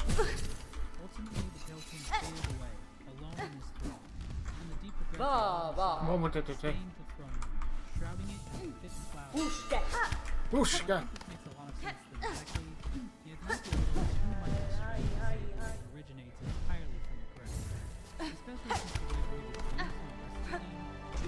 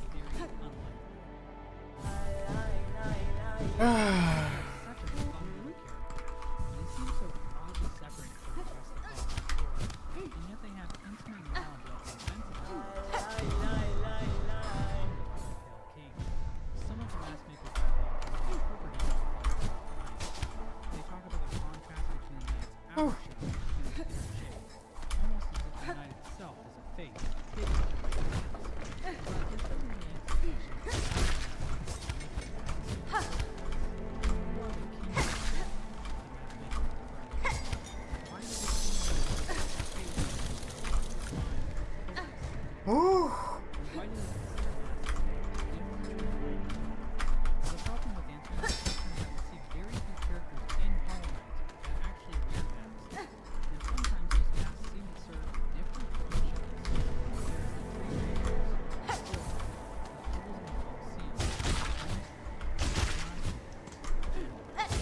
Colosseum, but outside of that, we've got very little. So it's hard to define who the masks are and how masks affect their wearers. I have my own idea about this. It does involve a lot of different things, but it has its fair share of issues. I'm not really sure if there's any theory I like more. I mentioned the fact that the mask makers have a contrast between Knight's outer shell and inner shape. I think there's a parallel theme here in the actual bugs of Howling. I think some bugs are naturally more boosters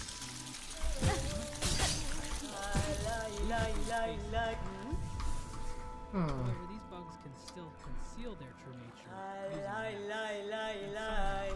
Masks are able to grant these bugs and allow them to exist as more than just weak things. In fact, this is the same with Pale King's Beacon.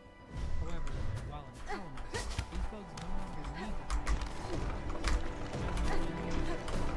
Hollow Knight, these bugs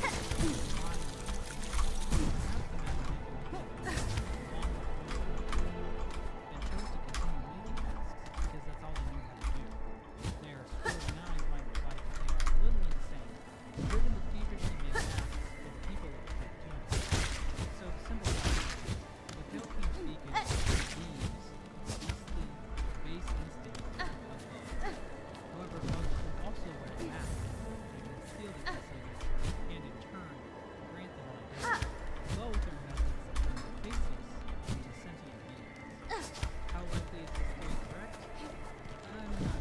Oh. It's still really weird that mask makers make masks for Hollow Knight. It's also possible that I'm misinterpreting the game's past text completely, or drawing a connection between them and mask maker that wasn't intended. And again, we don't really see how masks grant identity, like all this implies. Like I said, this series is not the first illustration, but I'm not going to actually listen to the explanations for the mask maker's left. I really do think we just lack information to pin down exactly what this maniac is on about. Problems are ubiquitous in Hollow Knight, popping up in all sorts of genres. Charms can be created from a variety of different circumstances. Okay. These motherfuckers.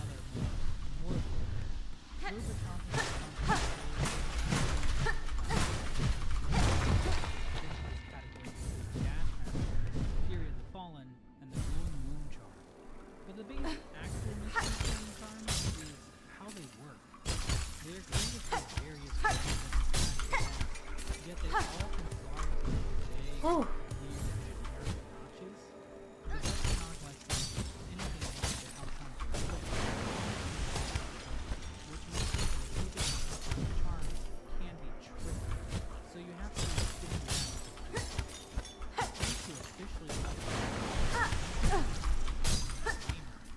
actually see that charms have these interfaces on the backside and allow us to store any content. But even though these slots are discrete, with each charm connected to just one slot, a charm like King Soul still requires 5 charm notches to actually equip. It doesn't really make sense, and even King Chariot struggles with this.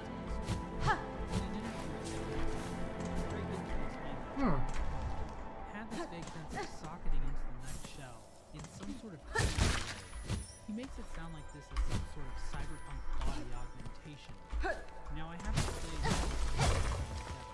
although I have watched its anime adaptation, Cyberpunk Edgerunners. Everyone in the Hollow Knight community generally agrees that grubs are hideous creatures that deserve to be mashed up into a fine, viscous paste. The community is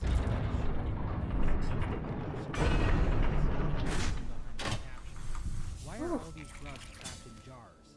I hear you moan. I High up in the Watcher's Spire, just below where the dreamer Lurian the Watcher sleeps eternally, we can find a couple of unassuming war tablets.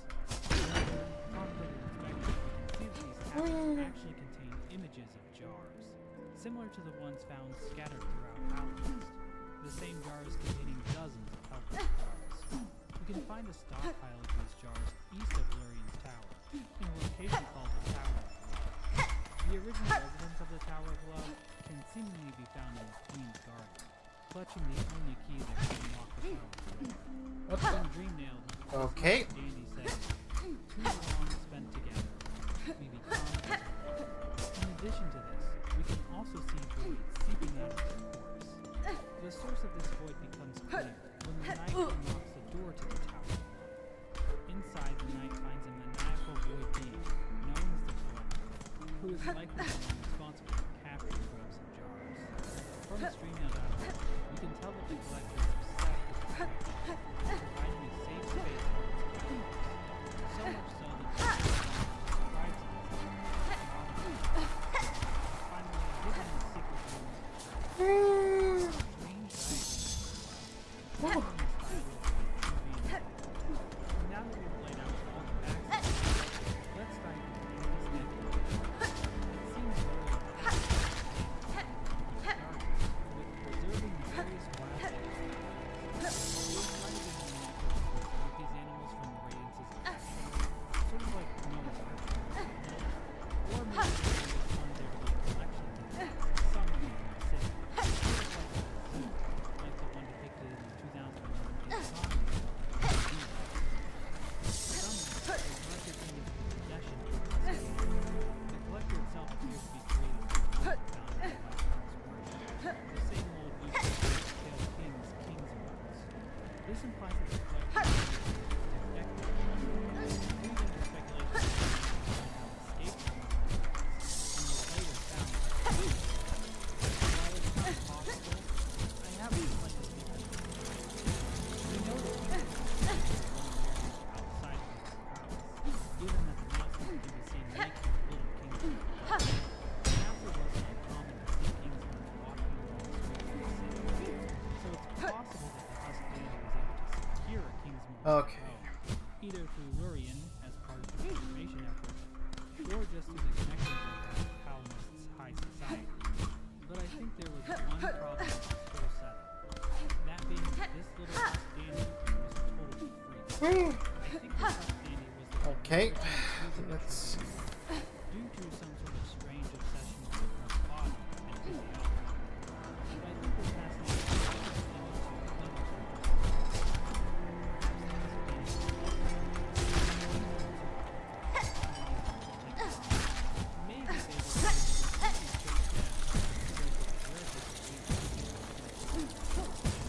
regardless of how the Husk Dandy can make things known, this set the stage for the two to become as one, with Void seeping into the Husk Dandy's body, and the Husk Dandy's fascination and obsession with preserving bugs, and especially grubs, seeping into the Collector.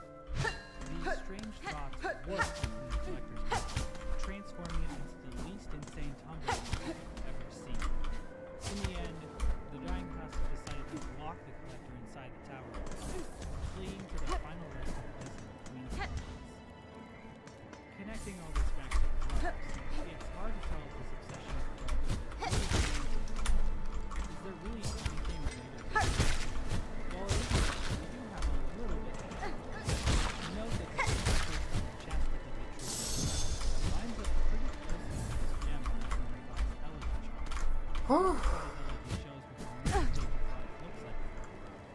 And the charm itself can imbue the knight's reality. Holy. Perhaps the original bug was receptive to some sort of hidden holy strength contained within the grubs. This mystery is pretty interesting. And it can actually be pretty confusing for new players. How exactly did the knight and other Husk escape the abyss? Team 2 was even faster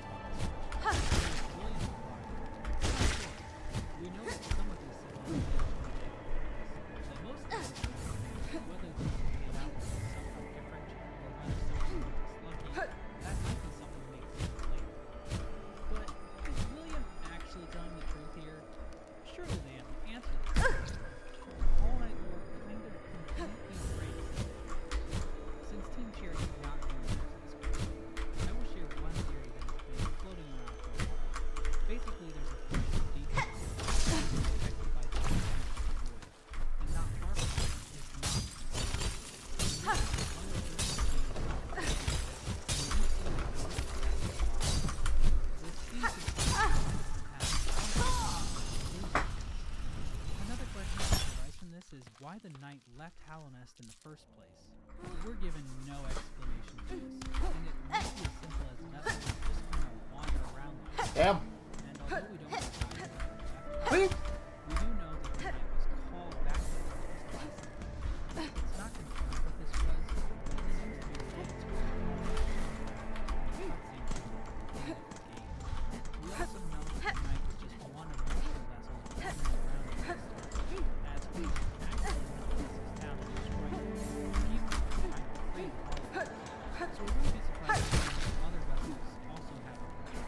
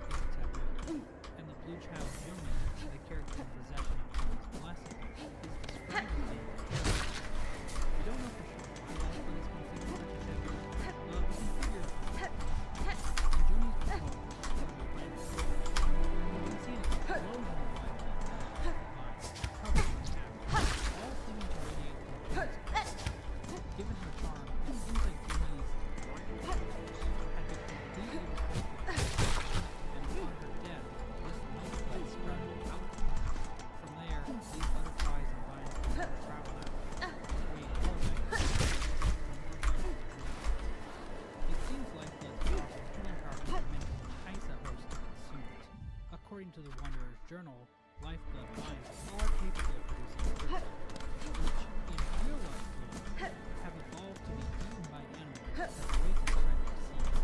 And on that most this lifeblood can spread stuff out even further. In fact, there might already be that much lifeblood spreading all across Africa. And I should note that Yumi is the only lifeblood machine.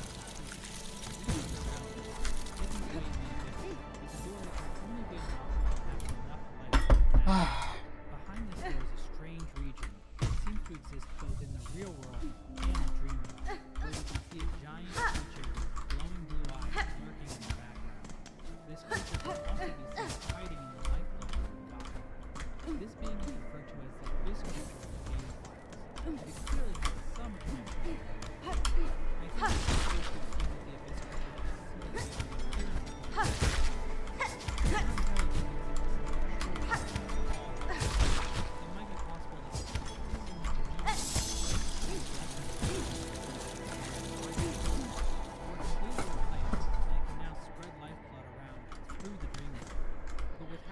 Oh boy.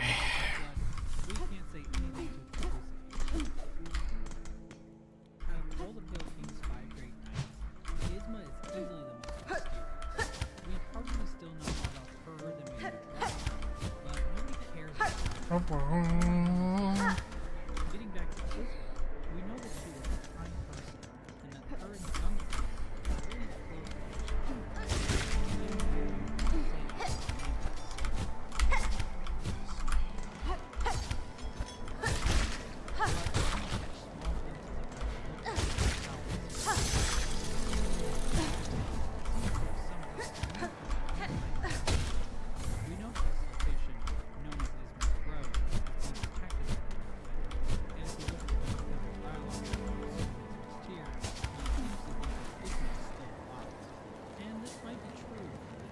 Oh no.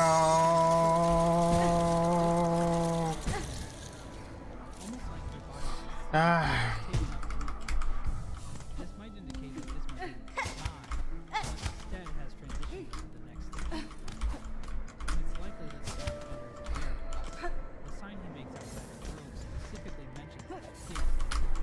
If he is the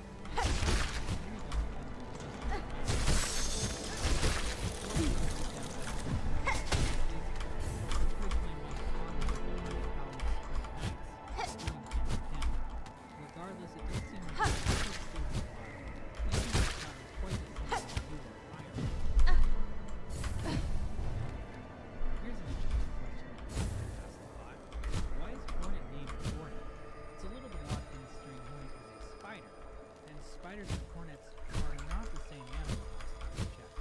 Hornet has had an December 2014. It's a cool name.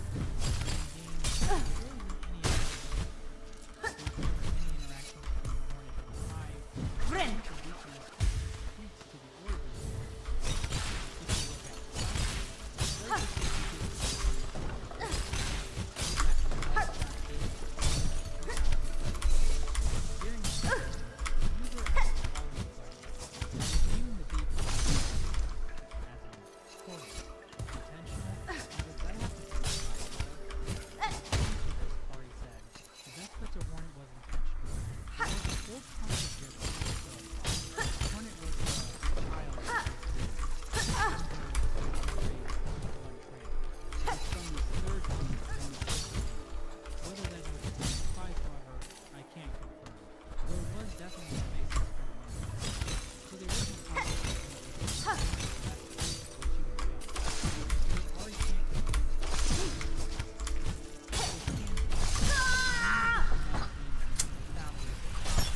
Oh boy, this is gonna be difficult than it is.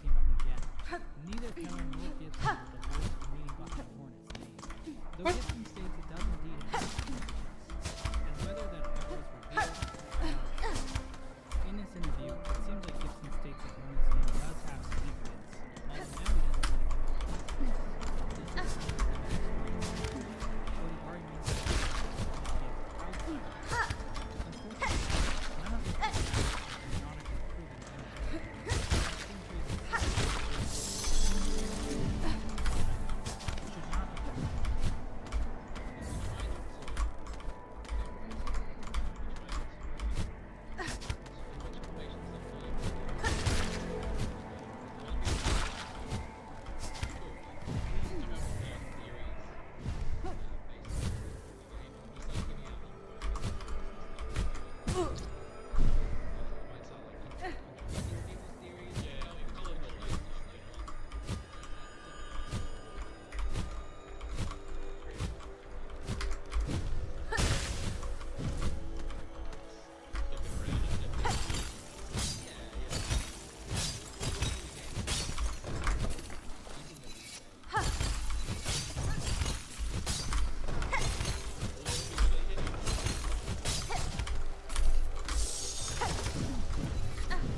Oh. Friend!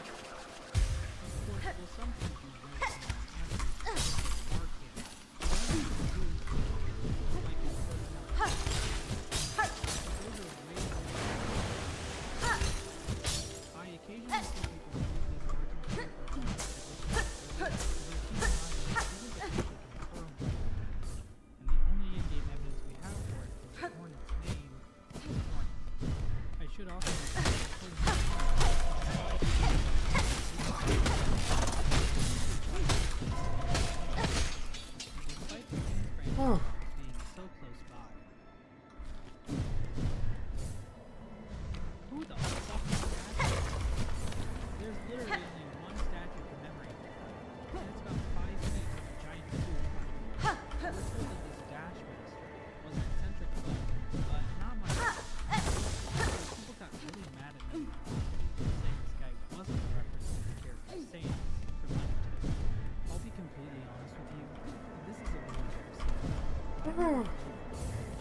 Although I have expanding out of CyberKnight, but I guess we're giving quite a good amount of details on the nature of him being on trading house. The white one is really going to make Oh, thank God. For nature is a desire to spread her seed and propagate across the land. But she decided to put binding items and traps in that chamber. Hide herself from others. You can actually see what the white lady used to look like before the events of the game. Put a red lever on the chair in the right direction. You can see that she created surprises. You can also see that she and really put it. Admire how she now her roots are running uncontrolled. She must do all she can to continue. I honestly don't really have much else to say. It's just that where did she come from? It makes sense that the birds are still but where exactly did this big come from? Tail is icy cold to the touch, and it's been shown by Cherry that it is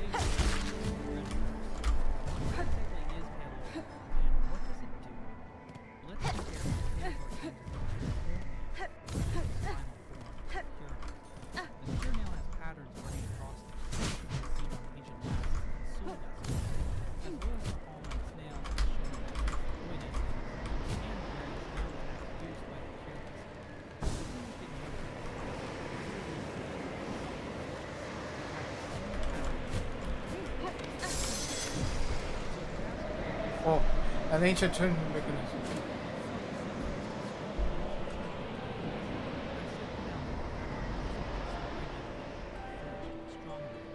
More specifically, the addition of pale or something Oh boy! so even if pale isn't strictly some kind of solidified process, What? What was that?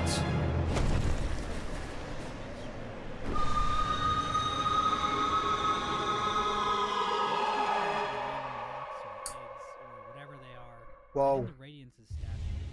The Radiance statue Fade down in cloak. some sense says some kind of offering or ritual, but these random deposits are a bit more odd.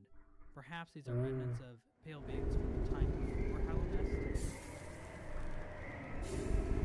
This mystery isn't particularly big or important.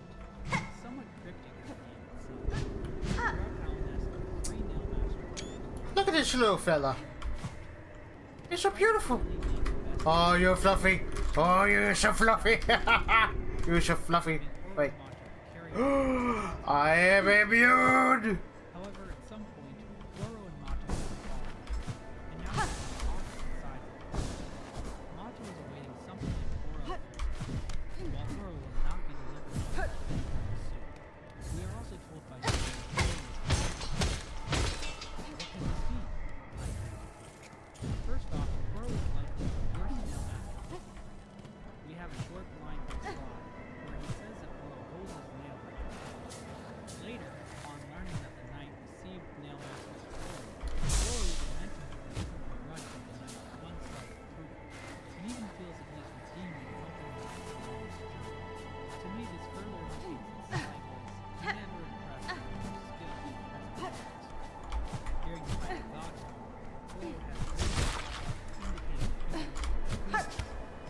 Goro is the only wrestler with training outside of the perhaps indicating that he feels he lacks training. This is reflected by the female dialogue of the dummy, which reads, stronger, brother. I think this shows that Goro views his brothers as being stronger than him, and maybe even dresses the dummy as his brothers to remind him of this. Another contrast we see between the brothers is how their huts are furnished. Oh. Mato has his hut covered in the Oh, hello. a A visitor. whereas Oro's hut Good is lad. full of random Brand you objects are. But you have already mask. Only the face. It is for those without eye that I must carve. and he even scoffs at the idea All of deserve a Mato face, a being chance to be, until I wither, for the faceless I shall provide. overly attached to To exist, a face is needed. It is. Mato's Jonken greatest Sendera. desire is to be a teacher. Oké, tegen de.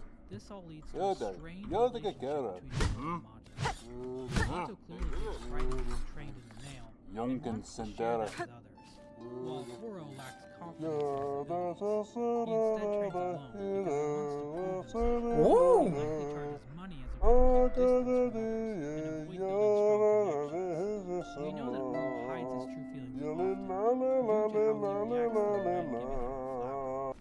Jack's all pissed off, but ultimately he ends up placing this flower in a vase. But what does Oro owe Mato Jack? I think the most possible answers are that Mato either wants to duel Oro in a friendly competition, Mato wants to train Oro, or Mato wants Oro to fight alongside him. Whatever it is, Mato wants to train him. Ow! This is explain Mato's dream dialogue in the God Mode. Brothers always fight together, and don't leave me behind. This is the only thing Mato was portrayed as willing to, and Oro was the only brother who still needs each other. I don't think anything else could really matter to him, but due to his lack of confidence and skills, or his desire to Oro refuses to give Mato that companionship. However, deep down, Oro also seeks that companionship. He just fails to openly show it. Although Oro and Mato never make up in confidence, it's nice to think that they were able to share that.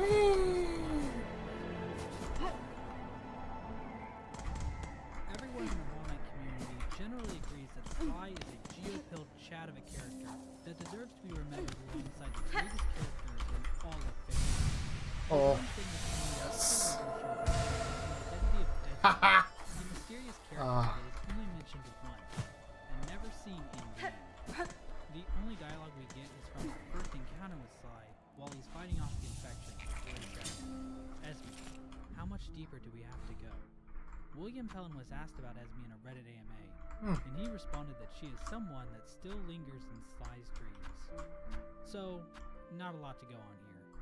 From Sly's dialogue, it seems Esme was pushing Sly to travel into some sort of dangerous area. The only possible clue we have is the shopkeeper's key, located in the Crystal Peak, not far away from Dirtmouth. Perhaps Sly and Esme were exploring this area when they got separated somehow. When we give Sly the shopkeeper's key, he even guesses that the key was in the ruins, so it's likely that Sly was there. It's worth pointing out that a lot of characters in Hollow Knight have mysterious red lovers. Oh no, we can still not go in there. In fact, the reason Sly gets caught wanting to kill the Hell, so that he can be reunited with Lila in heaven, which is a very overlooked aspect of the character and probably one of the saddest things outside of the Elder Book also has vague dialogue about Mondo, whose grave he visits on occasion. This would also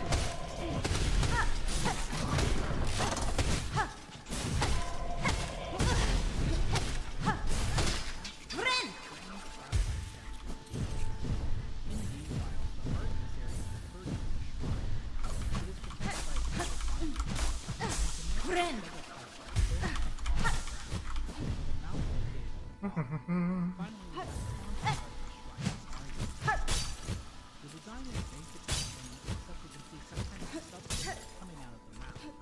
This appears to be some type of fluid, or possibly even silk. Between the pipes and the mouth, I do believe that this shrine is a container for something, perhaps even some kind of creature. Just above the face of the shrine, you can see what appears to be some type of trap, which could imply that this shrine houses Deep Nest's king. The King of Deep Nest is mentioned only once in the entire game, in a lore tablet located in the Fungal Wastes. It is described as Deep Nest's dead time, when he was of honored past. They contrast this to Deep Nest's queen, Hera, who they describe as a broke-ass bitch. From this, we can assume that Deep Nest's king was some kind of powerful, creature. According to the tablet, he was dead. Now, Deep Nest's king can't still be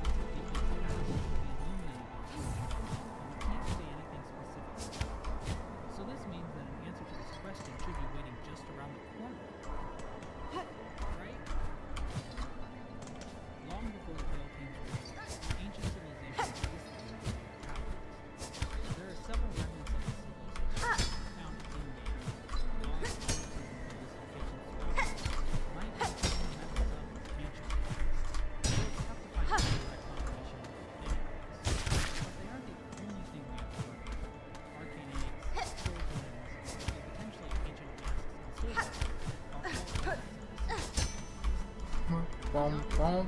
Oh. Their majority of colonist bugs likely didn't partake in the installation of Citadel, so there was no use for them as soul tokens.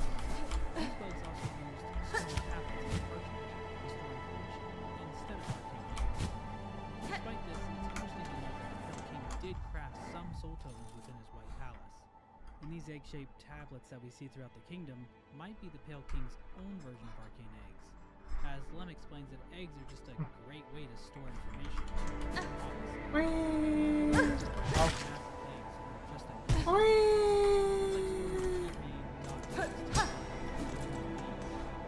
also some weird patterns within the ancient civilization.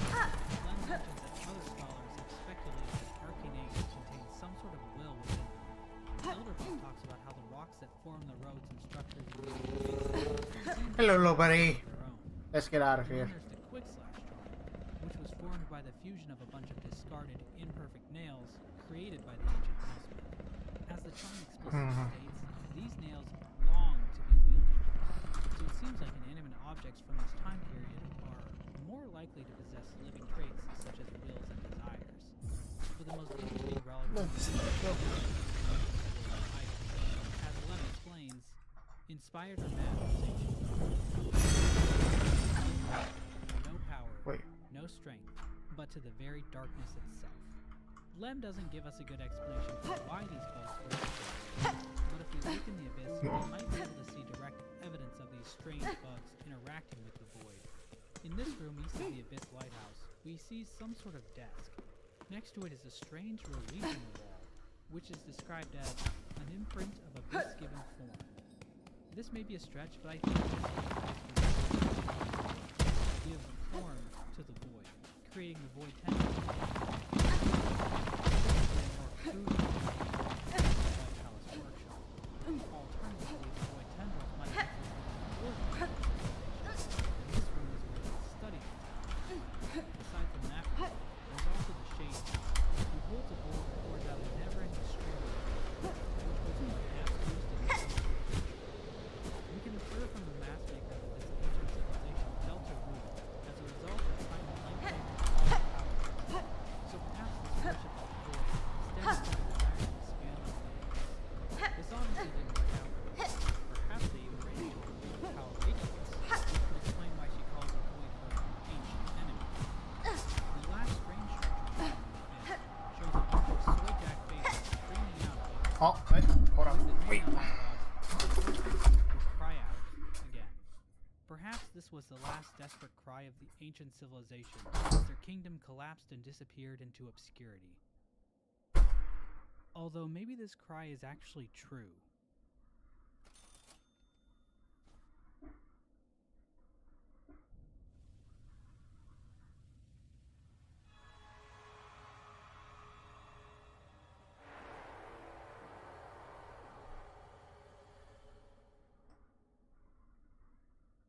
Allow me to speculate. In the Godmaster endings to the game, we are introduced to this strange void creature, who doesn't have a formal name, but is sometimes referred to as the Void Given Focus, or the Void Entity. We don't really know what this thing is, but there is debate that it might be a more evolved or powerful version of the Knight, given how the Godseeker speaks to the Knight in Godseeker mode, and the fact that it replaces the Knight statue in the Hall of Gods. But I think this being might actually be more directly tied to the ancient civilization. In the first cutscene introducing this new character, we can see that it acts distinctly from the Knight, the Hollow Knight, and the rest of the vessels. While I think the Knight does become part of the Void Entity at the end of the game, I think this creature existed before the vessels were even created, and has been lying dormant somewhere in the abyss, only called back now by the focus given to it by the Godseeker's ritual. And it seems like the game really wants us to connect what the Godseekers did in Godhome with what the ancient civilization did with the Void in the past. Hence why we unlock Void Idol descriptions from looking at the Void Entity statue. But if the ancient civilization really worshipped a creature like this, what exactly was it that caused their kingdom to collapse? It's established that one power worms like the Pale King possess is Foresight. And this ability is mentioned once by Bardoon and twice by the mushrooms of the fungal wastes. But as we all know, despite this prescience, the Pale King's kingdom still collapsed into ruin. But how prescient is the Pale King really? I hear you ask in a normal tone of voice. The way I like to think about this problem is in regards to time. The Pale King was specifically trying to create a kingdom that would last forever, an eternal kingdom. The Radiance is described in a lot of dialogue as being nature, or something unavoidable. This is what the dead guy points out in his Dreamnail dialogue. Nature will come to destroy the Pale King's civilization eventually, as kingdoms can't last forever. The Pale King's only solution to this is to just stop time, as explained in the White Palace Workshop lore tablet. So yes, the Pale King was able to foresee an unavoidable demise, but his solution was to delay it indefinitely. This idea of fighting your inescapable fate is a storytelling trope seen all throughout literature. The most prominent and well-known example is from the television series The Amazing World of Gumball. In the episode The Oracle, Gumball finds paintings produced by Banana Barbara that appear to predict future events, with one of them depicting Gumball completely naked surrounded by a huge crowd at the mall. In response to this, Gumball tries everything within his power to stop this from happening, but through his own actions, he inadvertently causes himself to end up completely naked surrounded by a huge crowd at the mall. The same thing pretty much happened to the Pale King. Mr. Mushroom is a wandering mushroom man who somehow winds up in Hallownest. You can only understand him if you're wearing the Sporshroom charm, but even then his dialogue implies that he is talking to someone you can't see. Out of all of his dialogue like this, the only ones we are confident on are his first and third, where he seems to be talking to the main characters from two of Team Cherry's other games, Hungry Knight and Tombcat. But outside of what I talked about in my Mr. Mushroom lore video, there really hasn't been anything conclusive to say about the majority of Mr. Mushroom's wacky dialogue. My guess is that Mr. Mushroom is talking to characters from future Team Cherry projects, or even just ideas they have for games that they're never actually going to make. You can tell from interviews that William and Ari have tons of ideas for games that they want to make, and it's something that they think about a lot. Game development is long, right? Especially games like this, big games. You spend 2 years on it. We thought up 10 years of games that we would love to make in 1 year of game development. But as to specific explanations for what any of Mr. Mushroom's dialogue is referring to, he does use the word determination at one point. Now, if you're a fan of the channel, you know I absolutely love Undertale. It's an amazing game filled with all sorts of wonderful characters. In fact, I'm so good at the game, I almost beat Sans. Anyway, determination is actually a very important aspect of Undertale's main story, as it shows up a couple times. So I think I speak for everyone when I say this can't be a coincidence. And of course, because Mr. Mushroom is connected to all of these other Team Cherry properties in the Team Cherry cinematic universe, they have to give him a post-credit scene to tease his next adventure.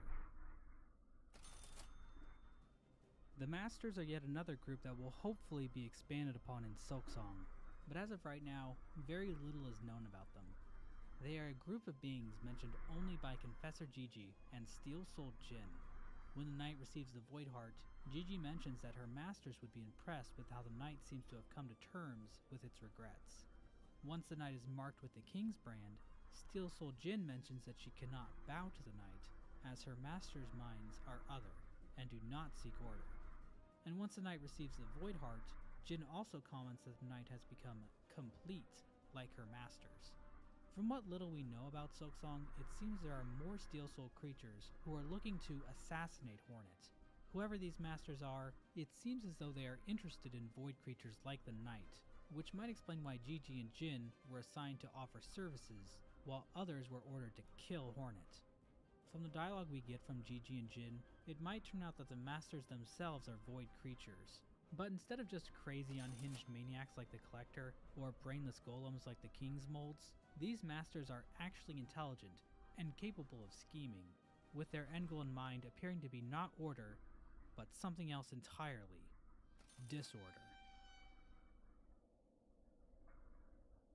The delicate flower comes from a far-off, serene land, carried by the Grey Mourner, a character who herself looks like some sort of wilted flower.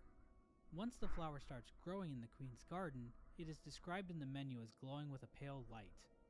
The White Lady recognizes it as distinct from herself and Hallownest. She mentions that a rare power exists inside these fragile petals, and refuses to accept it.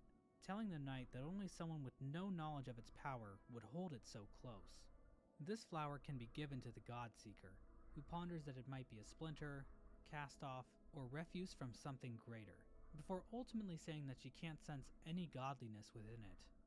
However, if the Godseeker is holding the flower during the Embrace the Void ending, we see that the flower does something to the Void and Godseeker, seemingly leaving nothing but a small black blotch on the corner of one of the petals. There isn't any solid theory on what happens here. It might be that the Void and the Godseeker were banished to some part of the Dream Realm, similar to how the White Palace was teleported away. Or maybe they were teleported back to where the flower came from. Or maybe they're just gone. So despite being described as producing a pale light, both the White Lady denies a connection to this flower, and the Godseeker can't detect any godliness within it. If that flower shares some kind of pale property with the White Lady, Pale King, and Pale Ore, this seems to inform us that just because something is pale doesn't mean it's godly. Is this pale property related to soul or some other force? As of right now, I'm honestly not sure. But one thing I do know, if this flower really can just pop creatures completely out of existence, I'm glad I gave one to Elderbug. The Godmaster update added 2 additional endings to Hollow Knight back in 2018, and unlike the base endings, which were all fairly conclusive, these 2 endings left the story on a major cliffhanger. The Knight and the rest of the siblings have seemingly been consumed into this new strange void entity. The Radiance's infection has been erased from Hallownest, and the Hollow Knight is now free from its prison inside the Black Egg Temple. And that's where the game leaves us. On top of that, we have no idea how or even if Team Cherry is going to follow up on these endings. We still don't know for sure how the events of Hollow Knight and Silksong line up on any sort of timeline. If Silksong takes place after, is the game going to give us a flashback to this event? If it takes place before, are they going to do a time skip? Or are they going to do something completely different and just explain it in a one-off comic, or another anime adaptation? In a Reddit AMA, Ari Gibson did say the following in regards to Hollow Knight's multiple base endings. All endings are equally canon. We're not into true endings. You choose the path yourself. We'll do our best in all future Hollow Knight content to account for all of them. Now keep in mind this post was made 5 years ago, before the new endings were released, so it's possible that Team Cherry changed their mind on this. That said, I don't think they have. It seems like something Team Cherry wouldn't change their minds on, and if they really do have a way to keep all this stuff canon and pay everything off, I am very excited to eventually, one day, have to explain it.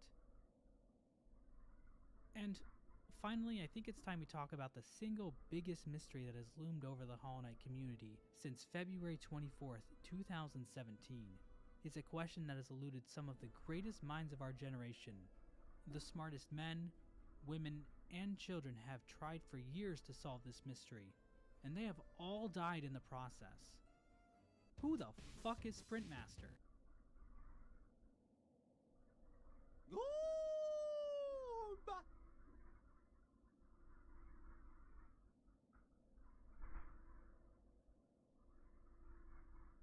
The main character from Hollow Knight is really good at killing things. Old men, newborn babies, and yes, even people who are already dead. Throughout Hallownest are numerous ghosts, remnant memories of travelers long gone. There's the Gravedigger, who died after falling into a grave. There's Millibug, who died selling cookies, a dangerous profession indeed.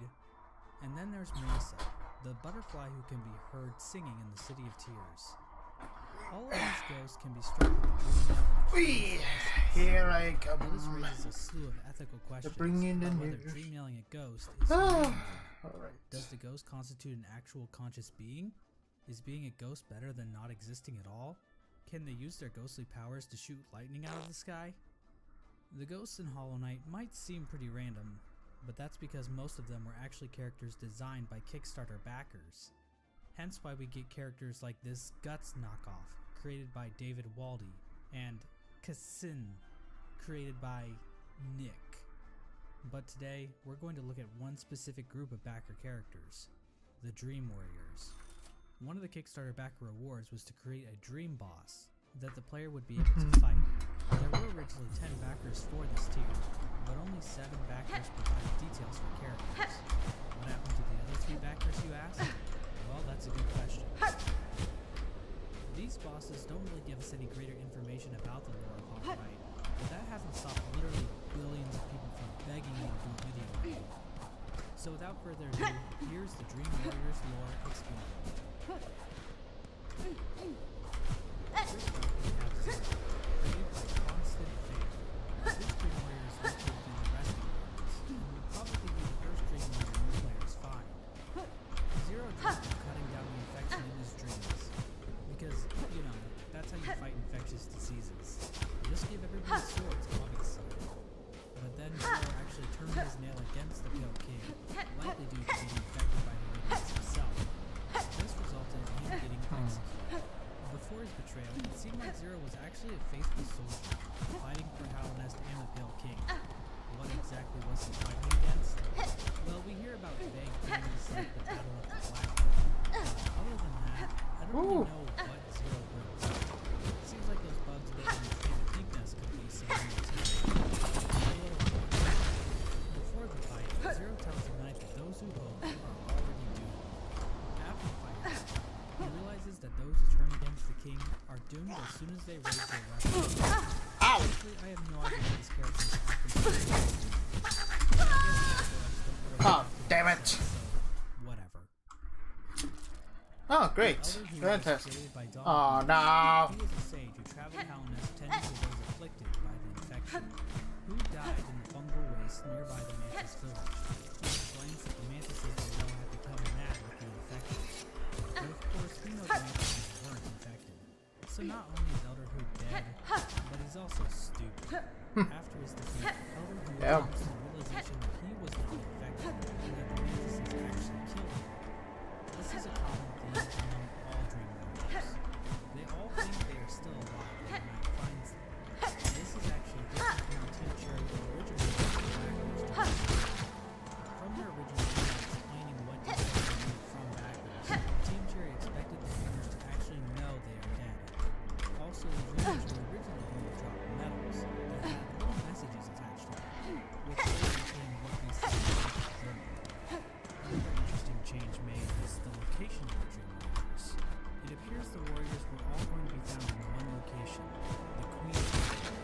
We can tell from the early development that the Halnest and the Queen's Gate is located at the current day ancient basin is found, just below the White House Foundation. The glade was guarded by a fierce dragon, who was originally going to be a boss. In other words, there would have been 11 boss fights in just this one spot of the map. Honestly, I'm happy Team Cherry decided not to do this. Putting the Dream Warriors in their own locations makes them feel more organic, like they actually belong in the world.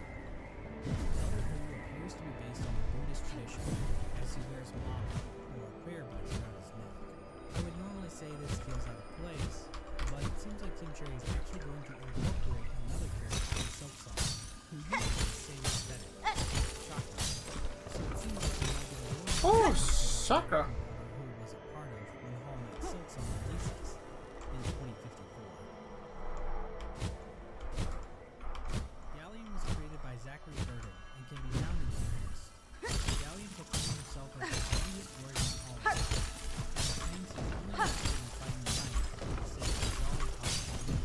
Galleon traveled into Deepness so he could train himself by fighting the knight found him, but he was eventually killed off by the knight. What's interesting about Galleon is that he actually comments about seeing his own body running in the ground. He doesn't even recognize the pain.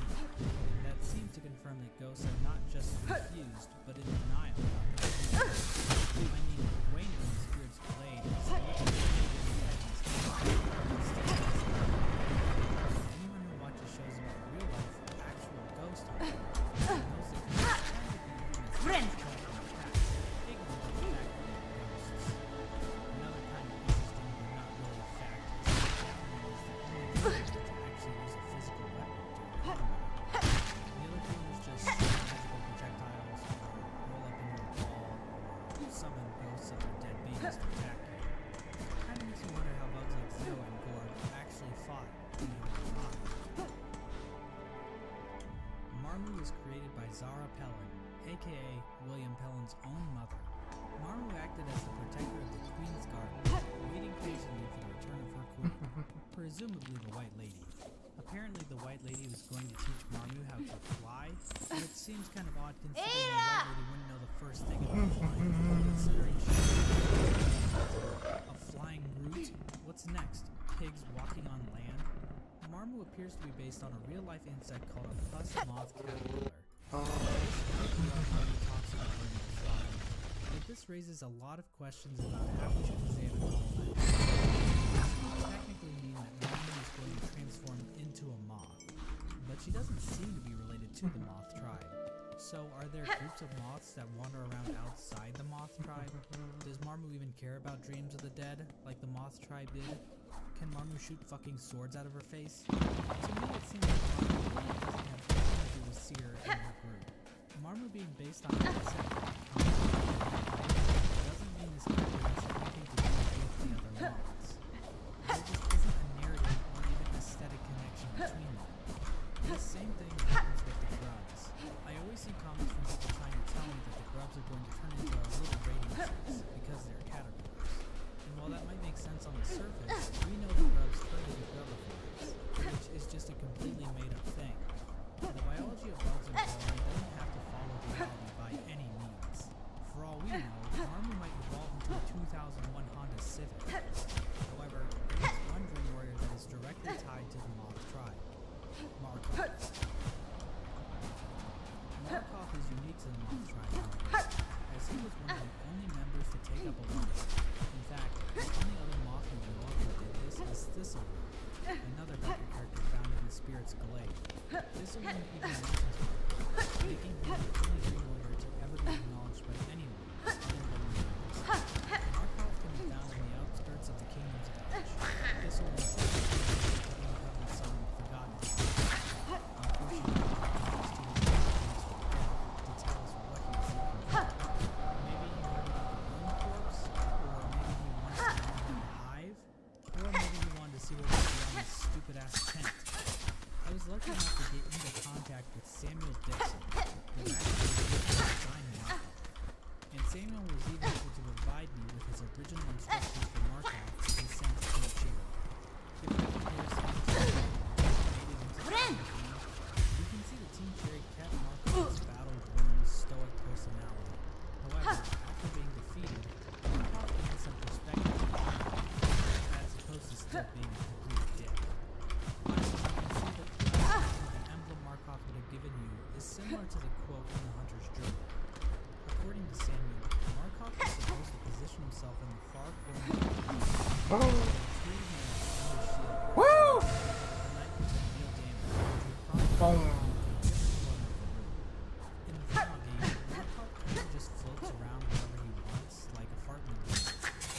Samuel didn't have any word to share about Markov, so whatever his connection is to the lore of Hallownest, it appears to have been manufactured by Team Cherry himself. So unfortunately, we still don't really know the final details of the truth Markov was looking for.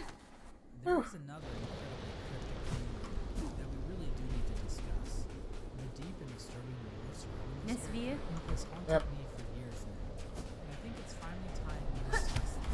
I'm of course Hold on, board. Gorb claimed to contain all the world's knowledge inside his giant brain. Gorb demanded that others bow to him and ascend with him. What does it mean to ascend with Gorb exactly? Is he into something? A pretty common theory is that Gorb is actually a God Seeker. This is because of visual similarities and the fact that a God Seeker never shuts up about ascending. However, I would say that Gorb appears to be more like a slug creature, while the God Seekers appear to be bandaged up like mummies, so we don't really know what they look like underneath. So that's one point against them. Also, apparently the God Seekers have absolutely beautiful faces underneath their masks, and if we look at Gorb's face,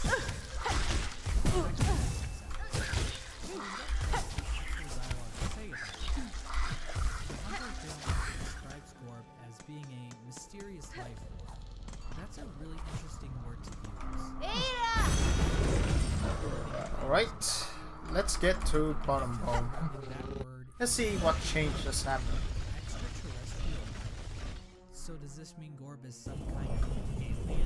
The Hall of Gods also gives a pretty interesting description for Gorb, calling him a dreamborn god of the beyond. What exactly is the beyond? Could it be outer space?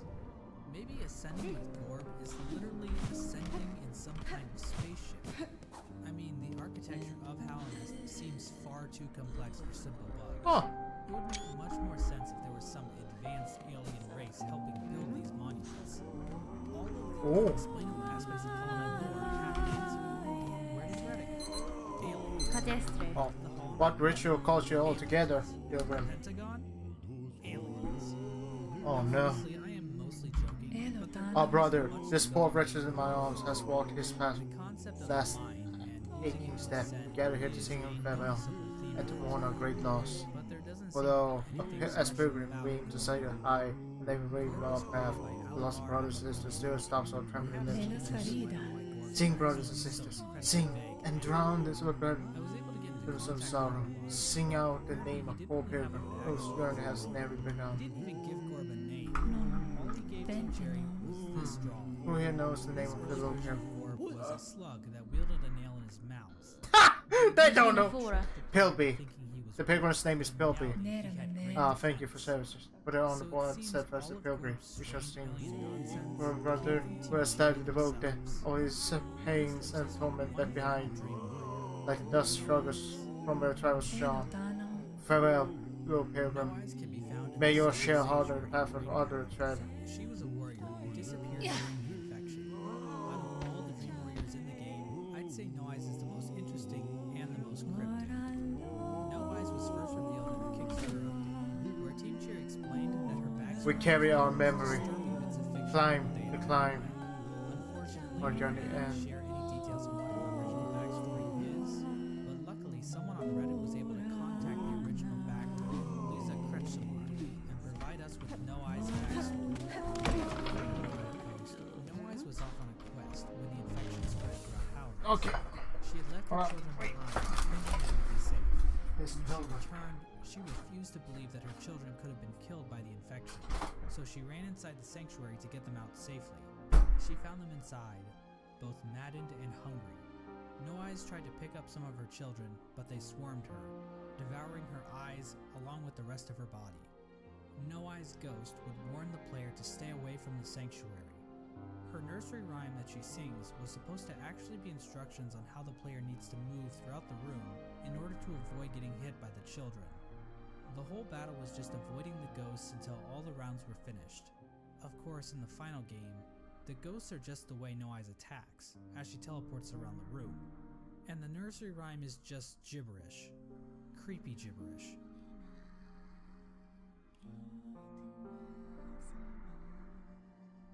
This backstory kind of makes sense with No Eyes' quote in the Hunter's Journal, which reads, "They're coming. What's inside of you? Strip it out." It appears as though No Eyes is warning others about her children coming to eat their eyes out. When the knight interacts with her, she seems to think the knight is one of her children at first. We've seen this before, that sometimes ghosts don't really understand what they are looking at. And well, No Eyes is fucking blind, so she'd probably think anyone who walked in there would be her child. And she starts by saying, "Please don't hurt me," which reinforced the idea that her children attacked her. But then the dialogue takes a bit of a turn. No Eyes says that the knight can't sleep with its eyes open, and it can't dream if it's still breathing. Judging by the sentence structure here, No Eyes wants the knight to stop breathing so it can dream. There's a pretty strong parallel to the Radiance here, especially when we look at No Eyes' other dialogue. So this means No Eyes might have succumbed to the infection. We know that Zero and Elder Who met similar fates, but this isn't guaranteed for all Dream Warriors. Galleon died because he was a moron, and Gorb probably died from a coke overdose. So it might be that No Eyes was infected and then decided to strip the eyes out of her children so that they could sleep and dream too. That would explain why the ghosts she summons also appear to be missing their eyes.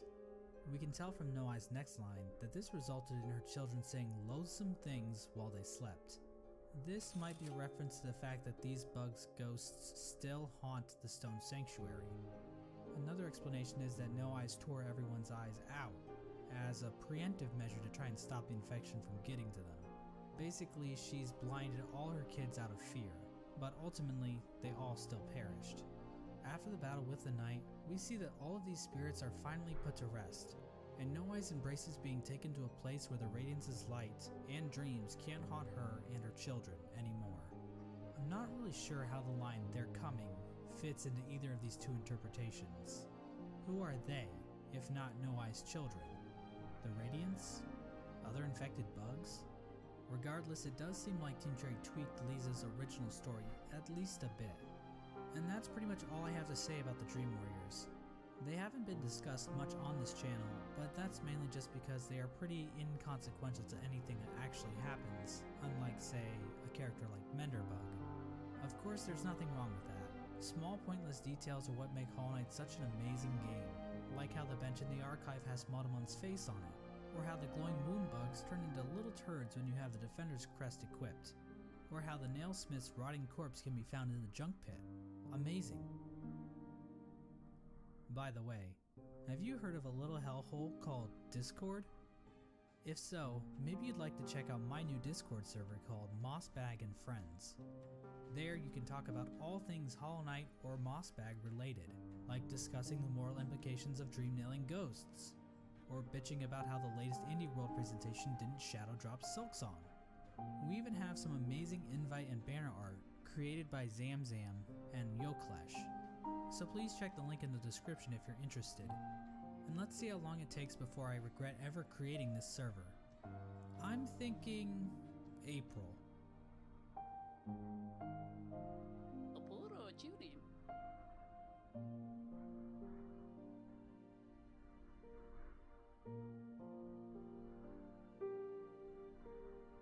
Wow, look at all this Hollow Knight content I have left to talk about.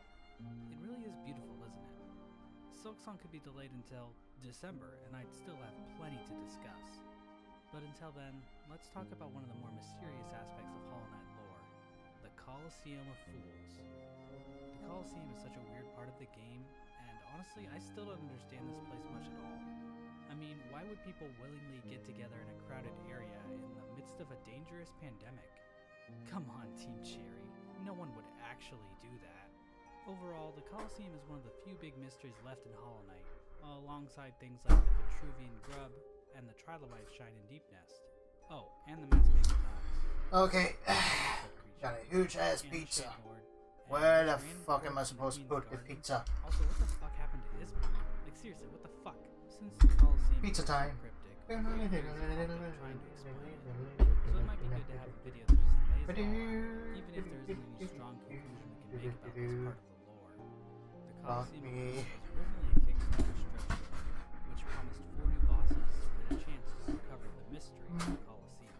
And while the stretch goal wasn't actually reached, Team Cherry added the area into the game right at the end of development. The 4 bosses were originally Zote, the Overlords, and 2 of the regular pool enemies you fight multiple times. Of course, there is also the God Tamer, who appears at the end of the 3rd trial, but she was actually just a Kickstarter backer boss that was placed in the Colosseum. The original boss design was the Lobster Lancer, but I guess Team Cherry didn't want to canonize lobsters. I have no idea why. They'll canonize jellyfish and goddamn pickles, but not these majestic bottom feeders. Honestly, it makes me sick. From an early map of Hallownest made during development, we can see that the Colosseum of Fools was originally placed in the fungal wastes, near the Mantis village. Of course, in the final game, the Colosseum is located in the Kingdom's Edge, a more late-game area. Kingdom's Edge was thrown into the game as sort of a hodgepodge of stuff that couldn't fit into the map already. For example, the Hive was originally going to be Deep Nest, but ended up getting moved over to the Kingdom's Edge as well. We also might have a glimpse of some of the earliest sketches for the Colosseum as well. In an interview with Rock Paper Shotgun, Ari Gibson shared a small collection of images from his sketchbook that he used to draw concept art for Hollow Knight. In a Game of Thrones interview, the author claims that this place was actually an early concept for the Colosseum. It looks like the audience was originally going to be composed of larger creatures. But keep in mind, a lot of these sketches contain some really weird shit that isn't appear anywhere in the final game. The Colosseum of Fools that we see in the game now didn't seem to take shape until late in the game's development. That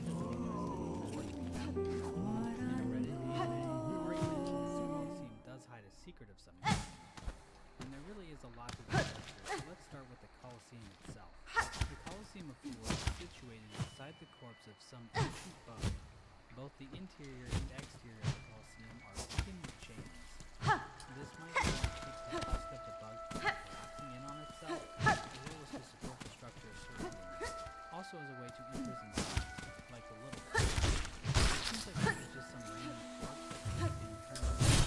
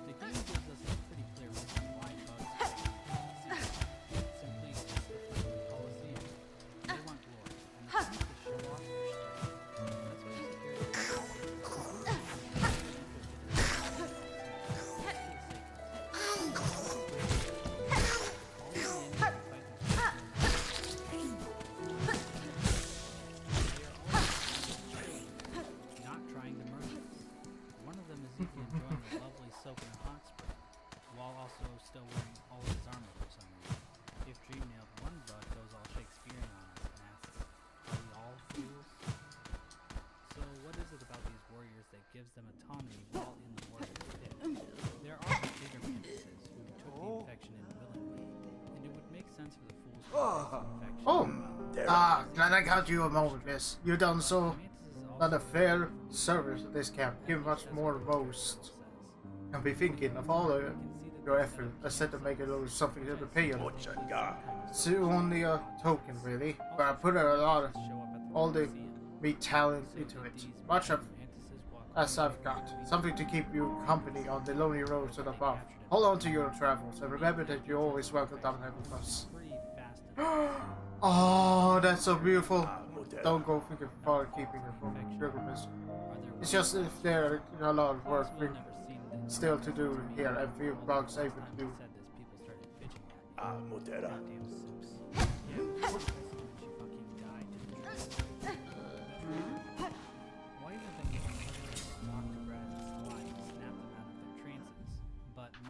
Completely lost cause. As for Zoe, well, there no. is a reason he never fell to the infection. I will not break Hortus' statue. I will not break it. He simply doesn't dream. So at least there is kind of a reason for that. I'd like to speculate at least a little bit about how these bugs might have been able to withstand the infection. First, we're going to have to talk about the people who gentrified this giant husk in the first place. The main culprit behind all this appears to be the Lord. Unfortunately, we aren't going to be getting much out of him. He doesn't seem like the talkative sort of type, if I'm being honest. Despite that, oh my god! Yes! And there's some crowds of people watching. But obviously, there's work happening behind the scenes as well. There are people capturing and breeding. I can't imagine that being very fun. I don't even want to think about the implications of bugs forcing bugs. Oh. As well as throw dead bodies out of the Colosseum. While the Lord Fool sits dead on the throne. It's not exactly common for communities to continue functioning without their leader, so that's not really surprising. The aspect that is more interesting to me is the helmets most of the bugs in the Colosseum wear. The hunter makes a remark about the masks battle obels wear. Asking is such an extravagance as practical. Now, there are a couple things to make here. If making these masks is such an extravagance, then what the fuck are they all over the floors, walls, and ceilings? That's like making a Minecraft house out of diamonds. Like a regular house. Hello. Oh yeah, what a fancy bug like you could be into behind this cozy little knock for. But we had nice stuff, did you? Oh, all kinds of things and goodies fine here. Wait here, that's for sure. I care little for how you procure your goods, thief. If you have something worth trading, I may part with my roasteries. Well, we never say no to a fair swap. Now take a look at what I've got. His personality becomes more upbeat, and he loses all memories he has about his time in the no longer sporting a mask. This effect is alluded to by the mask maker, who says that those who conceal their faces lose their sense of self. I think it's possible that the warriors of the Colosseum are experiencing this as well. Now, obviously these creatures are still infected. If you dream nail the battle hobble, it will still be a dialogue. But these are certified from the other group members are otherwise, I don't know why the hunter makes this oddly specific observation about the sentence mask. It's also entirely possible that Team Cherry just couldn't think of anything else to do here. I mean, if you read some of these journal entries, they are just kind of random. Like when the hunter ponders what Elder Balders think about when they curl up, or how he admits to murdering all of his siblings, or the Oblobble entry that just complains about being an incel. So there is maybe an explanation for why the photos How's it going, everybody? Yeah, you're so cute. the audience. Come on, let's go do a dance. Yeah, who's adorable? Yes, who's adorable? The audience in the Colosseum. Oh yeah. Two of them appear in the crossroads. They will just be talking amongst themselves, but if the night gets too close, they shut up and just awkwardly stare at it. If dreaming, implying that they are quite aware of it and are probably frequent visitors. Corpses that would appear to be corpses can be found in the Howling Cliffs. Their head shape and body type look almost Alright. identical to the Colosseum bugs, so it's likely that these are the same species. This book's dreammail dialogue refers to how without the king's powers, their minds have been vanquished. This ties to the lore tablet found in this area, which tells us that if bugs leave Hallownest, their minds will be lost. So it seems these Colosseum bugs appear to need Hallownest power in order to have a mind, since these ones on the edge of the kingdom have lost theirs. So what does all this mean? Well, I'm not really sure it means much of anything for the cults, but it does tell us that these bugs are capable of avoiding the radius of infection, but not capable of keeping their minds out. That seems to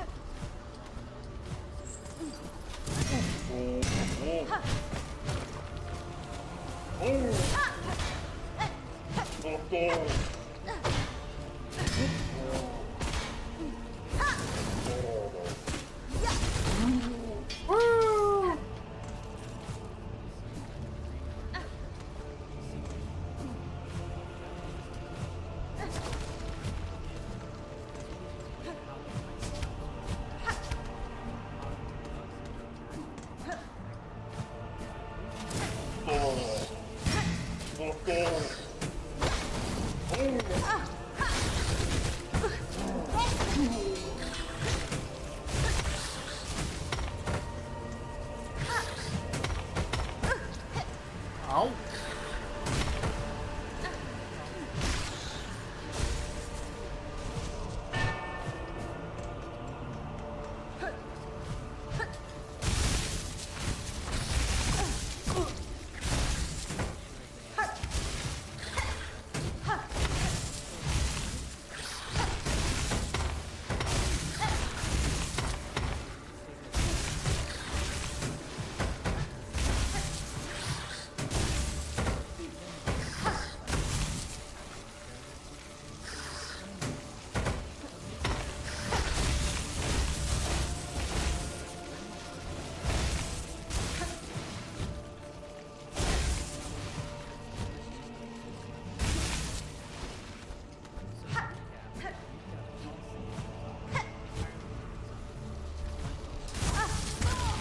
Oh, great. The crowd is completely impervious to the infection, both inside and outside the Colosseum. The bugs fighting inside the Colosseum are infected, but do not show signs of aggression when outside the arena. At least some of these bugs are wearing crafted, extravagant masks that don't seem entirely practical in the face of it, but maybe have something to do with control. But of course, we are missing one important feature. The fact that all of this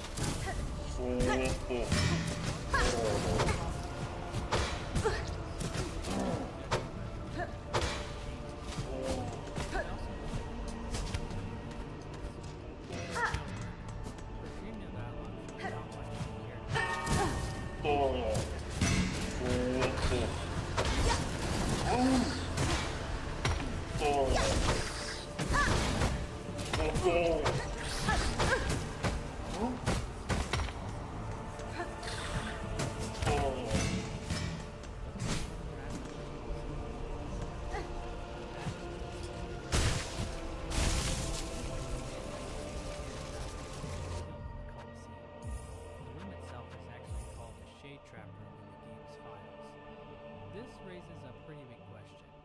Why did the bugs at the Coliseum find it necessary?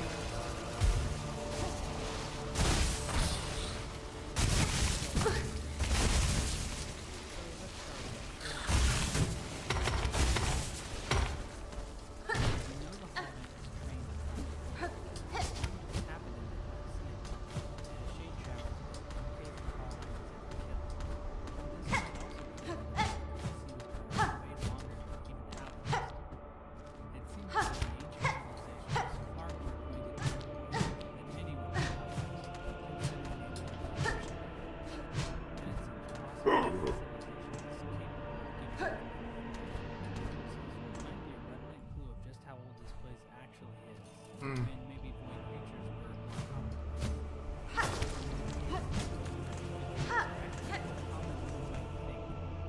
I'm about to jump into some Silksong spoilers here.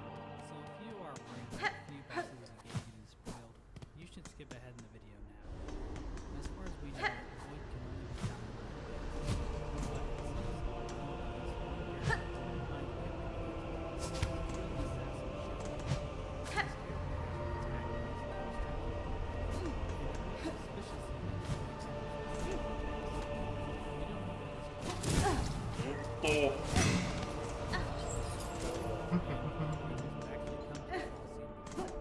That's a pretty out there idea for sure, but the inclusion of this shade trap might make the game more ubiquitous than it seems.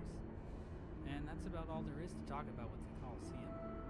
In terms of what mystery is still hidden there, the only two theories I have are either how the Coliseum used mass to control the fighters, or that the Pale King might have used the Coliseum to train the Hobbits. So thanks for watching, and before you go, be sure to sign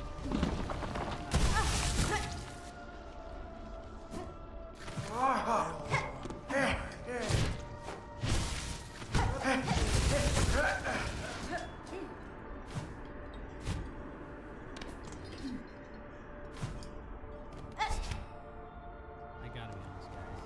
I'm really disappointed with this. I just feel like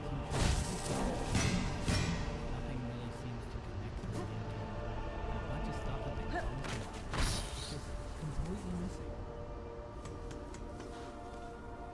Something about Gods and Fairy is just off. I really don't know why Team Cherry went in this direction.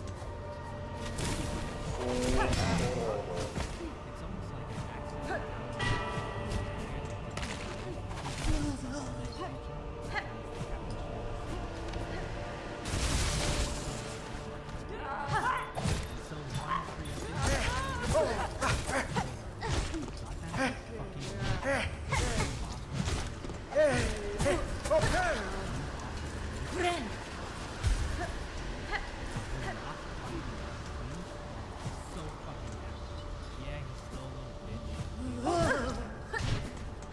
But I'm sure you already knew they got it. So I'll just show you.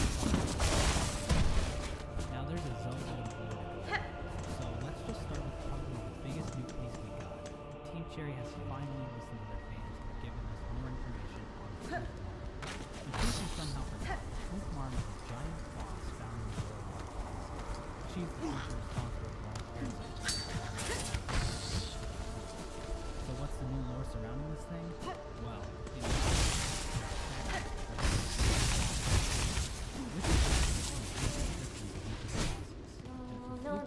Hey! Oh, welcome, Miss Corona. Come to inspect the rare rocky creature? Like new? We have found a very big one. Fresh, but not too fresh. A pair of beasts attacked me here, burrowing through the snow with their spiral shells. I cut this one down with the other fled. Oh ma, really? New wishes that she had? The pair. She could have studied much. Unlucky to miss such a big beast of learning. Dream-nailing the Flute Hermit shows that she is scared of her. She and her red lucky shells reflect their softness. She and her like have red. Yeah, inside is very sweet.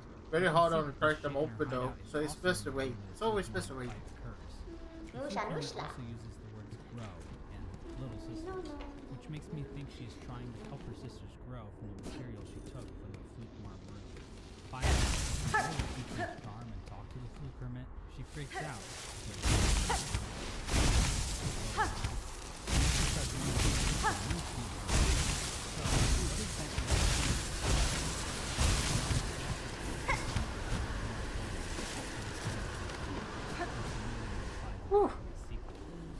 Team Cherry Hello. makes an excuse to give us another riveting Flukemar boss fight. Ah, Either that, or yeah. Team Cherry just put her here to try and flesh out the pathway from the junk pit to the City of Tears. Ah, Another new character yeah. introduced in this update was the Pale Lurker. Unfortunately, there isn't much to go on with this girl. How do I know she's a girl? Well, that's what the French translation says, so I'm just going to assume that's what it is. She can be found behind the Colosseum of Fools and has a simple key in her possession. From her previous dialogue, it's this is but from the Hunter's Journal, we know that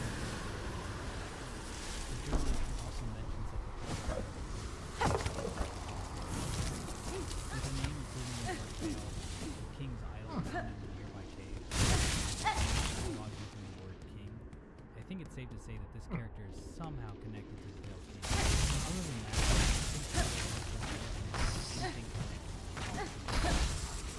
Alright, it's time to talk about the gods. Oh boy. The God Seekers origins begin in-game by completing each of the 5 pieces. Thankfully, you don't have to do all of it, but it's still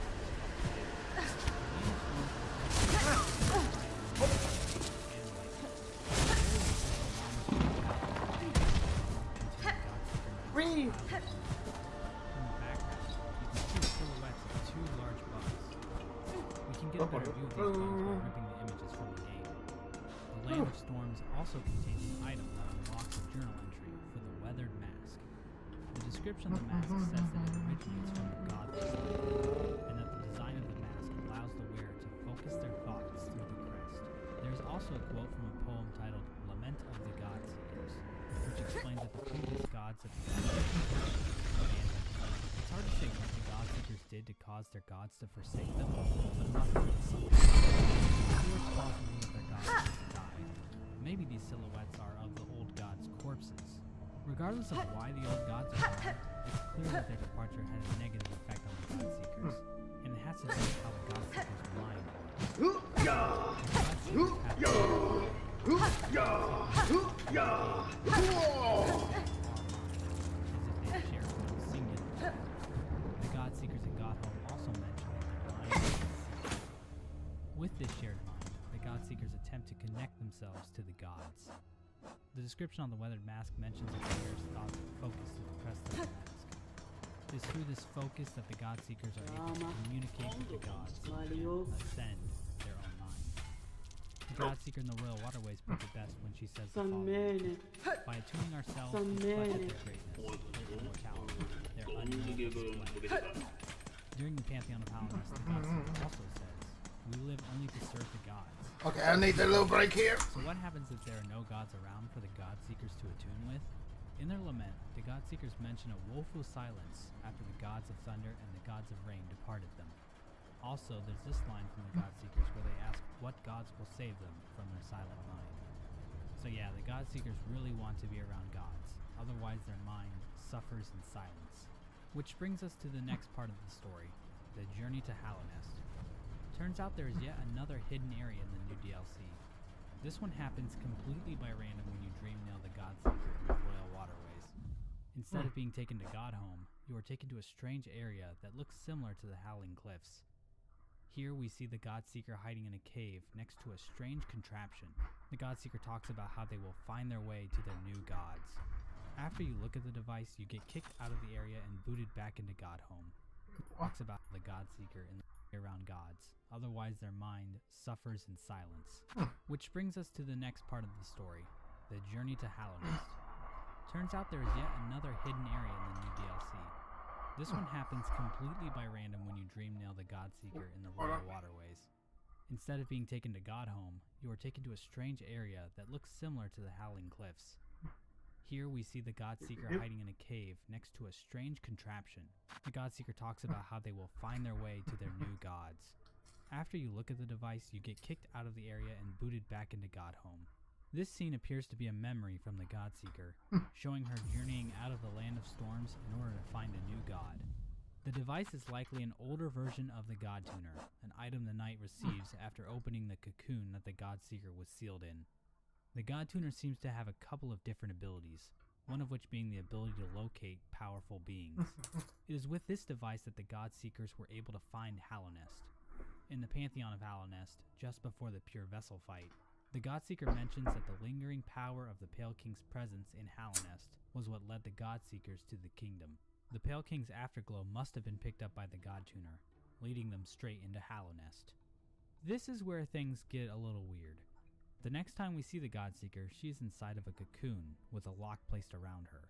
The Godseeker probably didn't place these chains upon herself, unless she used some sort of reverse David Blaine maneuver, so it was probably somebody else who did this. In one of her dialogues, she mentions that her sleep was a forced hibernation. I think it's worth pointing out that this cocoon is also called a coffin in the game's text files. I speculated in my last video that it was the Pale King who locked the Godseeker up. This doesn't make sense, however, seeing as it was the Pale King's afterglow that led the Godseekers to Hallownest in the first place. So who else could have done this? Well, there's the Weavers, but it seems like they would use spells or spool rather than chains and a key. So maybe it was one of the 5 Great Knights, possibly the Dug Defender, the Grey Mourner, or Hagamore, if he's still alive. Or maybe it was Hornet, but it seems weird that she wouldn't warn the knight about the Godseekers if she knew they were in Hallownest. So yeah, I'm clueless in this one. When you first pick up the God Tuner, the description of the God pops up. It says, seek the God's power. Through their strength. The God Tuner is just like the gods, but that some of them shall must be of the God. It's up to us to seek the gods, and with the God Tuner, attune them to the Godseeker. I don't know why this is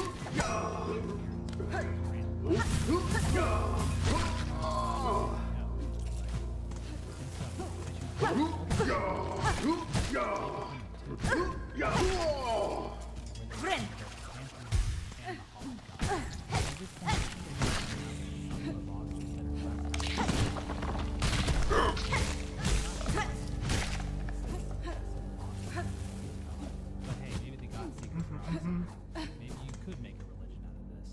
Anyways, let's talk about what happens inside of it.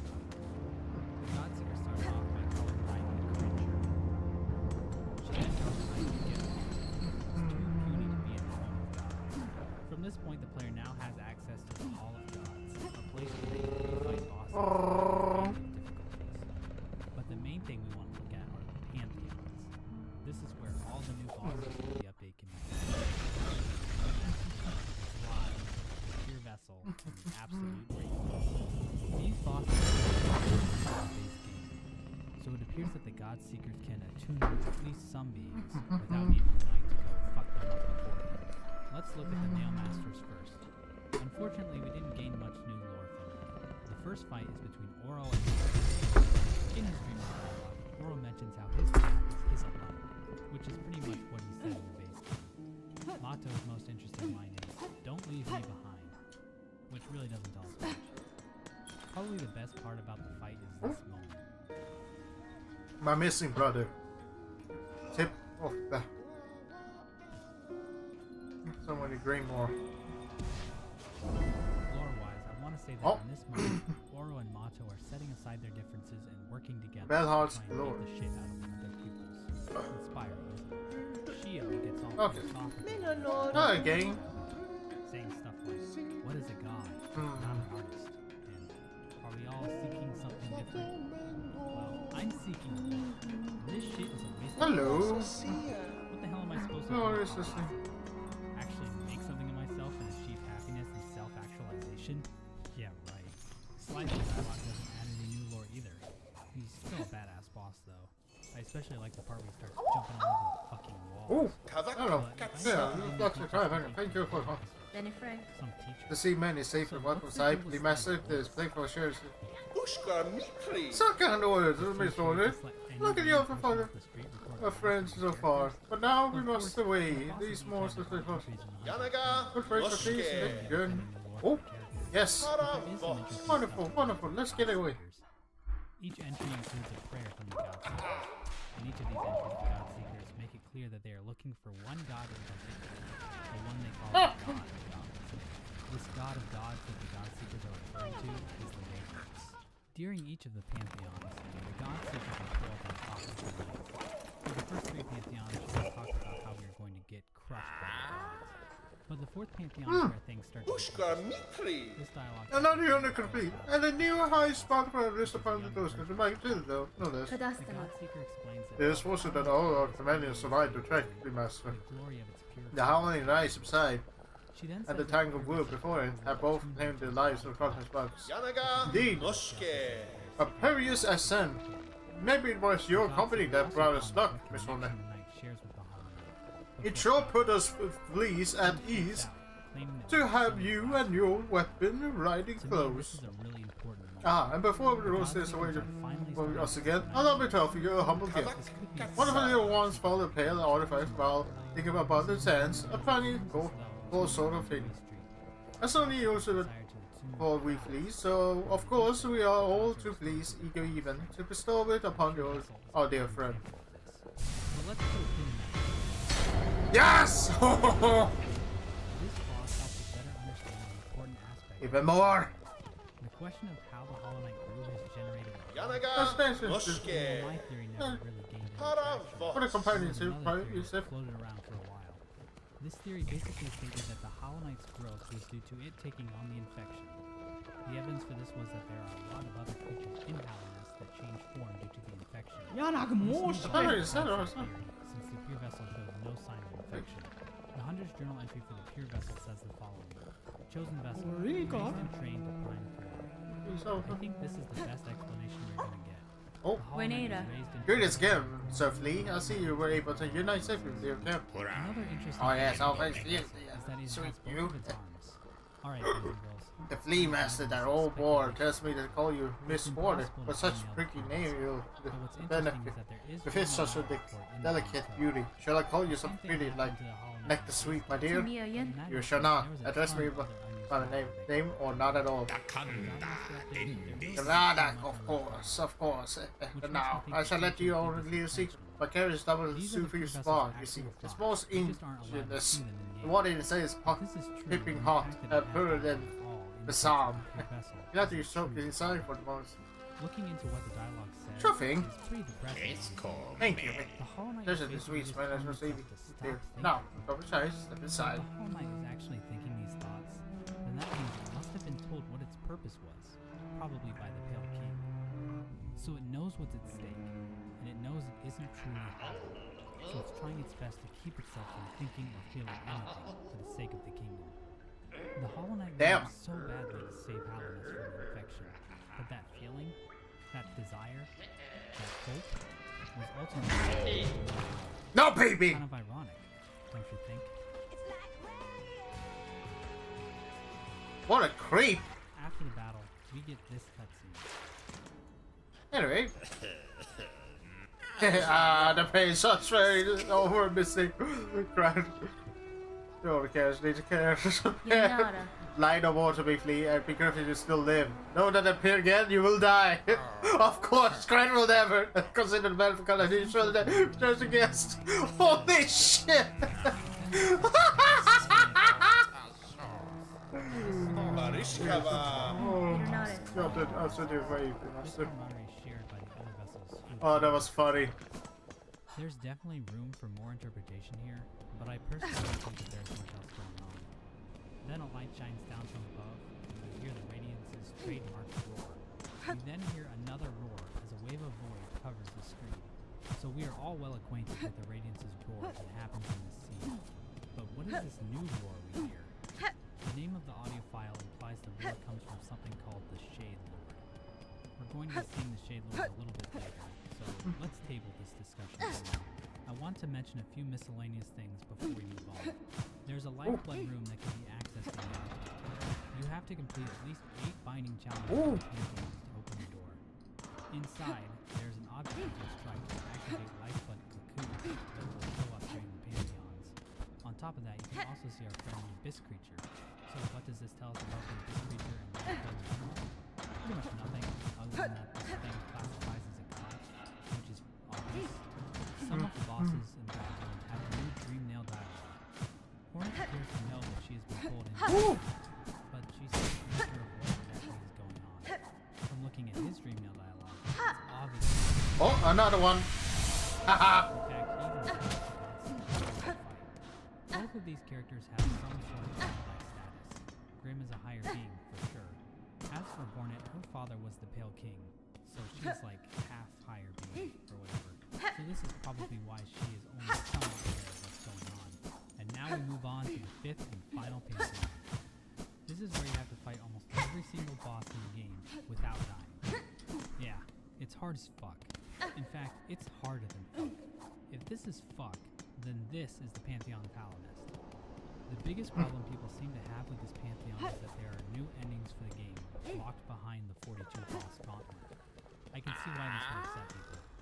Personally, I don't think Team Cherry made the wrong choice by putting in such a difficult challenge, but I also wouldn't be mad if they made it a little more accessible.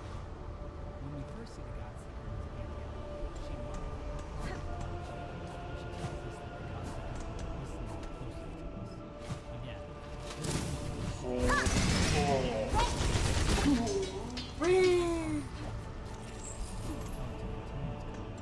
continue its ritual. See the Godseeker talking about a few of the other gods of Alchemist. Okay, so I don't know why I've been pronouncing his own. The spelling clearly indicates that it's not. I guess the tone just sounds more like the name of Basically, the Godseeker confirms that Anna's strength has faded from where it once was. This explains why she stopped appearing to her children in Green Path. The next god we see missing out in the party is the White Lady. The Godseeker says that the White Lady is usually able to go through the process, as if she were intentionally diminishing her powers to avoid detection. If we dream of her, the Godseeker says that Era. What does the Godseeker mean by that? We know next to nothing about the White Lady's origin. Tree lady thing. Finally, we have the Pale King. Pale King's afterglow is heavy, King of Paladin. She also says this: a god so strong, yet erased so completely. How could it happen? I think she's referring to the death of the Pale King here. Now, if you believe that the White Palace and the Kingdom Oh, this motherfucker.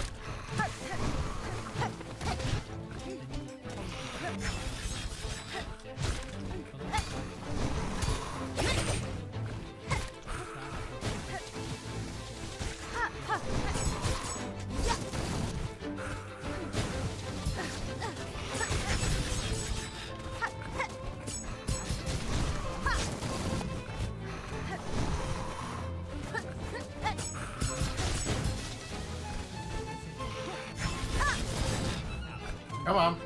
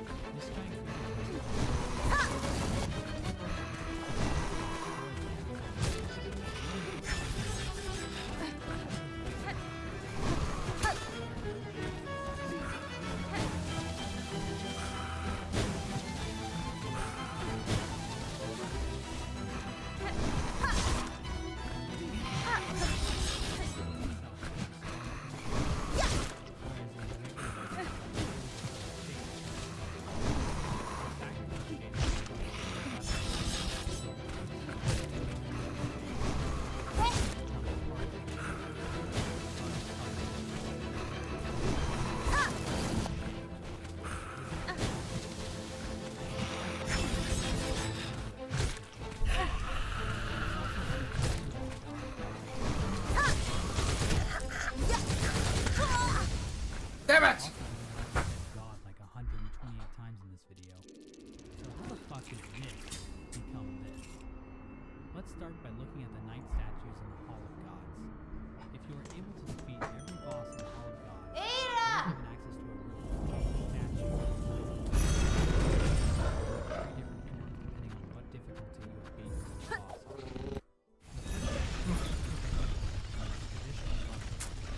Expecting the statue gives you a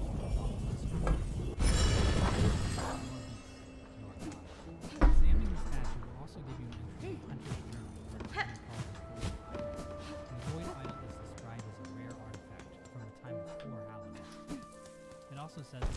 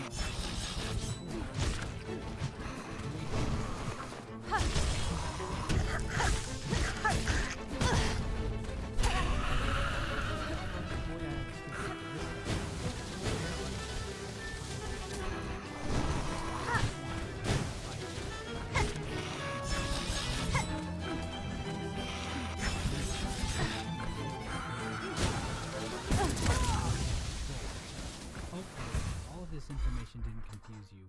I wanted to give you context to all of this, but it's the last statue that I really want to Basically, all we have to figure out is how this is how the Lord Shade came to be.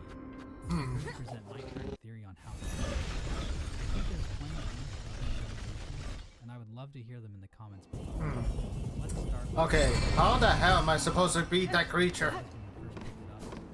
Seek the gods of Hallowness, tune their power, through their strength ascend. Not tune their power, this attunement doing the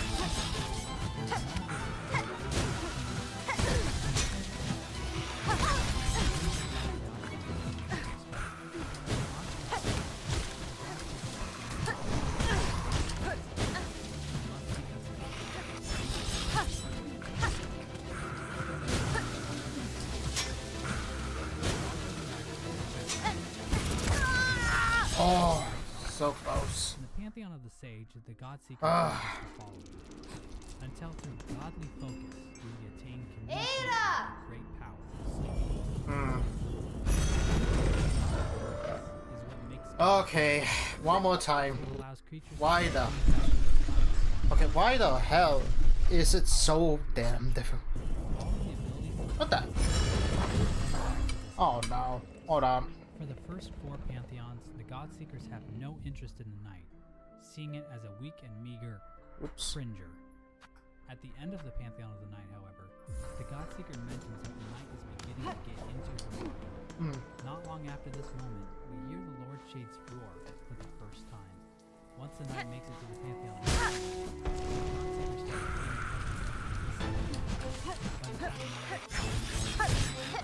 all the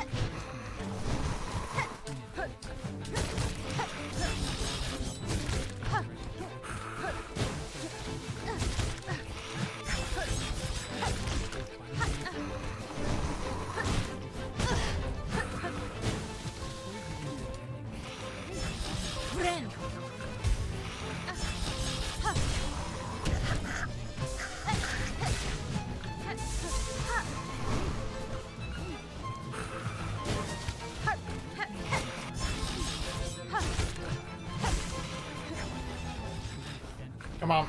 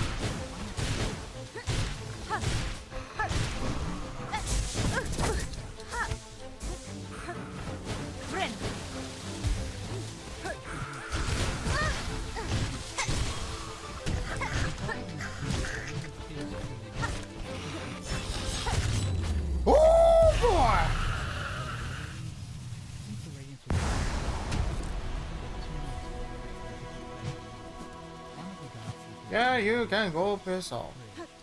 Maybe all the God Seekers did was find a way to bring the God home with the dream inside the heart. Some people have said that the infection is being turned into void, but I think these vines are just normal in that way. Let's talk about the figure approaching Hornet at the end of the cutscene. It's obviously the Hollow Knight. We hear its chains rattling, we see the bottom part of its shell, and we also see its smell. And since the radius is dead, the Hollow Knight would presumably no longer be infected. But this does raise the question, how the fuck did the Hollow Knight free itself from the chains? This doesn't make a lick of goddamn sense to me. Seriously, did it somehow pull off some sort of stable maneuver? I mean, it was after all, ending it with Hornet just standing there like a gun but it still bothers me. This ending totally caught me off guard. I actually thought the DLC was going to be different. In fact, I have a whole video where I go through and predict what I thought would happen. Luckily, I was too lazy to get that done before this update came out.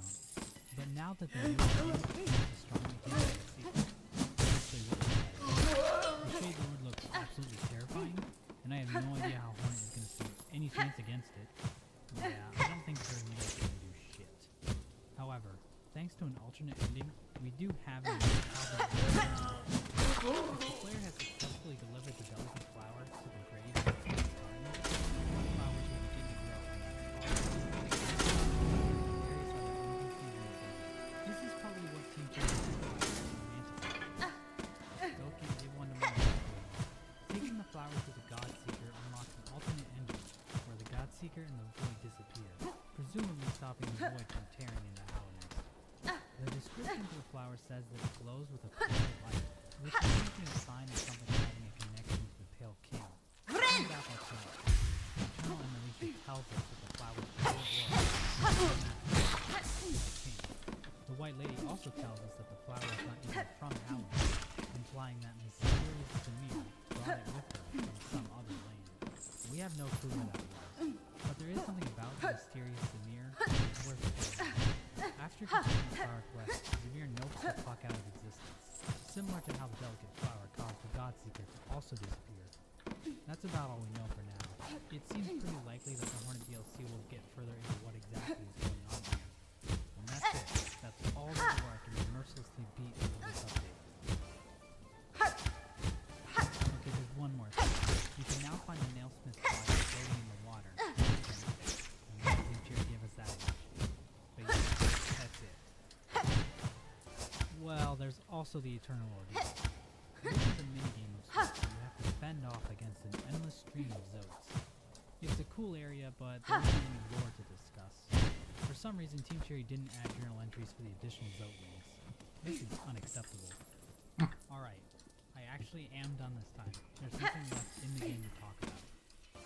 But there is something not in the game that I need to talk about. Glorified charms. In case you hadn't noticed, they kind of don't actually exist. Rumor is these charms would have required the entire game to be reworked so that they wouldn't completely break everything.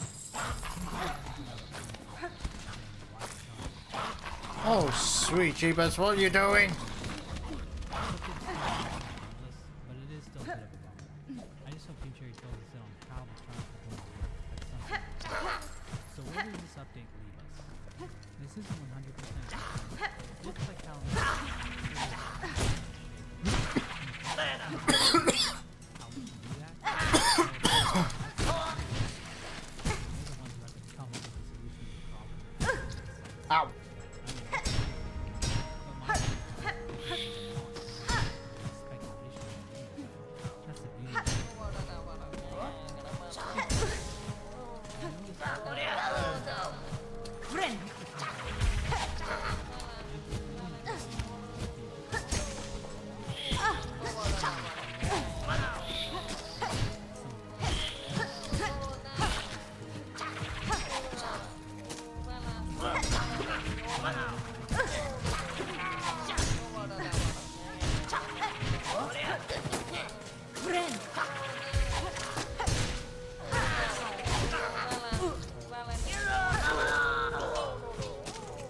Hey, you.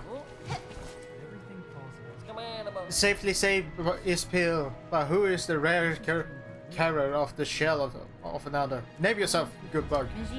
I am Hornet Pale. Your brother wished you to return to Belhark, where he awaits you. I'm sure he is eager to see you alive. Young Tip, hi was always. Blessed I am for the cares and with you and Miss Hornet. I'm lucky, Bugs, it's me.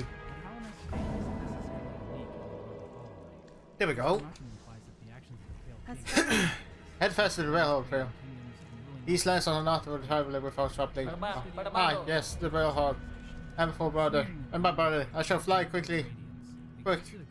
If you pass the way again, stop and give a greeting. But for the most part, people online call it the ancient civilization.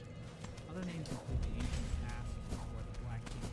In my humble opinion, all of those names suck. Some can call it the Void Kingdom. Now we don't know if it's a literal kingdom. For all we know, it might be more accurately called a Void Anarcho-Symbolical Commune. For the sake of simplicity, we're just going to call it the ancient civilization, the Void Kingdom. Discussing the Void Kingdom is the game gives us so little information. After all, the civilization is said to be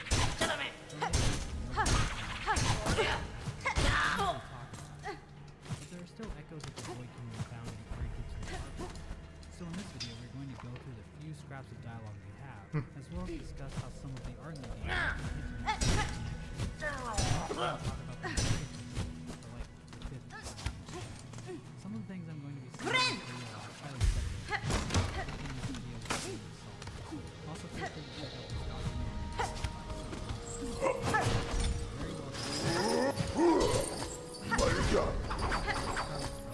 Very well done. In the journal entry, he says, inspired by man, they devoted their worship to no glory, or power, or strength, but to the very darkness itself. These void idols are described as being from before Hellfest, and they are designed to contain void within them. But why on earth would bugs want to worship the darkness? Are they like Satan worshippers? Do they eat babies? Did they vote for Rick Scott? Well, we do have this stream now dialogue from the Shade. This Chozo statue ripoff can be Dreamman if the knight has the local dream. Dreamman in the Shade Beast with Kane and Void art is the following. Void. Power. Without limit. So according to this guy, Void contains power. Which is kind of weird considering the Lem quote above seems to separate the Void from power. Maybe the power within Void is a result of the Void being worshipped. Similar to how the bosses of Hollow-Knight find stronger forms through the Godseeker's attunement. A slave of sweetest mistress, Which also might factor into why the Void Kingdom. But we'll get to that later. Lem also talks about the Void Kingdom discussing the Thank you. He explains that arcane eggs are a treasure relic from the time of Hollow. They prove the existence of this age, alongside the soul tokens found throughout the kingdom. These eggs work similar to Wanderer's journals, acting as a store of information. While Lem can only access the outer layer, ancient bugs were somehow able to reach the information stored deep within. And finally, Lem mentions that the eggs are rumored to contain a will, and that they seek out a bearer. Lem speculates that the eggs themselves are drawn to the night. One final detail about arcane eggs is that they are described as being made of stone. Let's start with the whole concept of arcane eggs containing wills. It definitely sets them aside as being quite unique, but it's not the only example of this phenomenon. When hinting to a knight to go to the ancient basin, the Elder Bug says the following. Did you know the caverns continue even below the capital? Few have ventured that deep, but the details are scant. Those who made it back told them impossibly old structures, and roads formed as though the rock itself possessed a will. In other words, the architecture of the ancient basin was supposedly formed with the will of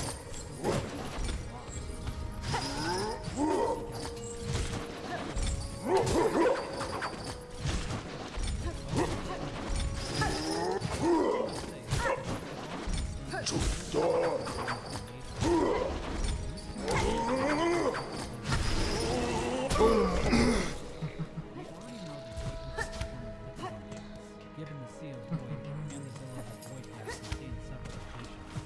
The void can also take on a solid form as well. One clear example of solid void is the void body connected to the heart, as well as the Silksong ocean deepness, and the strange egg in the birthplace of the abyss. Another example of solid void is related to the shade gates found throughout the kingdom. These dark balls look like solid balls of void. These void stones are a little hard to see, being These appear to be modeled after the Pale King's crown, implying that he was responsible for placing the shade gates. Most of the shade gates can be found sporting these artifacts, but there are a few examples in the Abyss showing these stones without the Pale King's additions. Finally, the entrance to the Pantheon of Powerlist also features these void stones. And then we have the Black Egg, with the Hollownizing Prison. Quirrell describes the egg as being made of stone, but in the Dream No More ending, we clearly see the Black Egg turn into shadow and void liquid as it exits the temple. So that's 3 out of the 5 states of matter void can become. Does this mean we might see void plasma at some point, or void Bose-Einstein condensates? Of course, the real question is, do the arcane eggs and the roads in the ancient basin somehow contain void? Proximity of a void would seem to be the main factor that differentiates these rocks from the rocks found in the arcane cave. What else could possibly give them this power? But then again, the arcane is not near as dark in color as the Black Egg, and I sincerely believe that we need to be careful about what we say is void. It's a slippery slope to complete and utter anarchy. So for now, I think we can somehow utilize these well-worn rocks and stone. How exactly these were created, and whether or not the Void Kingdom was directly responsible, remains to be seen. But this leads to another interesting question. Can Void contain a will? If Void can become stone, and stones can contain a will, then why not? I don't think we can say that Void has a will on its own, but there's plenty of evidence to support the idea that Void can be imprinted with a will. The King's Mold seems to carry a prime directive to kill and defend, which might have been placed on them when they were molded by the Pale King. The Shades argue that these wills seem to have originated with the bugs that were originally killed when they were dropped into the Abyss. So again, the will isn't coming from the Void, but it is imprinted on it. Like the Knight, it also contains will, according to Silksong and the Eternal Scripture. We also have the Collector. The Collector is a void being like the Shades, but it shows even greater cognitive ability. According to William in an AMA, the Collector was even capable of drawing a map of the grub locations, showing a high level of intelligence. So where did this will come from? A likely candidate appears to be the Husk Dandy in the Queen's Garden, who implies that spending time with the Collector changed the both of them in some way. But this is pretty speculative though. At the very least, it's clear that the Collector has some kind of will. Finally, let's talk about the void tendrils that flap around in the Sea of Void. Void tendrils are these weird shadow creatures that thrash out to the night, that is until it receives the Void Heart. The journal entry for the Void tendrils is obtained in a strange room found on the east side of the Abyss, behind the cave. The room contains some kind of fence, along with a strange formation in the wall. Inspecting the formation gives you the journal entry, along with the following prompt: an imprint of Abyss given form. We've seen this phrase given form before in Hollow Kings. The phrase void given form is used to describe the statue of the Knight as it appears in the Dream No More ending. So is void equivalent to an imprint of Abyss? Wait. From the void temple to the Knight? Hold on. Well, I'm not sure what else an imprint of Abyss would even look like. Like, what is this shit? I've literally stared at this thing for the last 18 months of my life, and the only thing I can see is Florida, the state in which Rick Scott is currently governor. We don't really know why the void tendrils live in the Sea of Void, or what their purpose was, but they might be the culprits responsible for convincing the bug in the Abyss lighthouse to turn off the light, which might imply that they know. So where did these abominations come from? I think it's likely that the void tendrils were created by the Void Kingdom. First of all, given form implies that the void didn't manifest in the tendrils itself. Second, the journal entry for the Void tendrils seems to be referring to the Void Kingdom. The books of Hallownest sometimes wondered whether there were other, older, stranger kingdoms deep below them. And for some reason the hunter is omnipotent and omnipresent. This is some pretty strong evidence. Oh. If he thinks the Void Kingdom is relevant to these creatures, then it probably is. Finally, Well, let's see what your brash behavior has brought, Belvin. Just as predicted, this one-piece world sanctuary is now craving of all sorts.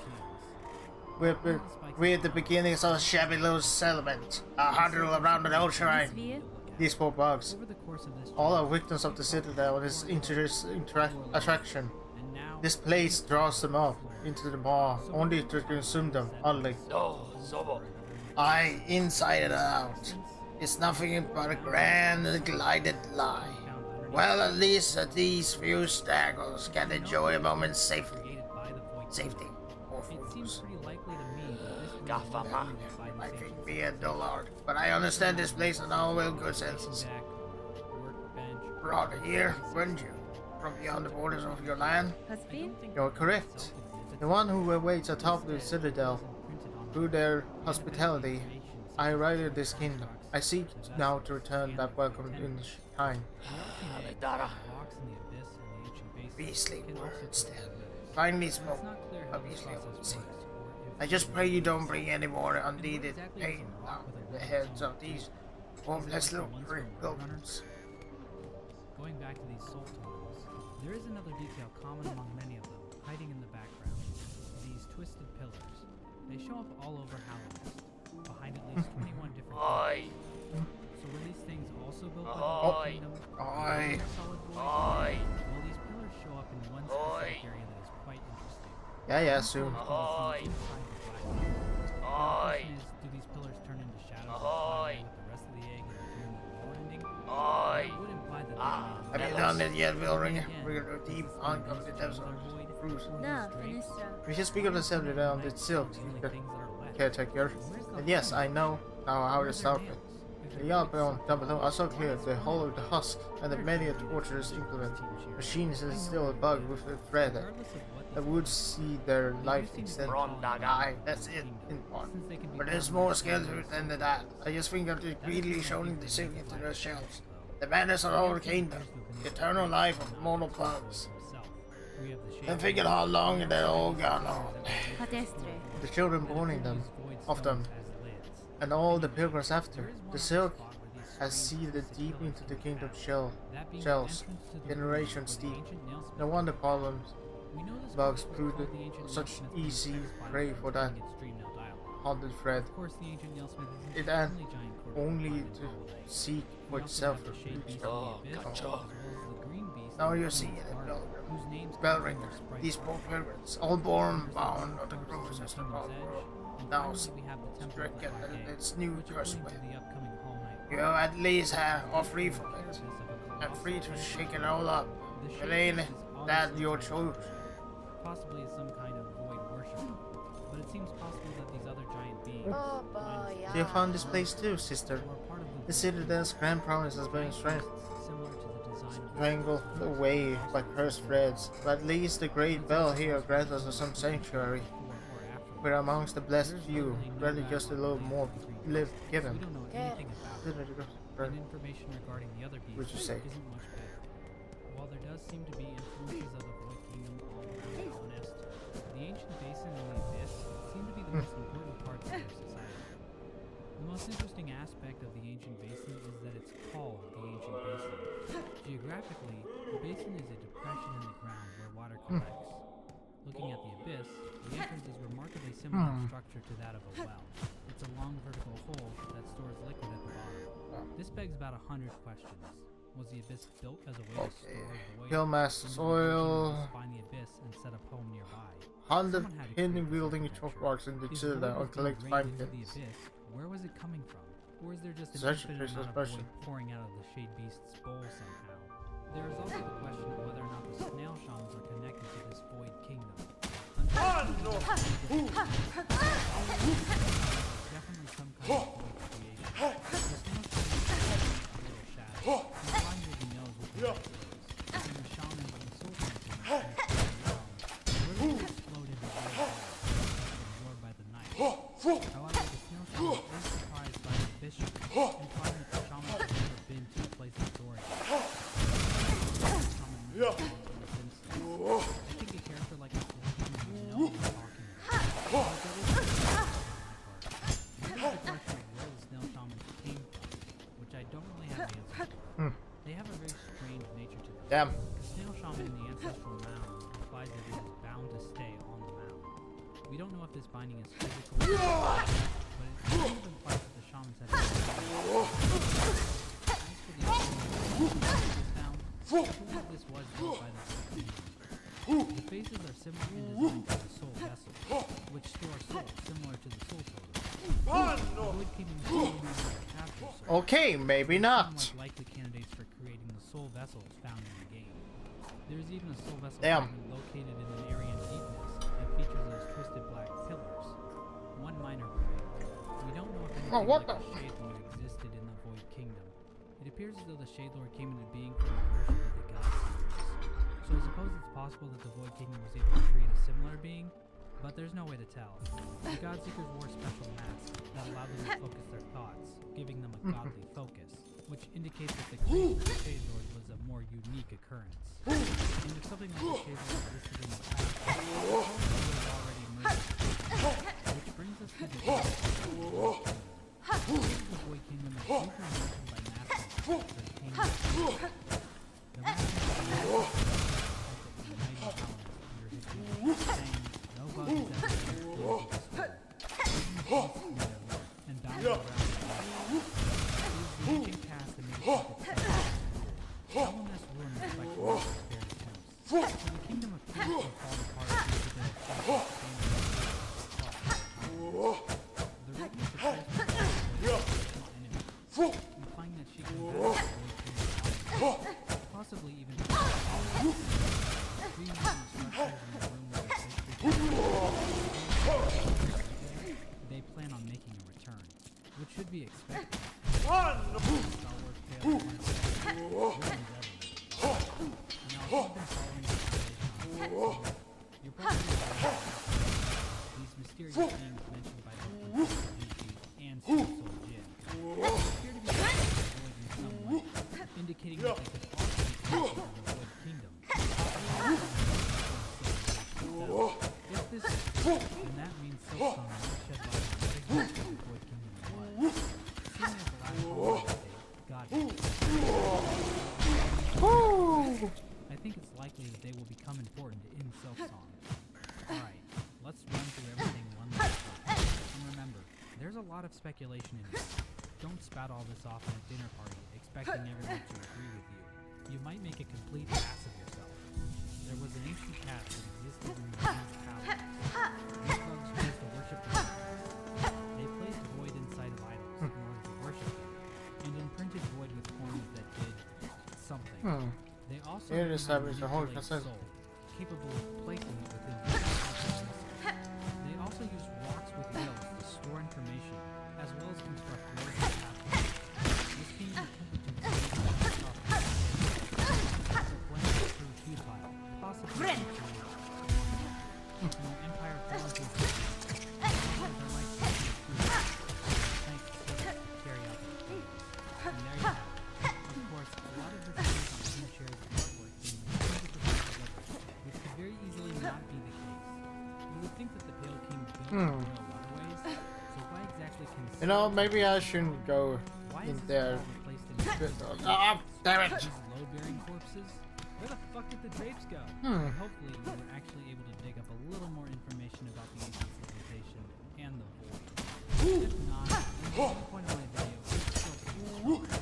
That means Rick Scott this November.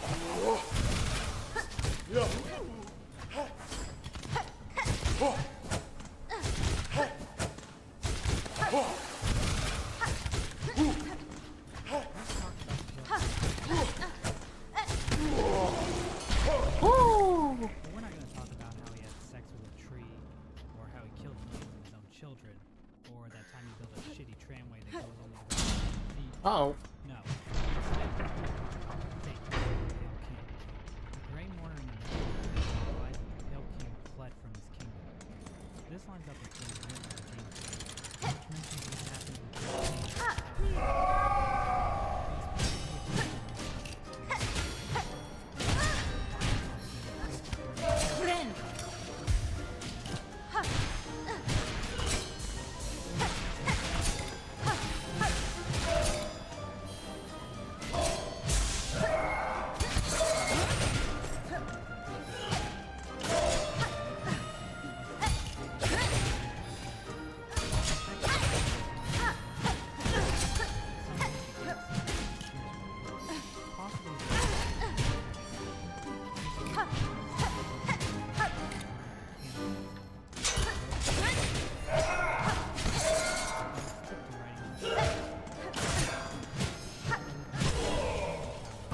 Oh.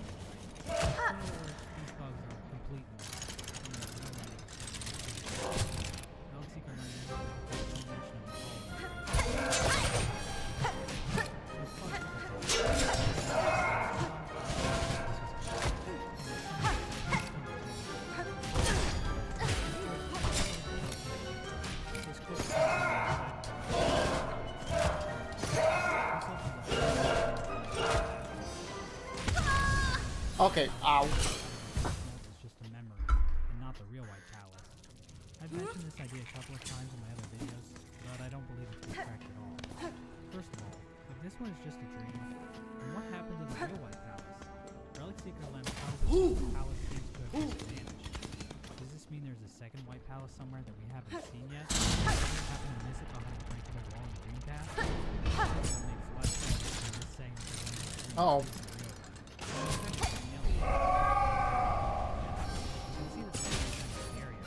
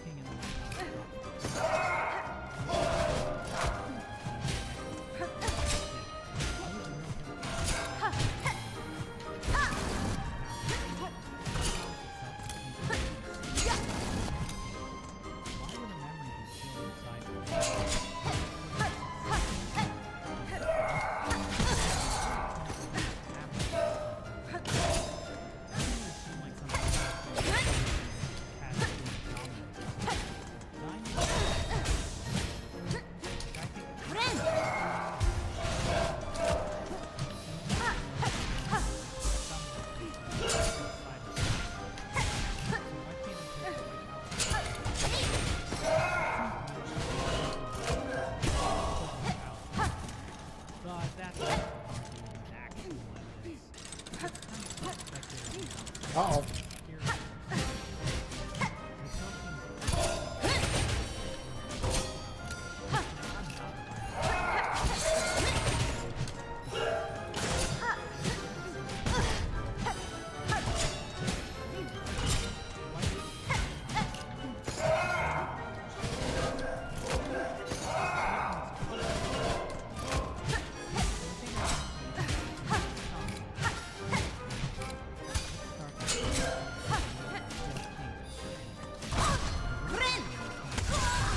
Okay, I was not ready. In this line, I believe that the Pale King is saying that the void is a force opposed to himself. The Pale King is described as a pale light, akin to a radiance. We see that the radiance and the void aren't exactly pen pals. From both her dream and dialogue, completely fucks her up. So it would make sense that the void was also enemies with the Pale King. Or it might be that the void poses any sort of threat. It appears as though some bugs have been killed by the void. Regardless, I think it's safe to say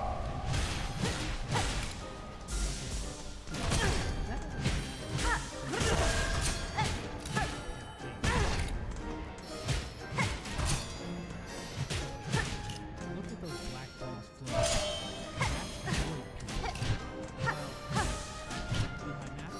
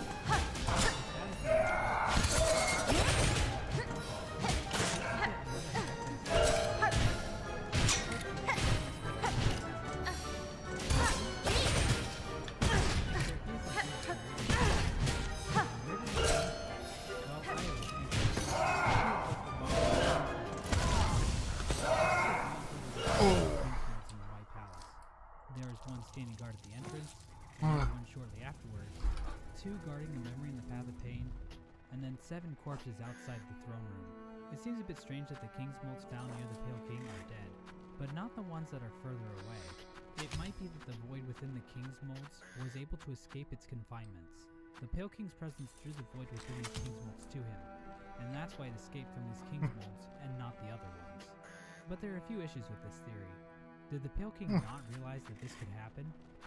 We sort of have to concede that the Pale King is an idiot for this theory to work. And while he might be kind of an asshole, I don't think he's an idiot. On top of that, the King's Mold corpses have pools of void around them. So is the void even moving into the throne room? Or does it just do nothing? So that's one possible theory. Not exactly airtight, but I think it's plausible. However, there is one more King's Mold we need to talk about. The corpse found in the ancient basin. Like I said earlier, this King's Mold was used by the Pale King to hide himself and his castle. So this corpse is quite different from the corpses found in the throne room. This King's Mold has giant It seems to me that this is way more void than you would get from one King's Mold. I think these tendrils are seeping into the King's. In other words, the void from the abyss actually made its way into the dream inside the King's Mold, which the Pale King. Now that's dedication, I must say. This theory also brings more significance to the life of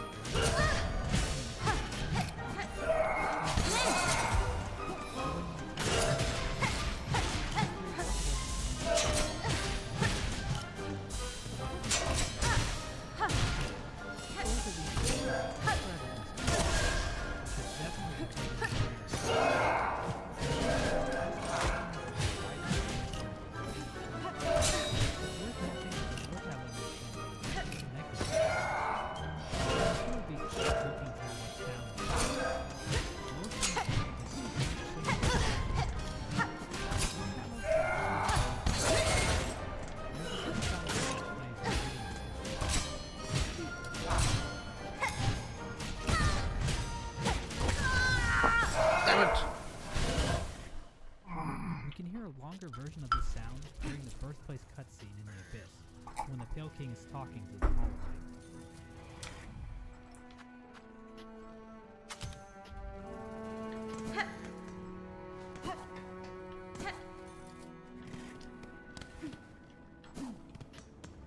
This voice clip is we can hear a man's voice, which is probably the Pale King, but then there is a strange breathing.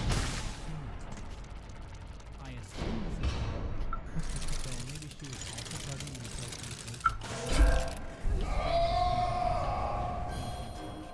This is the same sound you can hear while on the War tablet, but in the workshop it's much louder.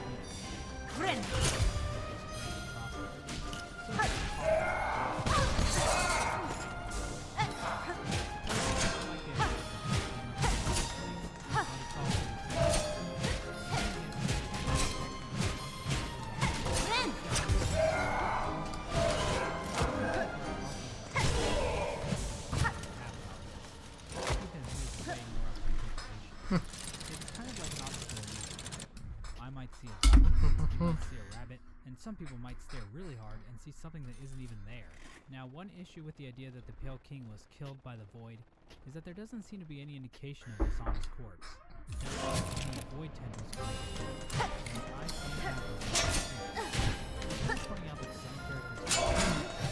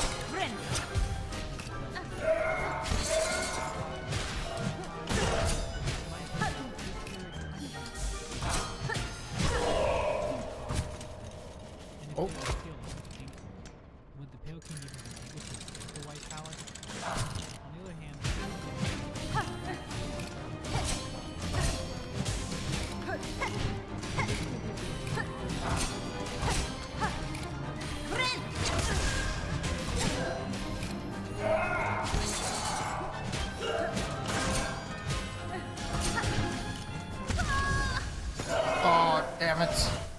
The Pale King most likely went into hiding during the infection by placing his white palace inside of the mind of a king's. There, he either withered away or died, transformed into a new being, or something completely random that Team Cherry decides to add into the Hornet DLC. Strong evidence that there is in fact this world might have something from the throne.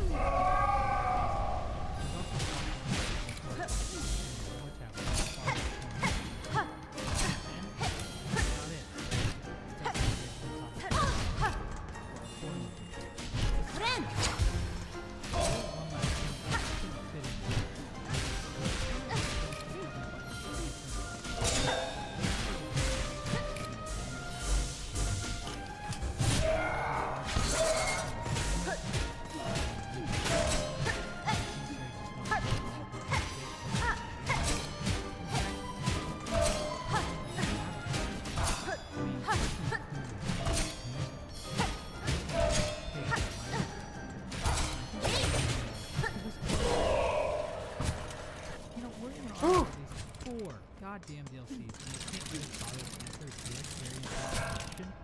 That's ridiculous. It's like they don't even care about it.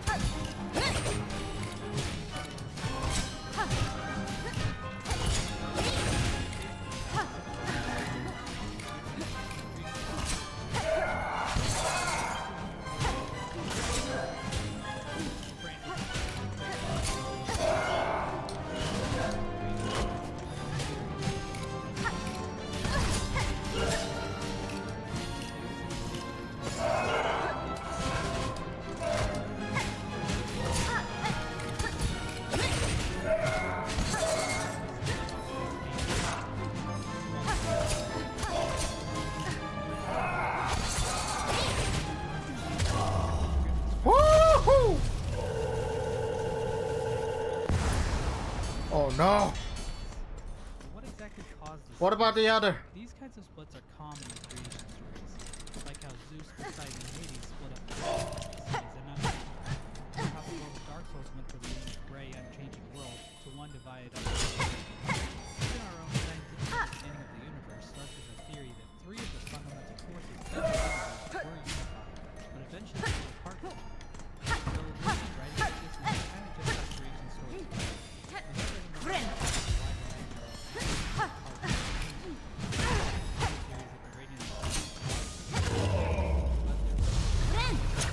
This poor thing. Defeat the clockwork dancers. So whether this split was natural or caused Man. by the action of some higher being, chances are we'll Automation, automation, maidens of impeccable constructions, welcoming entrance of their chamber with a display of deadly dance, 2 clockwork bugs, and yet the soul seems singular, a sad yet masterful imitation of life, imbued inside shells of iron. Similar to how the radiance is composed of light similar to essence. And while the Nightmare Heart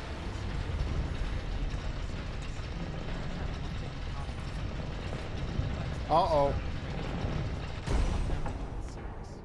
In order to survive, the Nightmare Heart needs to conduct a ritual involving the Grim Troop, so that it can feed off the flames of ruthless Pilgrim of Hell Eternal, you rare chosen who have ascended to the final threshold. Listen to your wish, deliver it, that you may rise above and see the pilgrim ascend. We will hear the song of the architects, and the core of our Citadel. They who sustain our realm, its walls, its floors, and its voice, even as others fall silent.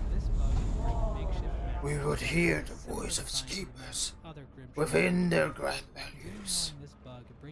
They who guard the history, our prayers, and our secrets across the ages. We would hear the melody of the conductors high on in their gleaming towers. They're bearing the heaviest mantle. Who would guide our land even though on the greatness? Brigham of Allah, eternal. Regale us on our threshold song, that you may rise above the worship before the kingdom's divine heart. I'm not sure. Die once they reach a kingdom? Or did this particular bug die before they set up the lantern? We have to dream nail the lantern out of it. Maybe this is a litmus test. Go farther. To have some access to the dream world. Otherwise, they probably wouldn't even be able to interact with any of the Grimkin in the first place. Now, we don't know if these bugs are just sent off in a random direction,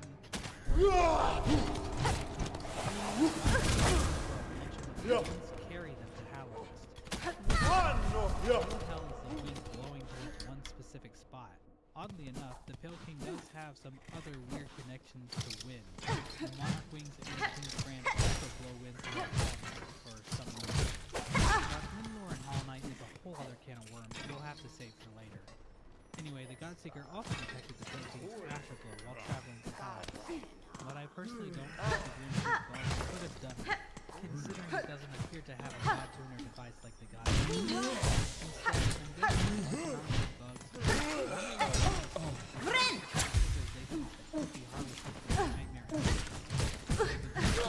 emphasizes just how barren the world of Hallownest really is. The Nightmare King's Greenwell dialogue in God Home hints at this. Shattered nightmare binds. Oh, great. Which is Fantastic. once we light the Nightmare Lantern. I don't think it would be a stretch to say that the Grim Troop is well traveled. And as it turns out, the Grim Troop might give us a look at what the world outside Hallownest really looks like. There's a secret room do some tricky wall jumps. In this room we can see some chests, a pile of masks, and this strange construction. Now there are two theories as to what this thing might be. At the very least, we know it's important because there is a seal protecting it. One idea is that it is some kind of device that can move the tent between the real world and the nightmare world. Or it could somehow be related to spotlights and other stuff. But if we look at the in-game art files, the assets of this device are sharp. So I think this device is actually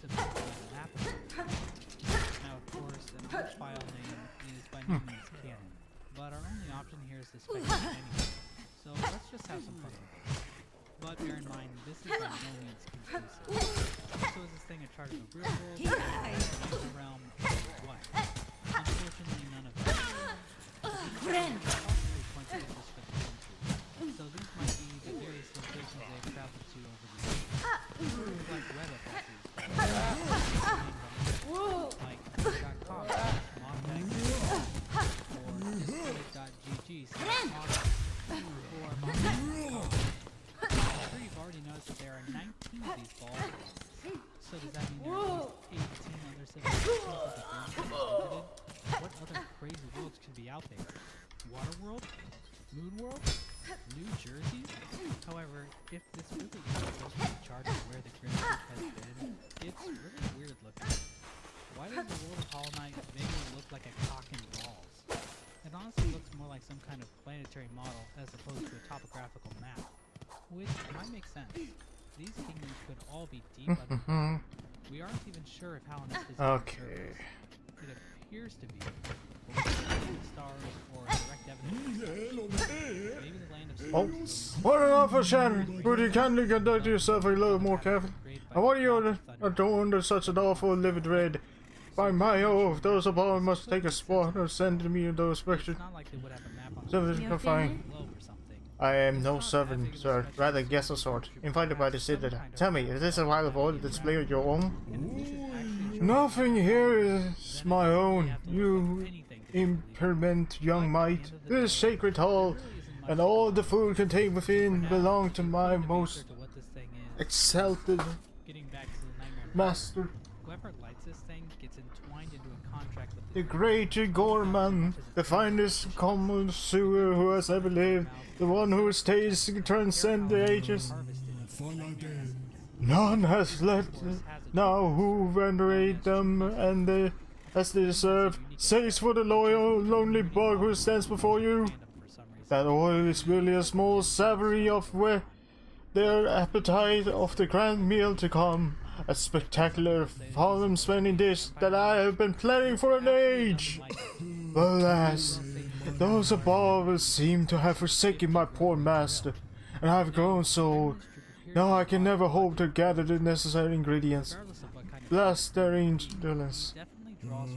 Still you tarry here, welcome call yourself guest. If you die to claws of work, put them in service and accept them. My master serve you need. Yes. Oh! Great for taste of hell. I will check the ingredients you decided for a price. The oil you keep here may confuse me. Promise it a reward and your master shall its meal. So to spoil the bargain in the benefits of host, but so be it. Fetch me the ingredients and you shall have the pail or condiment of yourself.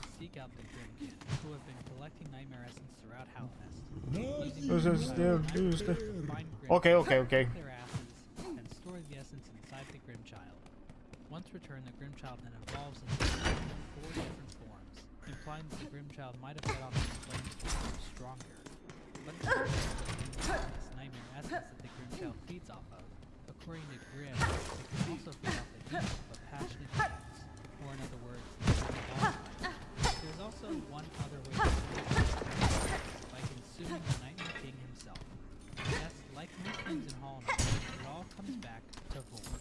The Nightmare King can be fought after collecting 6 sets of scattered all throughout Hallownest. Once this is done, Grim can be found sleeping on the far side of the tent. Grim takes the night to the Nightmare Realm. There we can find the Nightmare surrounded by Grim kin warriors. We then see the Nightmare Heart suffer from a pretty severe myocardial rupture. Damn. Nightmare King Who left the Who left the kitchen like this? Basically just a much faster version of the Troop Master Grim, with more flame on his attack. According to more poetry, the Troop Master turn away the Nightmare King and feed it to the Grimchild. Once this is accomplished, the Grimchild's eyes will burn brightest with the flame of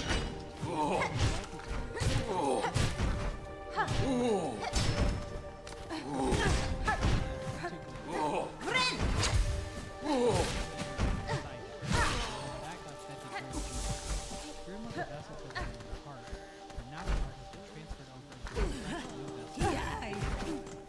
From here, the Grimchild will grow into a and then away and never call home again.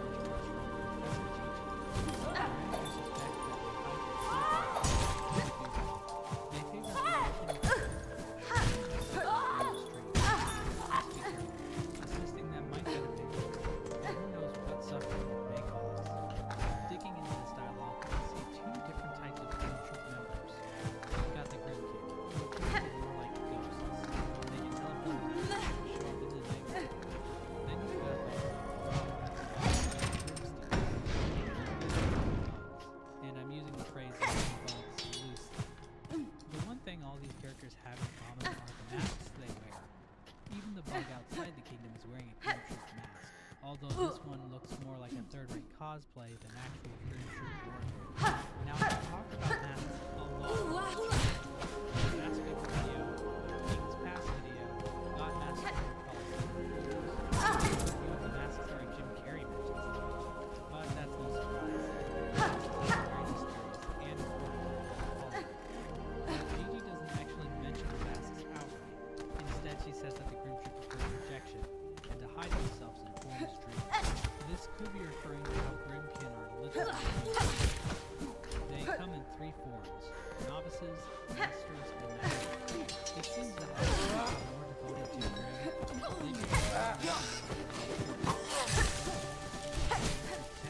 These masks appear to be real physical. This might imply that the Grimkin use masks as projected. Perhaps that is even the case with Grim himself. But that claim is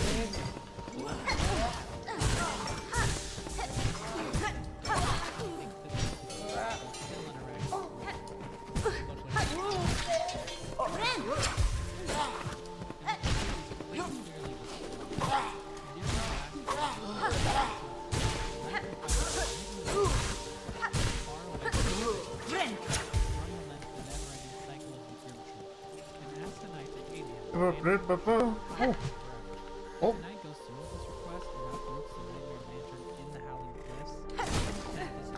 And next the bench we find a very different looking girl under a new name, Nim. Nim makes a very clear note on how the mask was wearing affected him.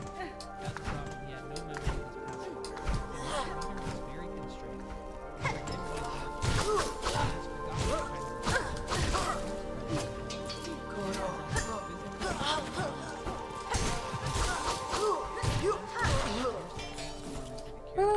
charm, which grants protection to anyone who wears it. You can see that the mask still radiates with the power of the Grim by the flames that come off the Night when it activates.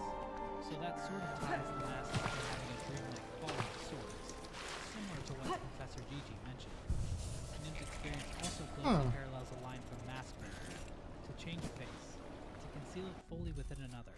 A powerful protection that is, but one with sad consequence. The original mind is destroyed, but a move of striking will may retain a splinter of that skill itself. Nim's mask made him bigger and connected to his dream shape, but his original mind was lost, and it only came back because he fought back against his wishes, remembering that he used to be more than just a vessel. So it seems like these masks basically brainwashed members of the crew to serve the nightmare. Maybe the bugs are all forced to serve the truth, and that might be what Gigi is referring to when she mentions those who would suffer by the the mask maker says he makes the masks for those who ask, and says that the gift is a multitude. The nightmare can use it to make them work for its own good. Of course, looking at the slave on the farm seems like the alternative of trying to provide some wasteland for private pleasure. But it's and since I talked about wrong Olena. Hola, Elena. Dolores. Olena. Intera. Vector. Intera. Dolores. Dolores. Oh, yeah. I mean, from a gameplay perspective, it's nice. But it implies that it doesn't really care if she's a also, I guess she has some more talking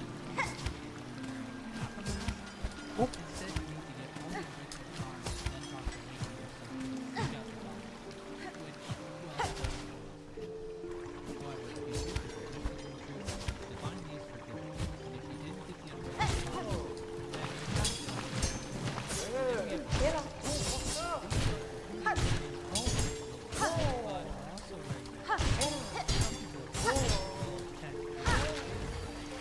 Oh. Come on. It's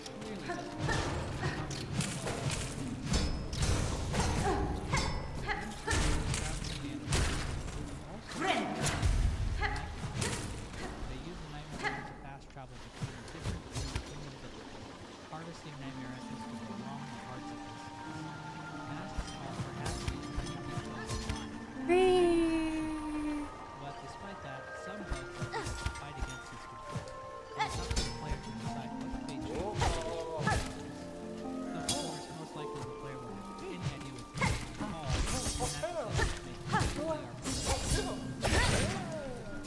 is known by the white lady, despite being from so far. And while Gigi finds her she is still able to pick up on Allora, questo, this helps you realize how Citadel, which might not Vector, Ora Elena, this character is a lot of Citadel, Valores, Delano, Citadel, Delano, Citadel, Ora Elena.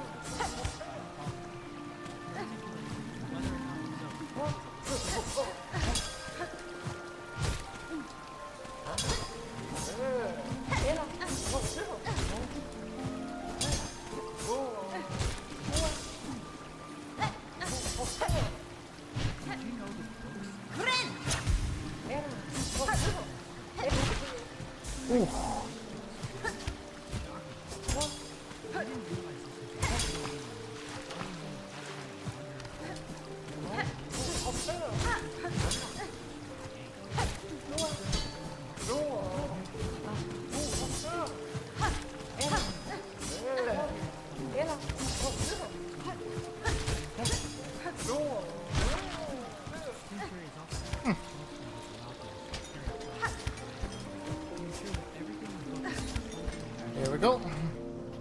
Harry and Ryan were incredibly generous and sent me an advanced copy of the movie. They also sent me a collection of Thanks. Harry Pride's artwork really does justice to great gifts and games rights. I mean, look at this drawing of Silksong. That whole God's description is starting to make more sense now.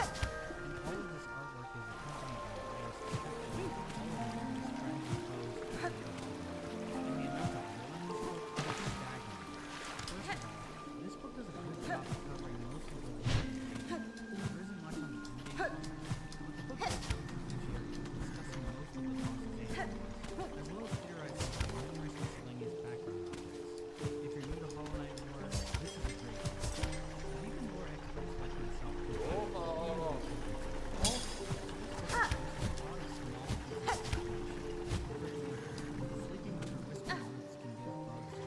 Okay, let's...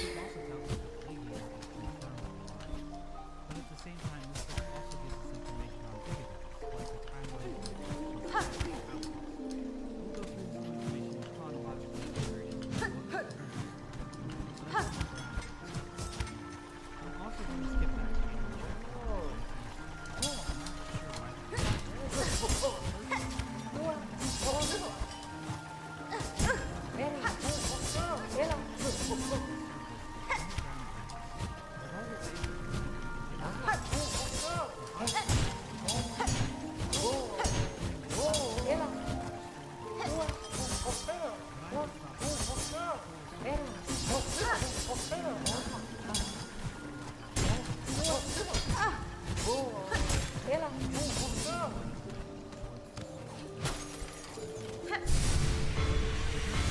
Oh.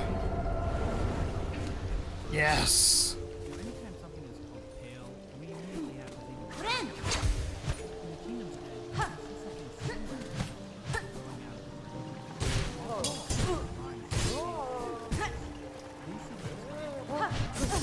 As for why anything like this would be growing in Forgotten Crossroads, I have no idea.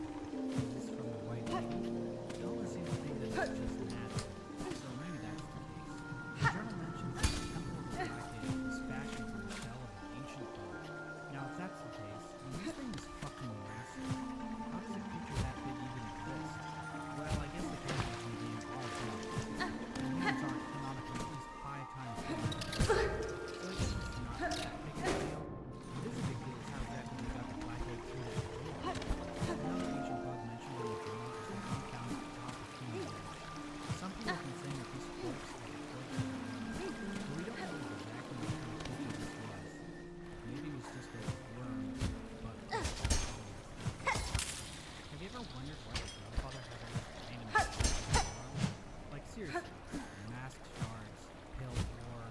Pokemon dildos from Etsy.com. Well, apparently this is a common practice among grubs. They like to collect shiny things and hide them in their burrows. What I find more interesting is that Elena was apparently finding these grubs and choosing not to free them. What an asshole! Next up, apparently Obas are said to be attracted to the resting places of powerful beings. Now this kind of makes sense. Yeah!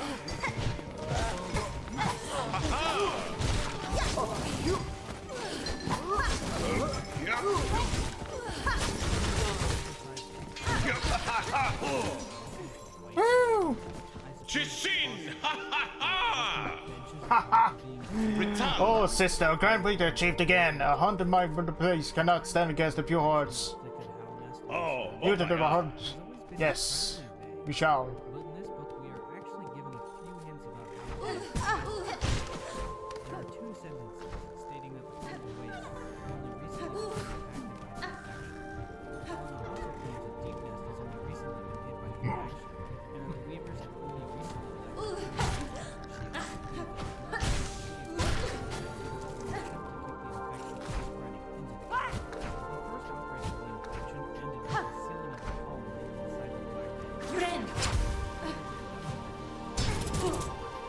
Oh.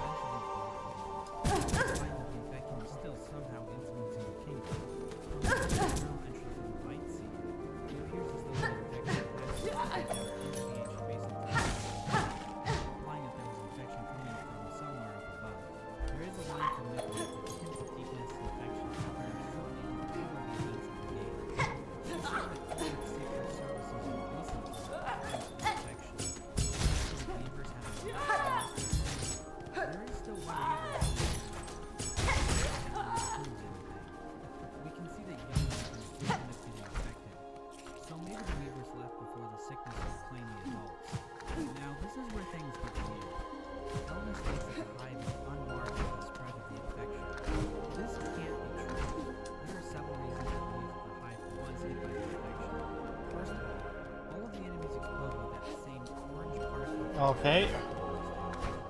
Before I continue forward.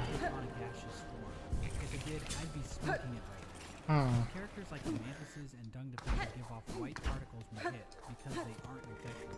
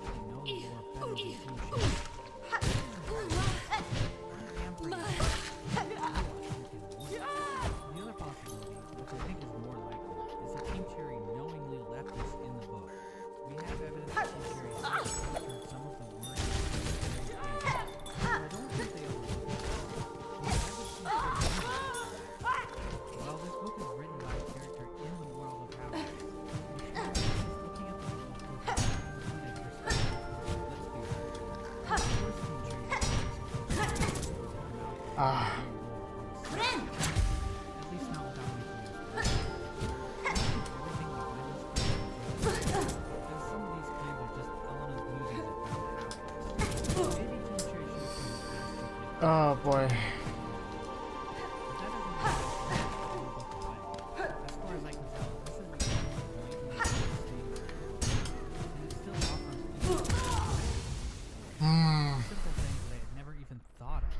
So while this book might have at least one lore inaccuracy, I still think we can glean some information from it. Well, Oh boy. let's move on to Crystal Peak. Now this is an area of the game. The biggest question regarding this area is basically that crystals and the radiance. First, the journal entry for the crystallized husk mentions that there is hidden power within the crystals. They can be used to fire single of light, and they also chemical seal. This is also mentioned by Milo, who claims that she can hear the crystal sing, and that she can almost make it out.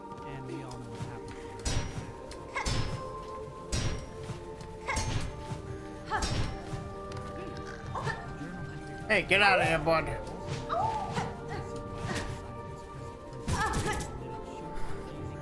Oh, great. Ah, never again.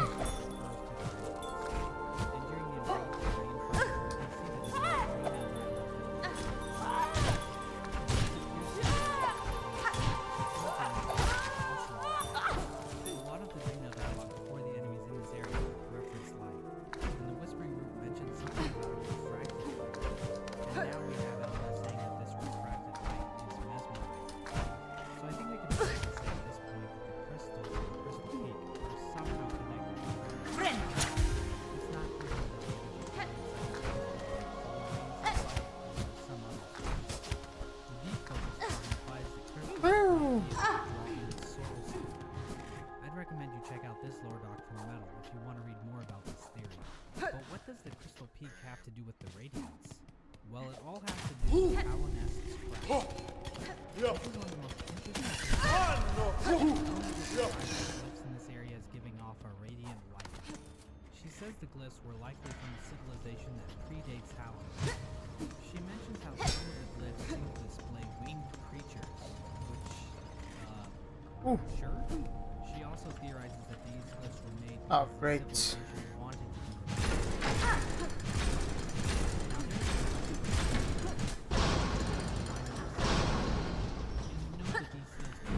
preserve something of big importance.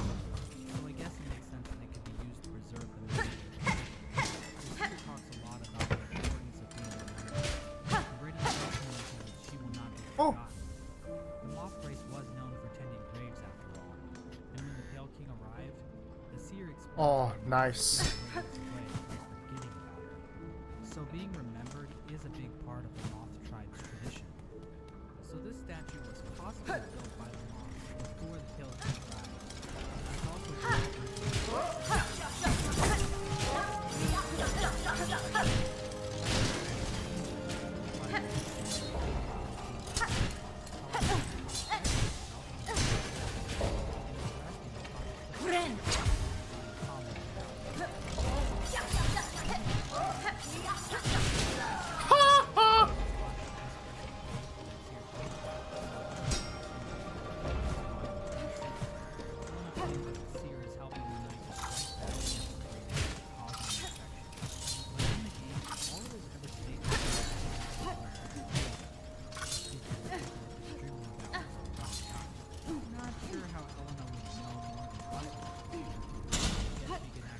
Oh.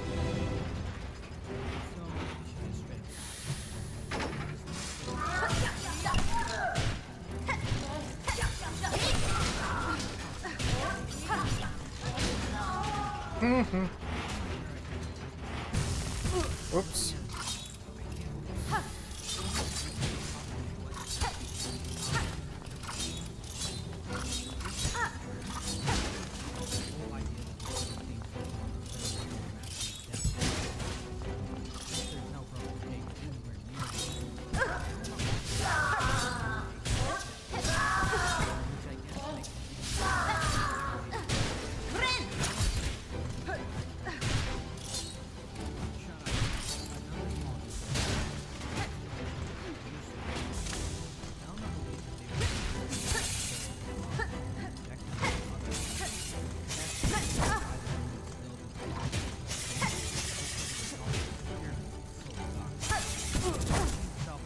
Ow.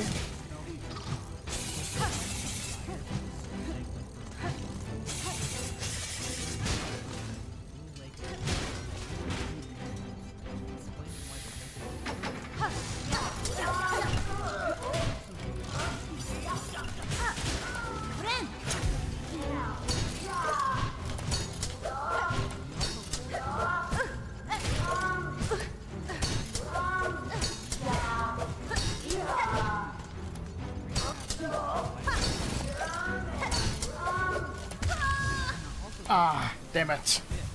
And somehow survive. Ah. She gives us a very interesting description for these strange egg-looking objects, claiming that they are colorless. She also says that it seems they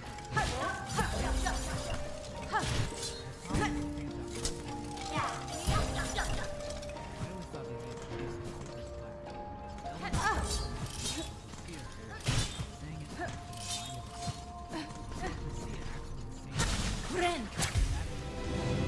Okay.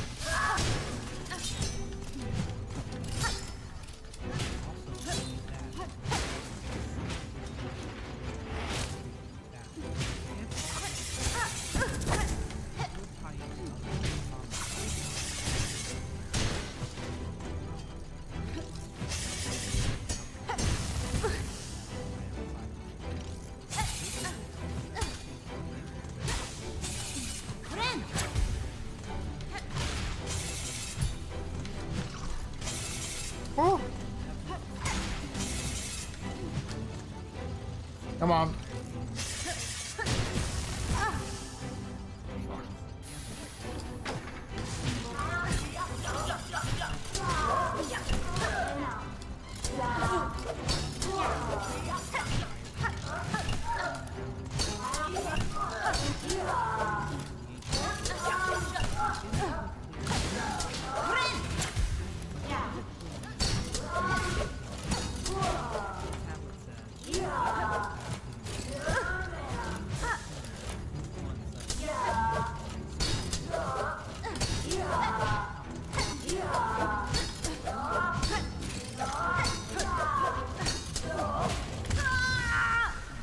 To believe that the phrase higher beings is referring to bugs that the king is granted higher thought to through his beacon. So what does this mean for Ella? Pretty sure she's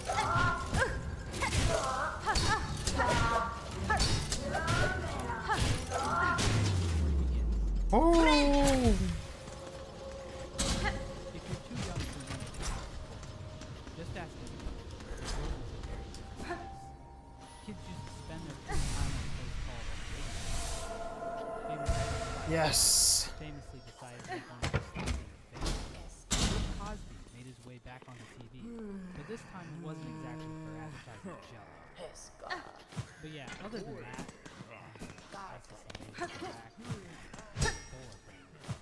first, 2014, but the most important event of the year.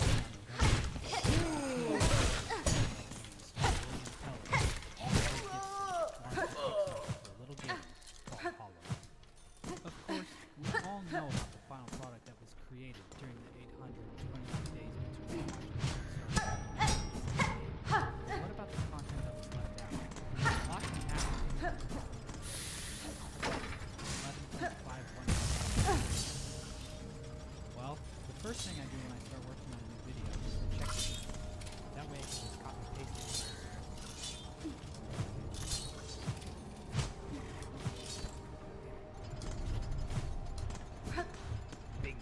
Hmm.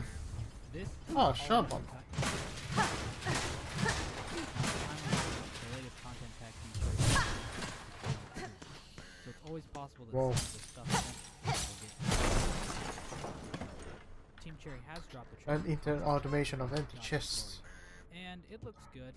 Could use more breadth. Oh wait, But again, we don't know what that's else right. I need to find 2 pieces. might throw some cut content back into the game. So if you see something in this video that is actually in the game, please double check before you go to the comment section and call me a stupid asshole. You did enough of that at home. In Team Cherry's early Kickstarter update, they showcased a variety of content that didn't make it into the game.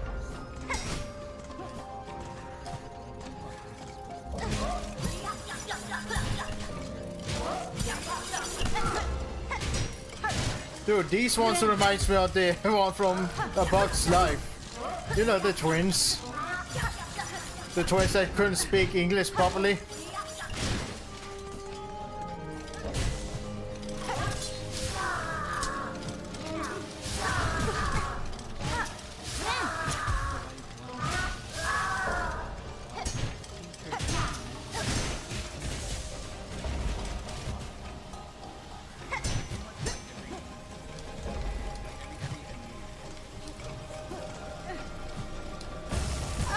Oof.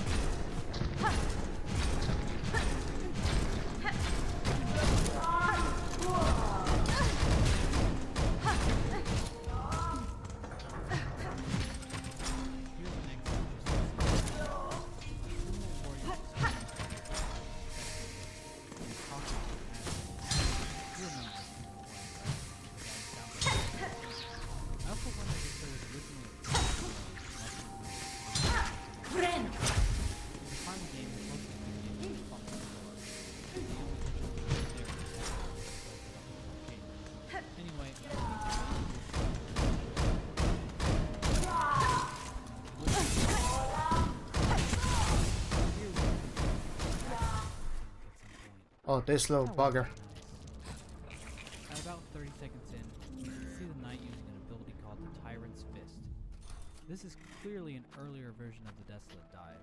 They probably changed it after the spell system was more fleshed out because, you know, you don't really need magic just to fist things. During the fight with the Gruzmother in the Forgotten Realms, we see an interesting statue. The statue is of 3 beings, but the one on the right has been killed. The 2 remaining statues clearly represent the Pale King and the White Lady. As for the identity of the third one,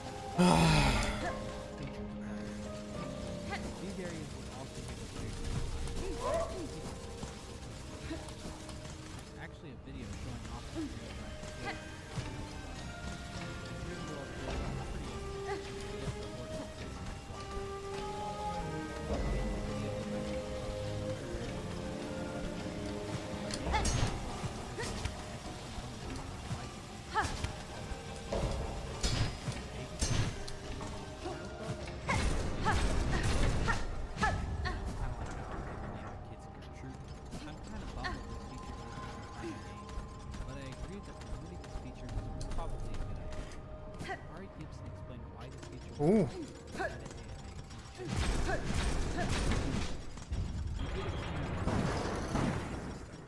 it ended up feeling really disjointed and distracted from exploring the world. The time we saved making dream levels went into more fully fleshing out Howard. It would have been cool to have these little challenges separated from the main game to try out, but then again, we already have the fan favorites, White Palace and all of that. Speaking of things that people love in games, the next game was kind of like something underwater. A different gameplay mechanic like this would have been really cool. Also, it would have made more sense if the jellyfish was all the game. And finally, this one.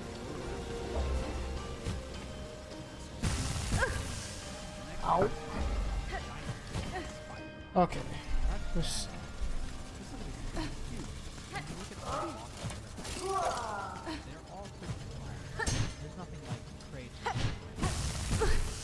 Ooh.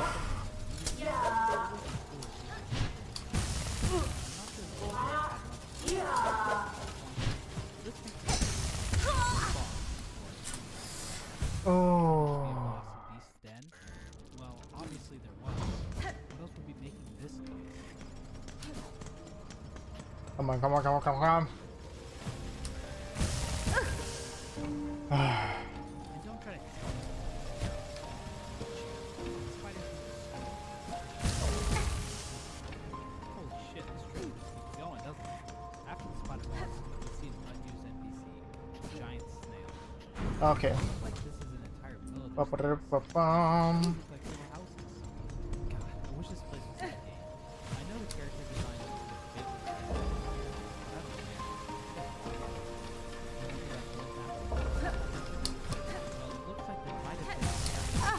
Ouch.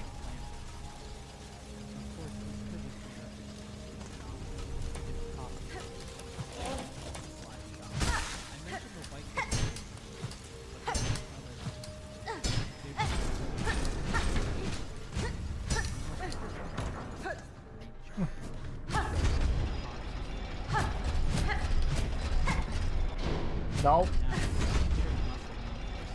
Get me back. There you go. Perfect. I just love the expression on this guy's face. It's so weird that the other hero has a smile. In the final game, he has to melt into the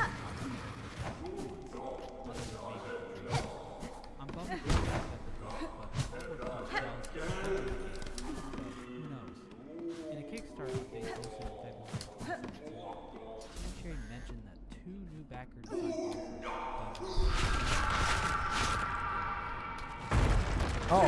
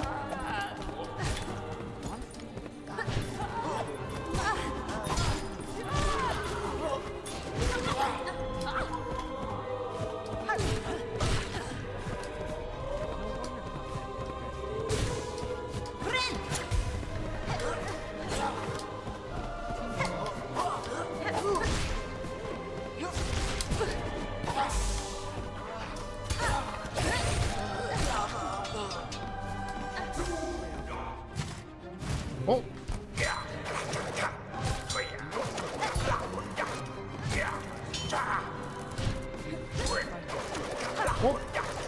Oh. Oh. Woo! That guy's defeated. Older maps of Halamus while the game was still in development. You can see here that the hive is actually connected to Deepness. In the final game, the hive is about as far away from Deepness as you can get, which makes this sequence plausible.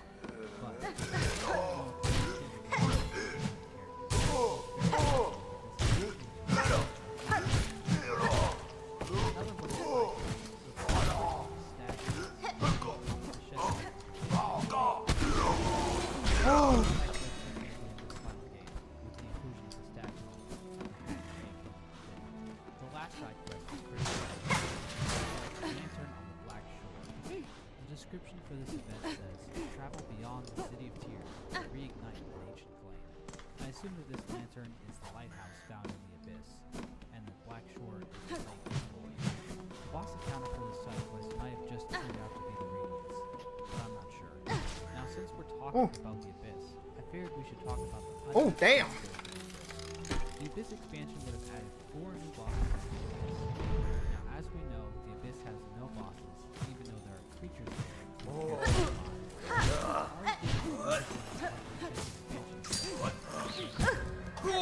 said that the part of the Abyss was just the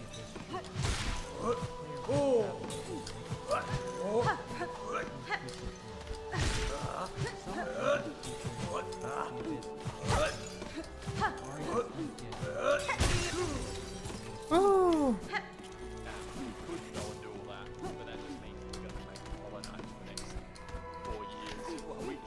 What we really want to do is do all the Hollow Knight that we've promised, and the little extra bits that just really kind of what we're doing,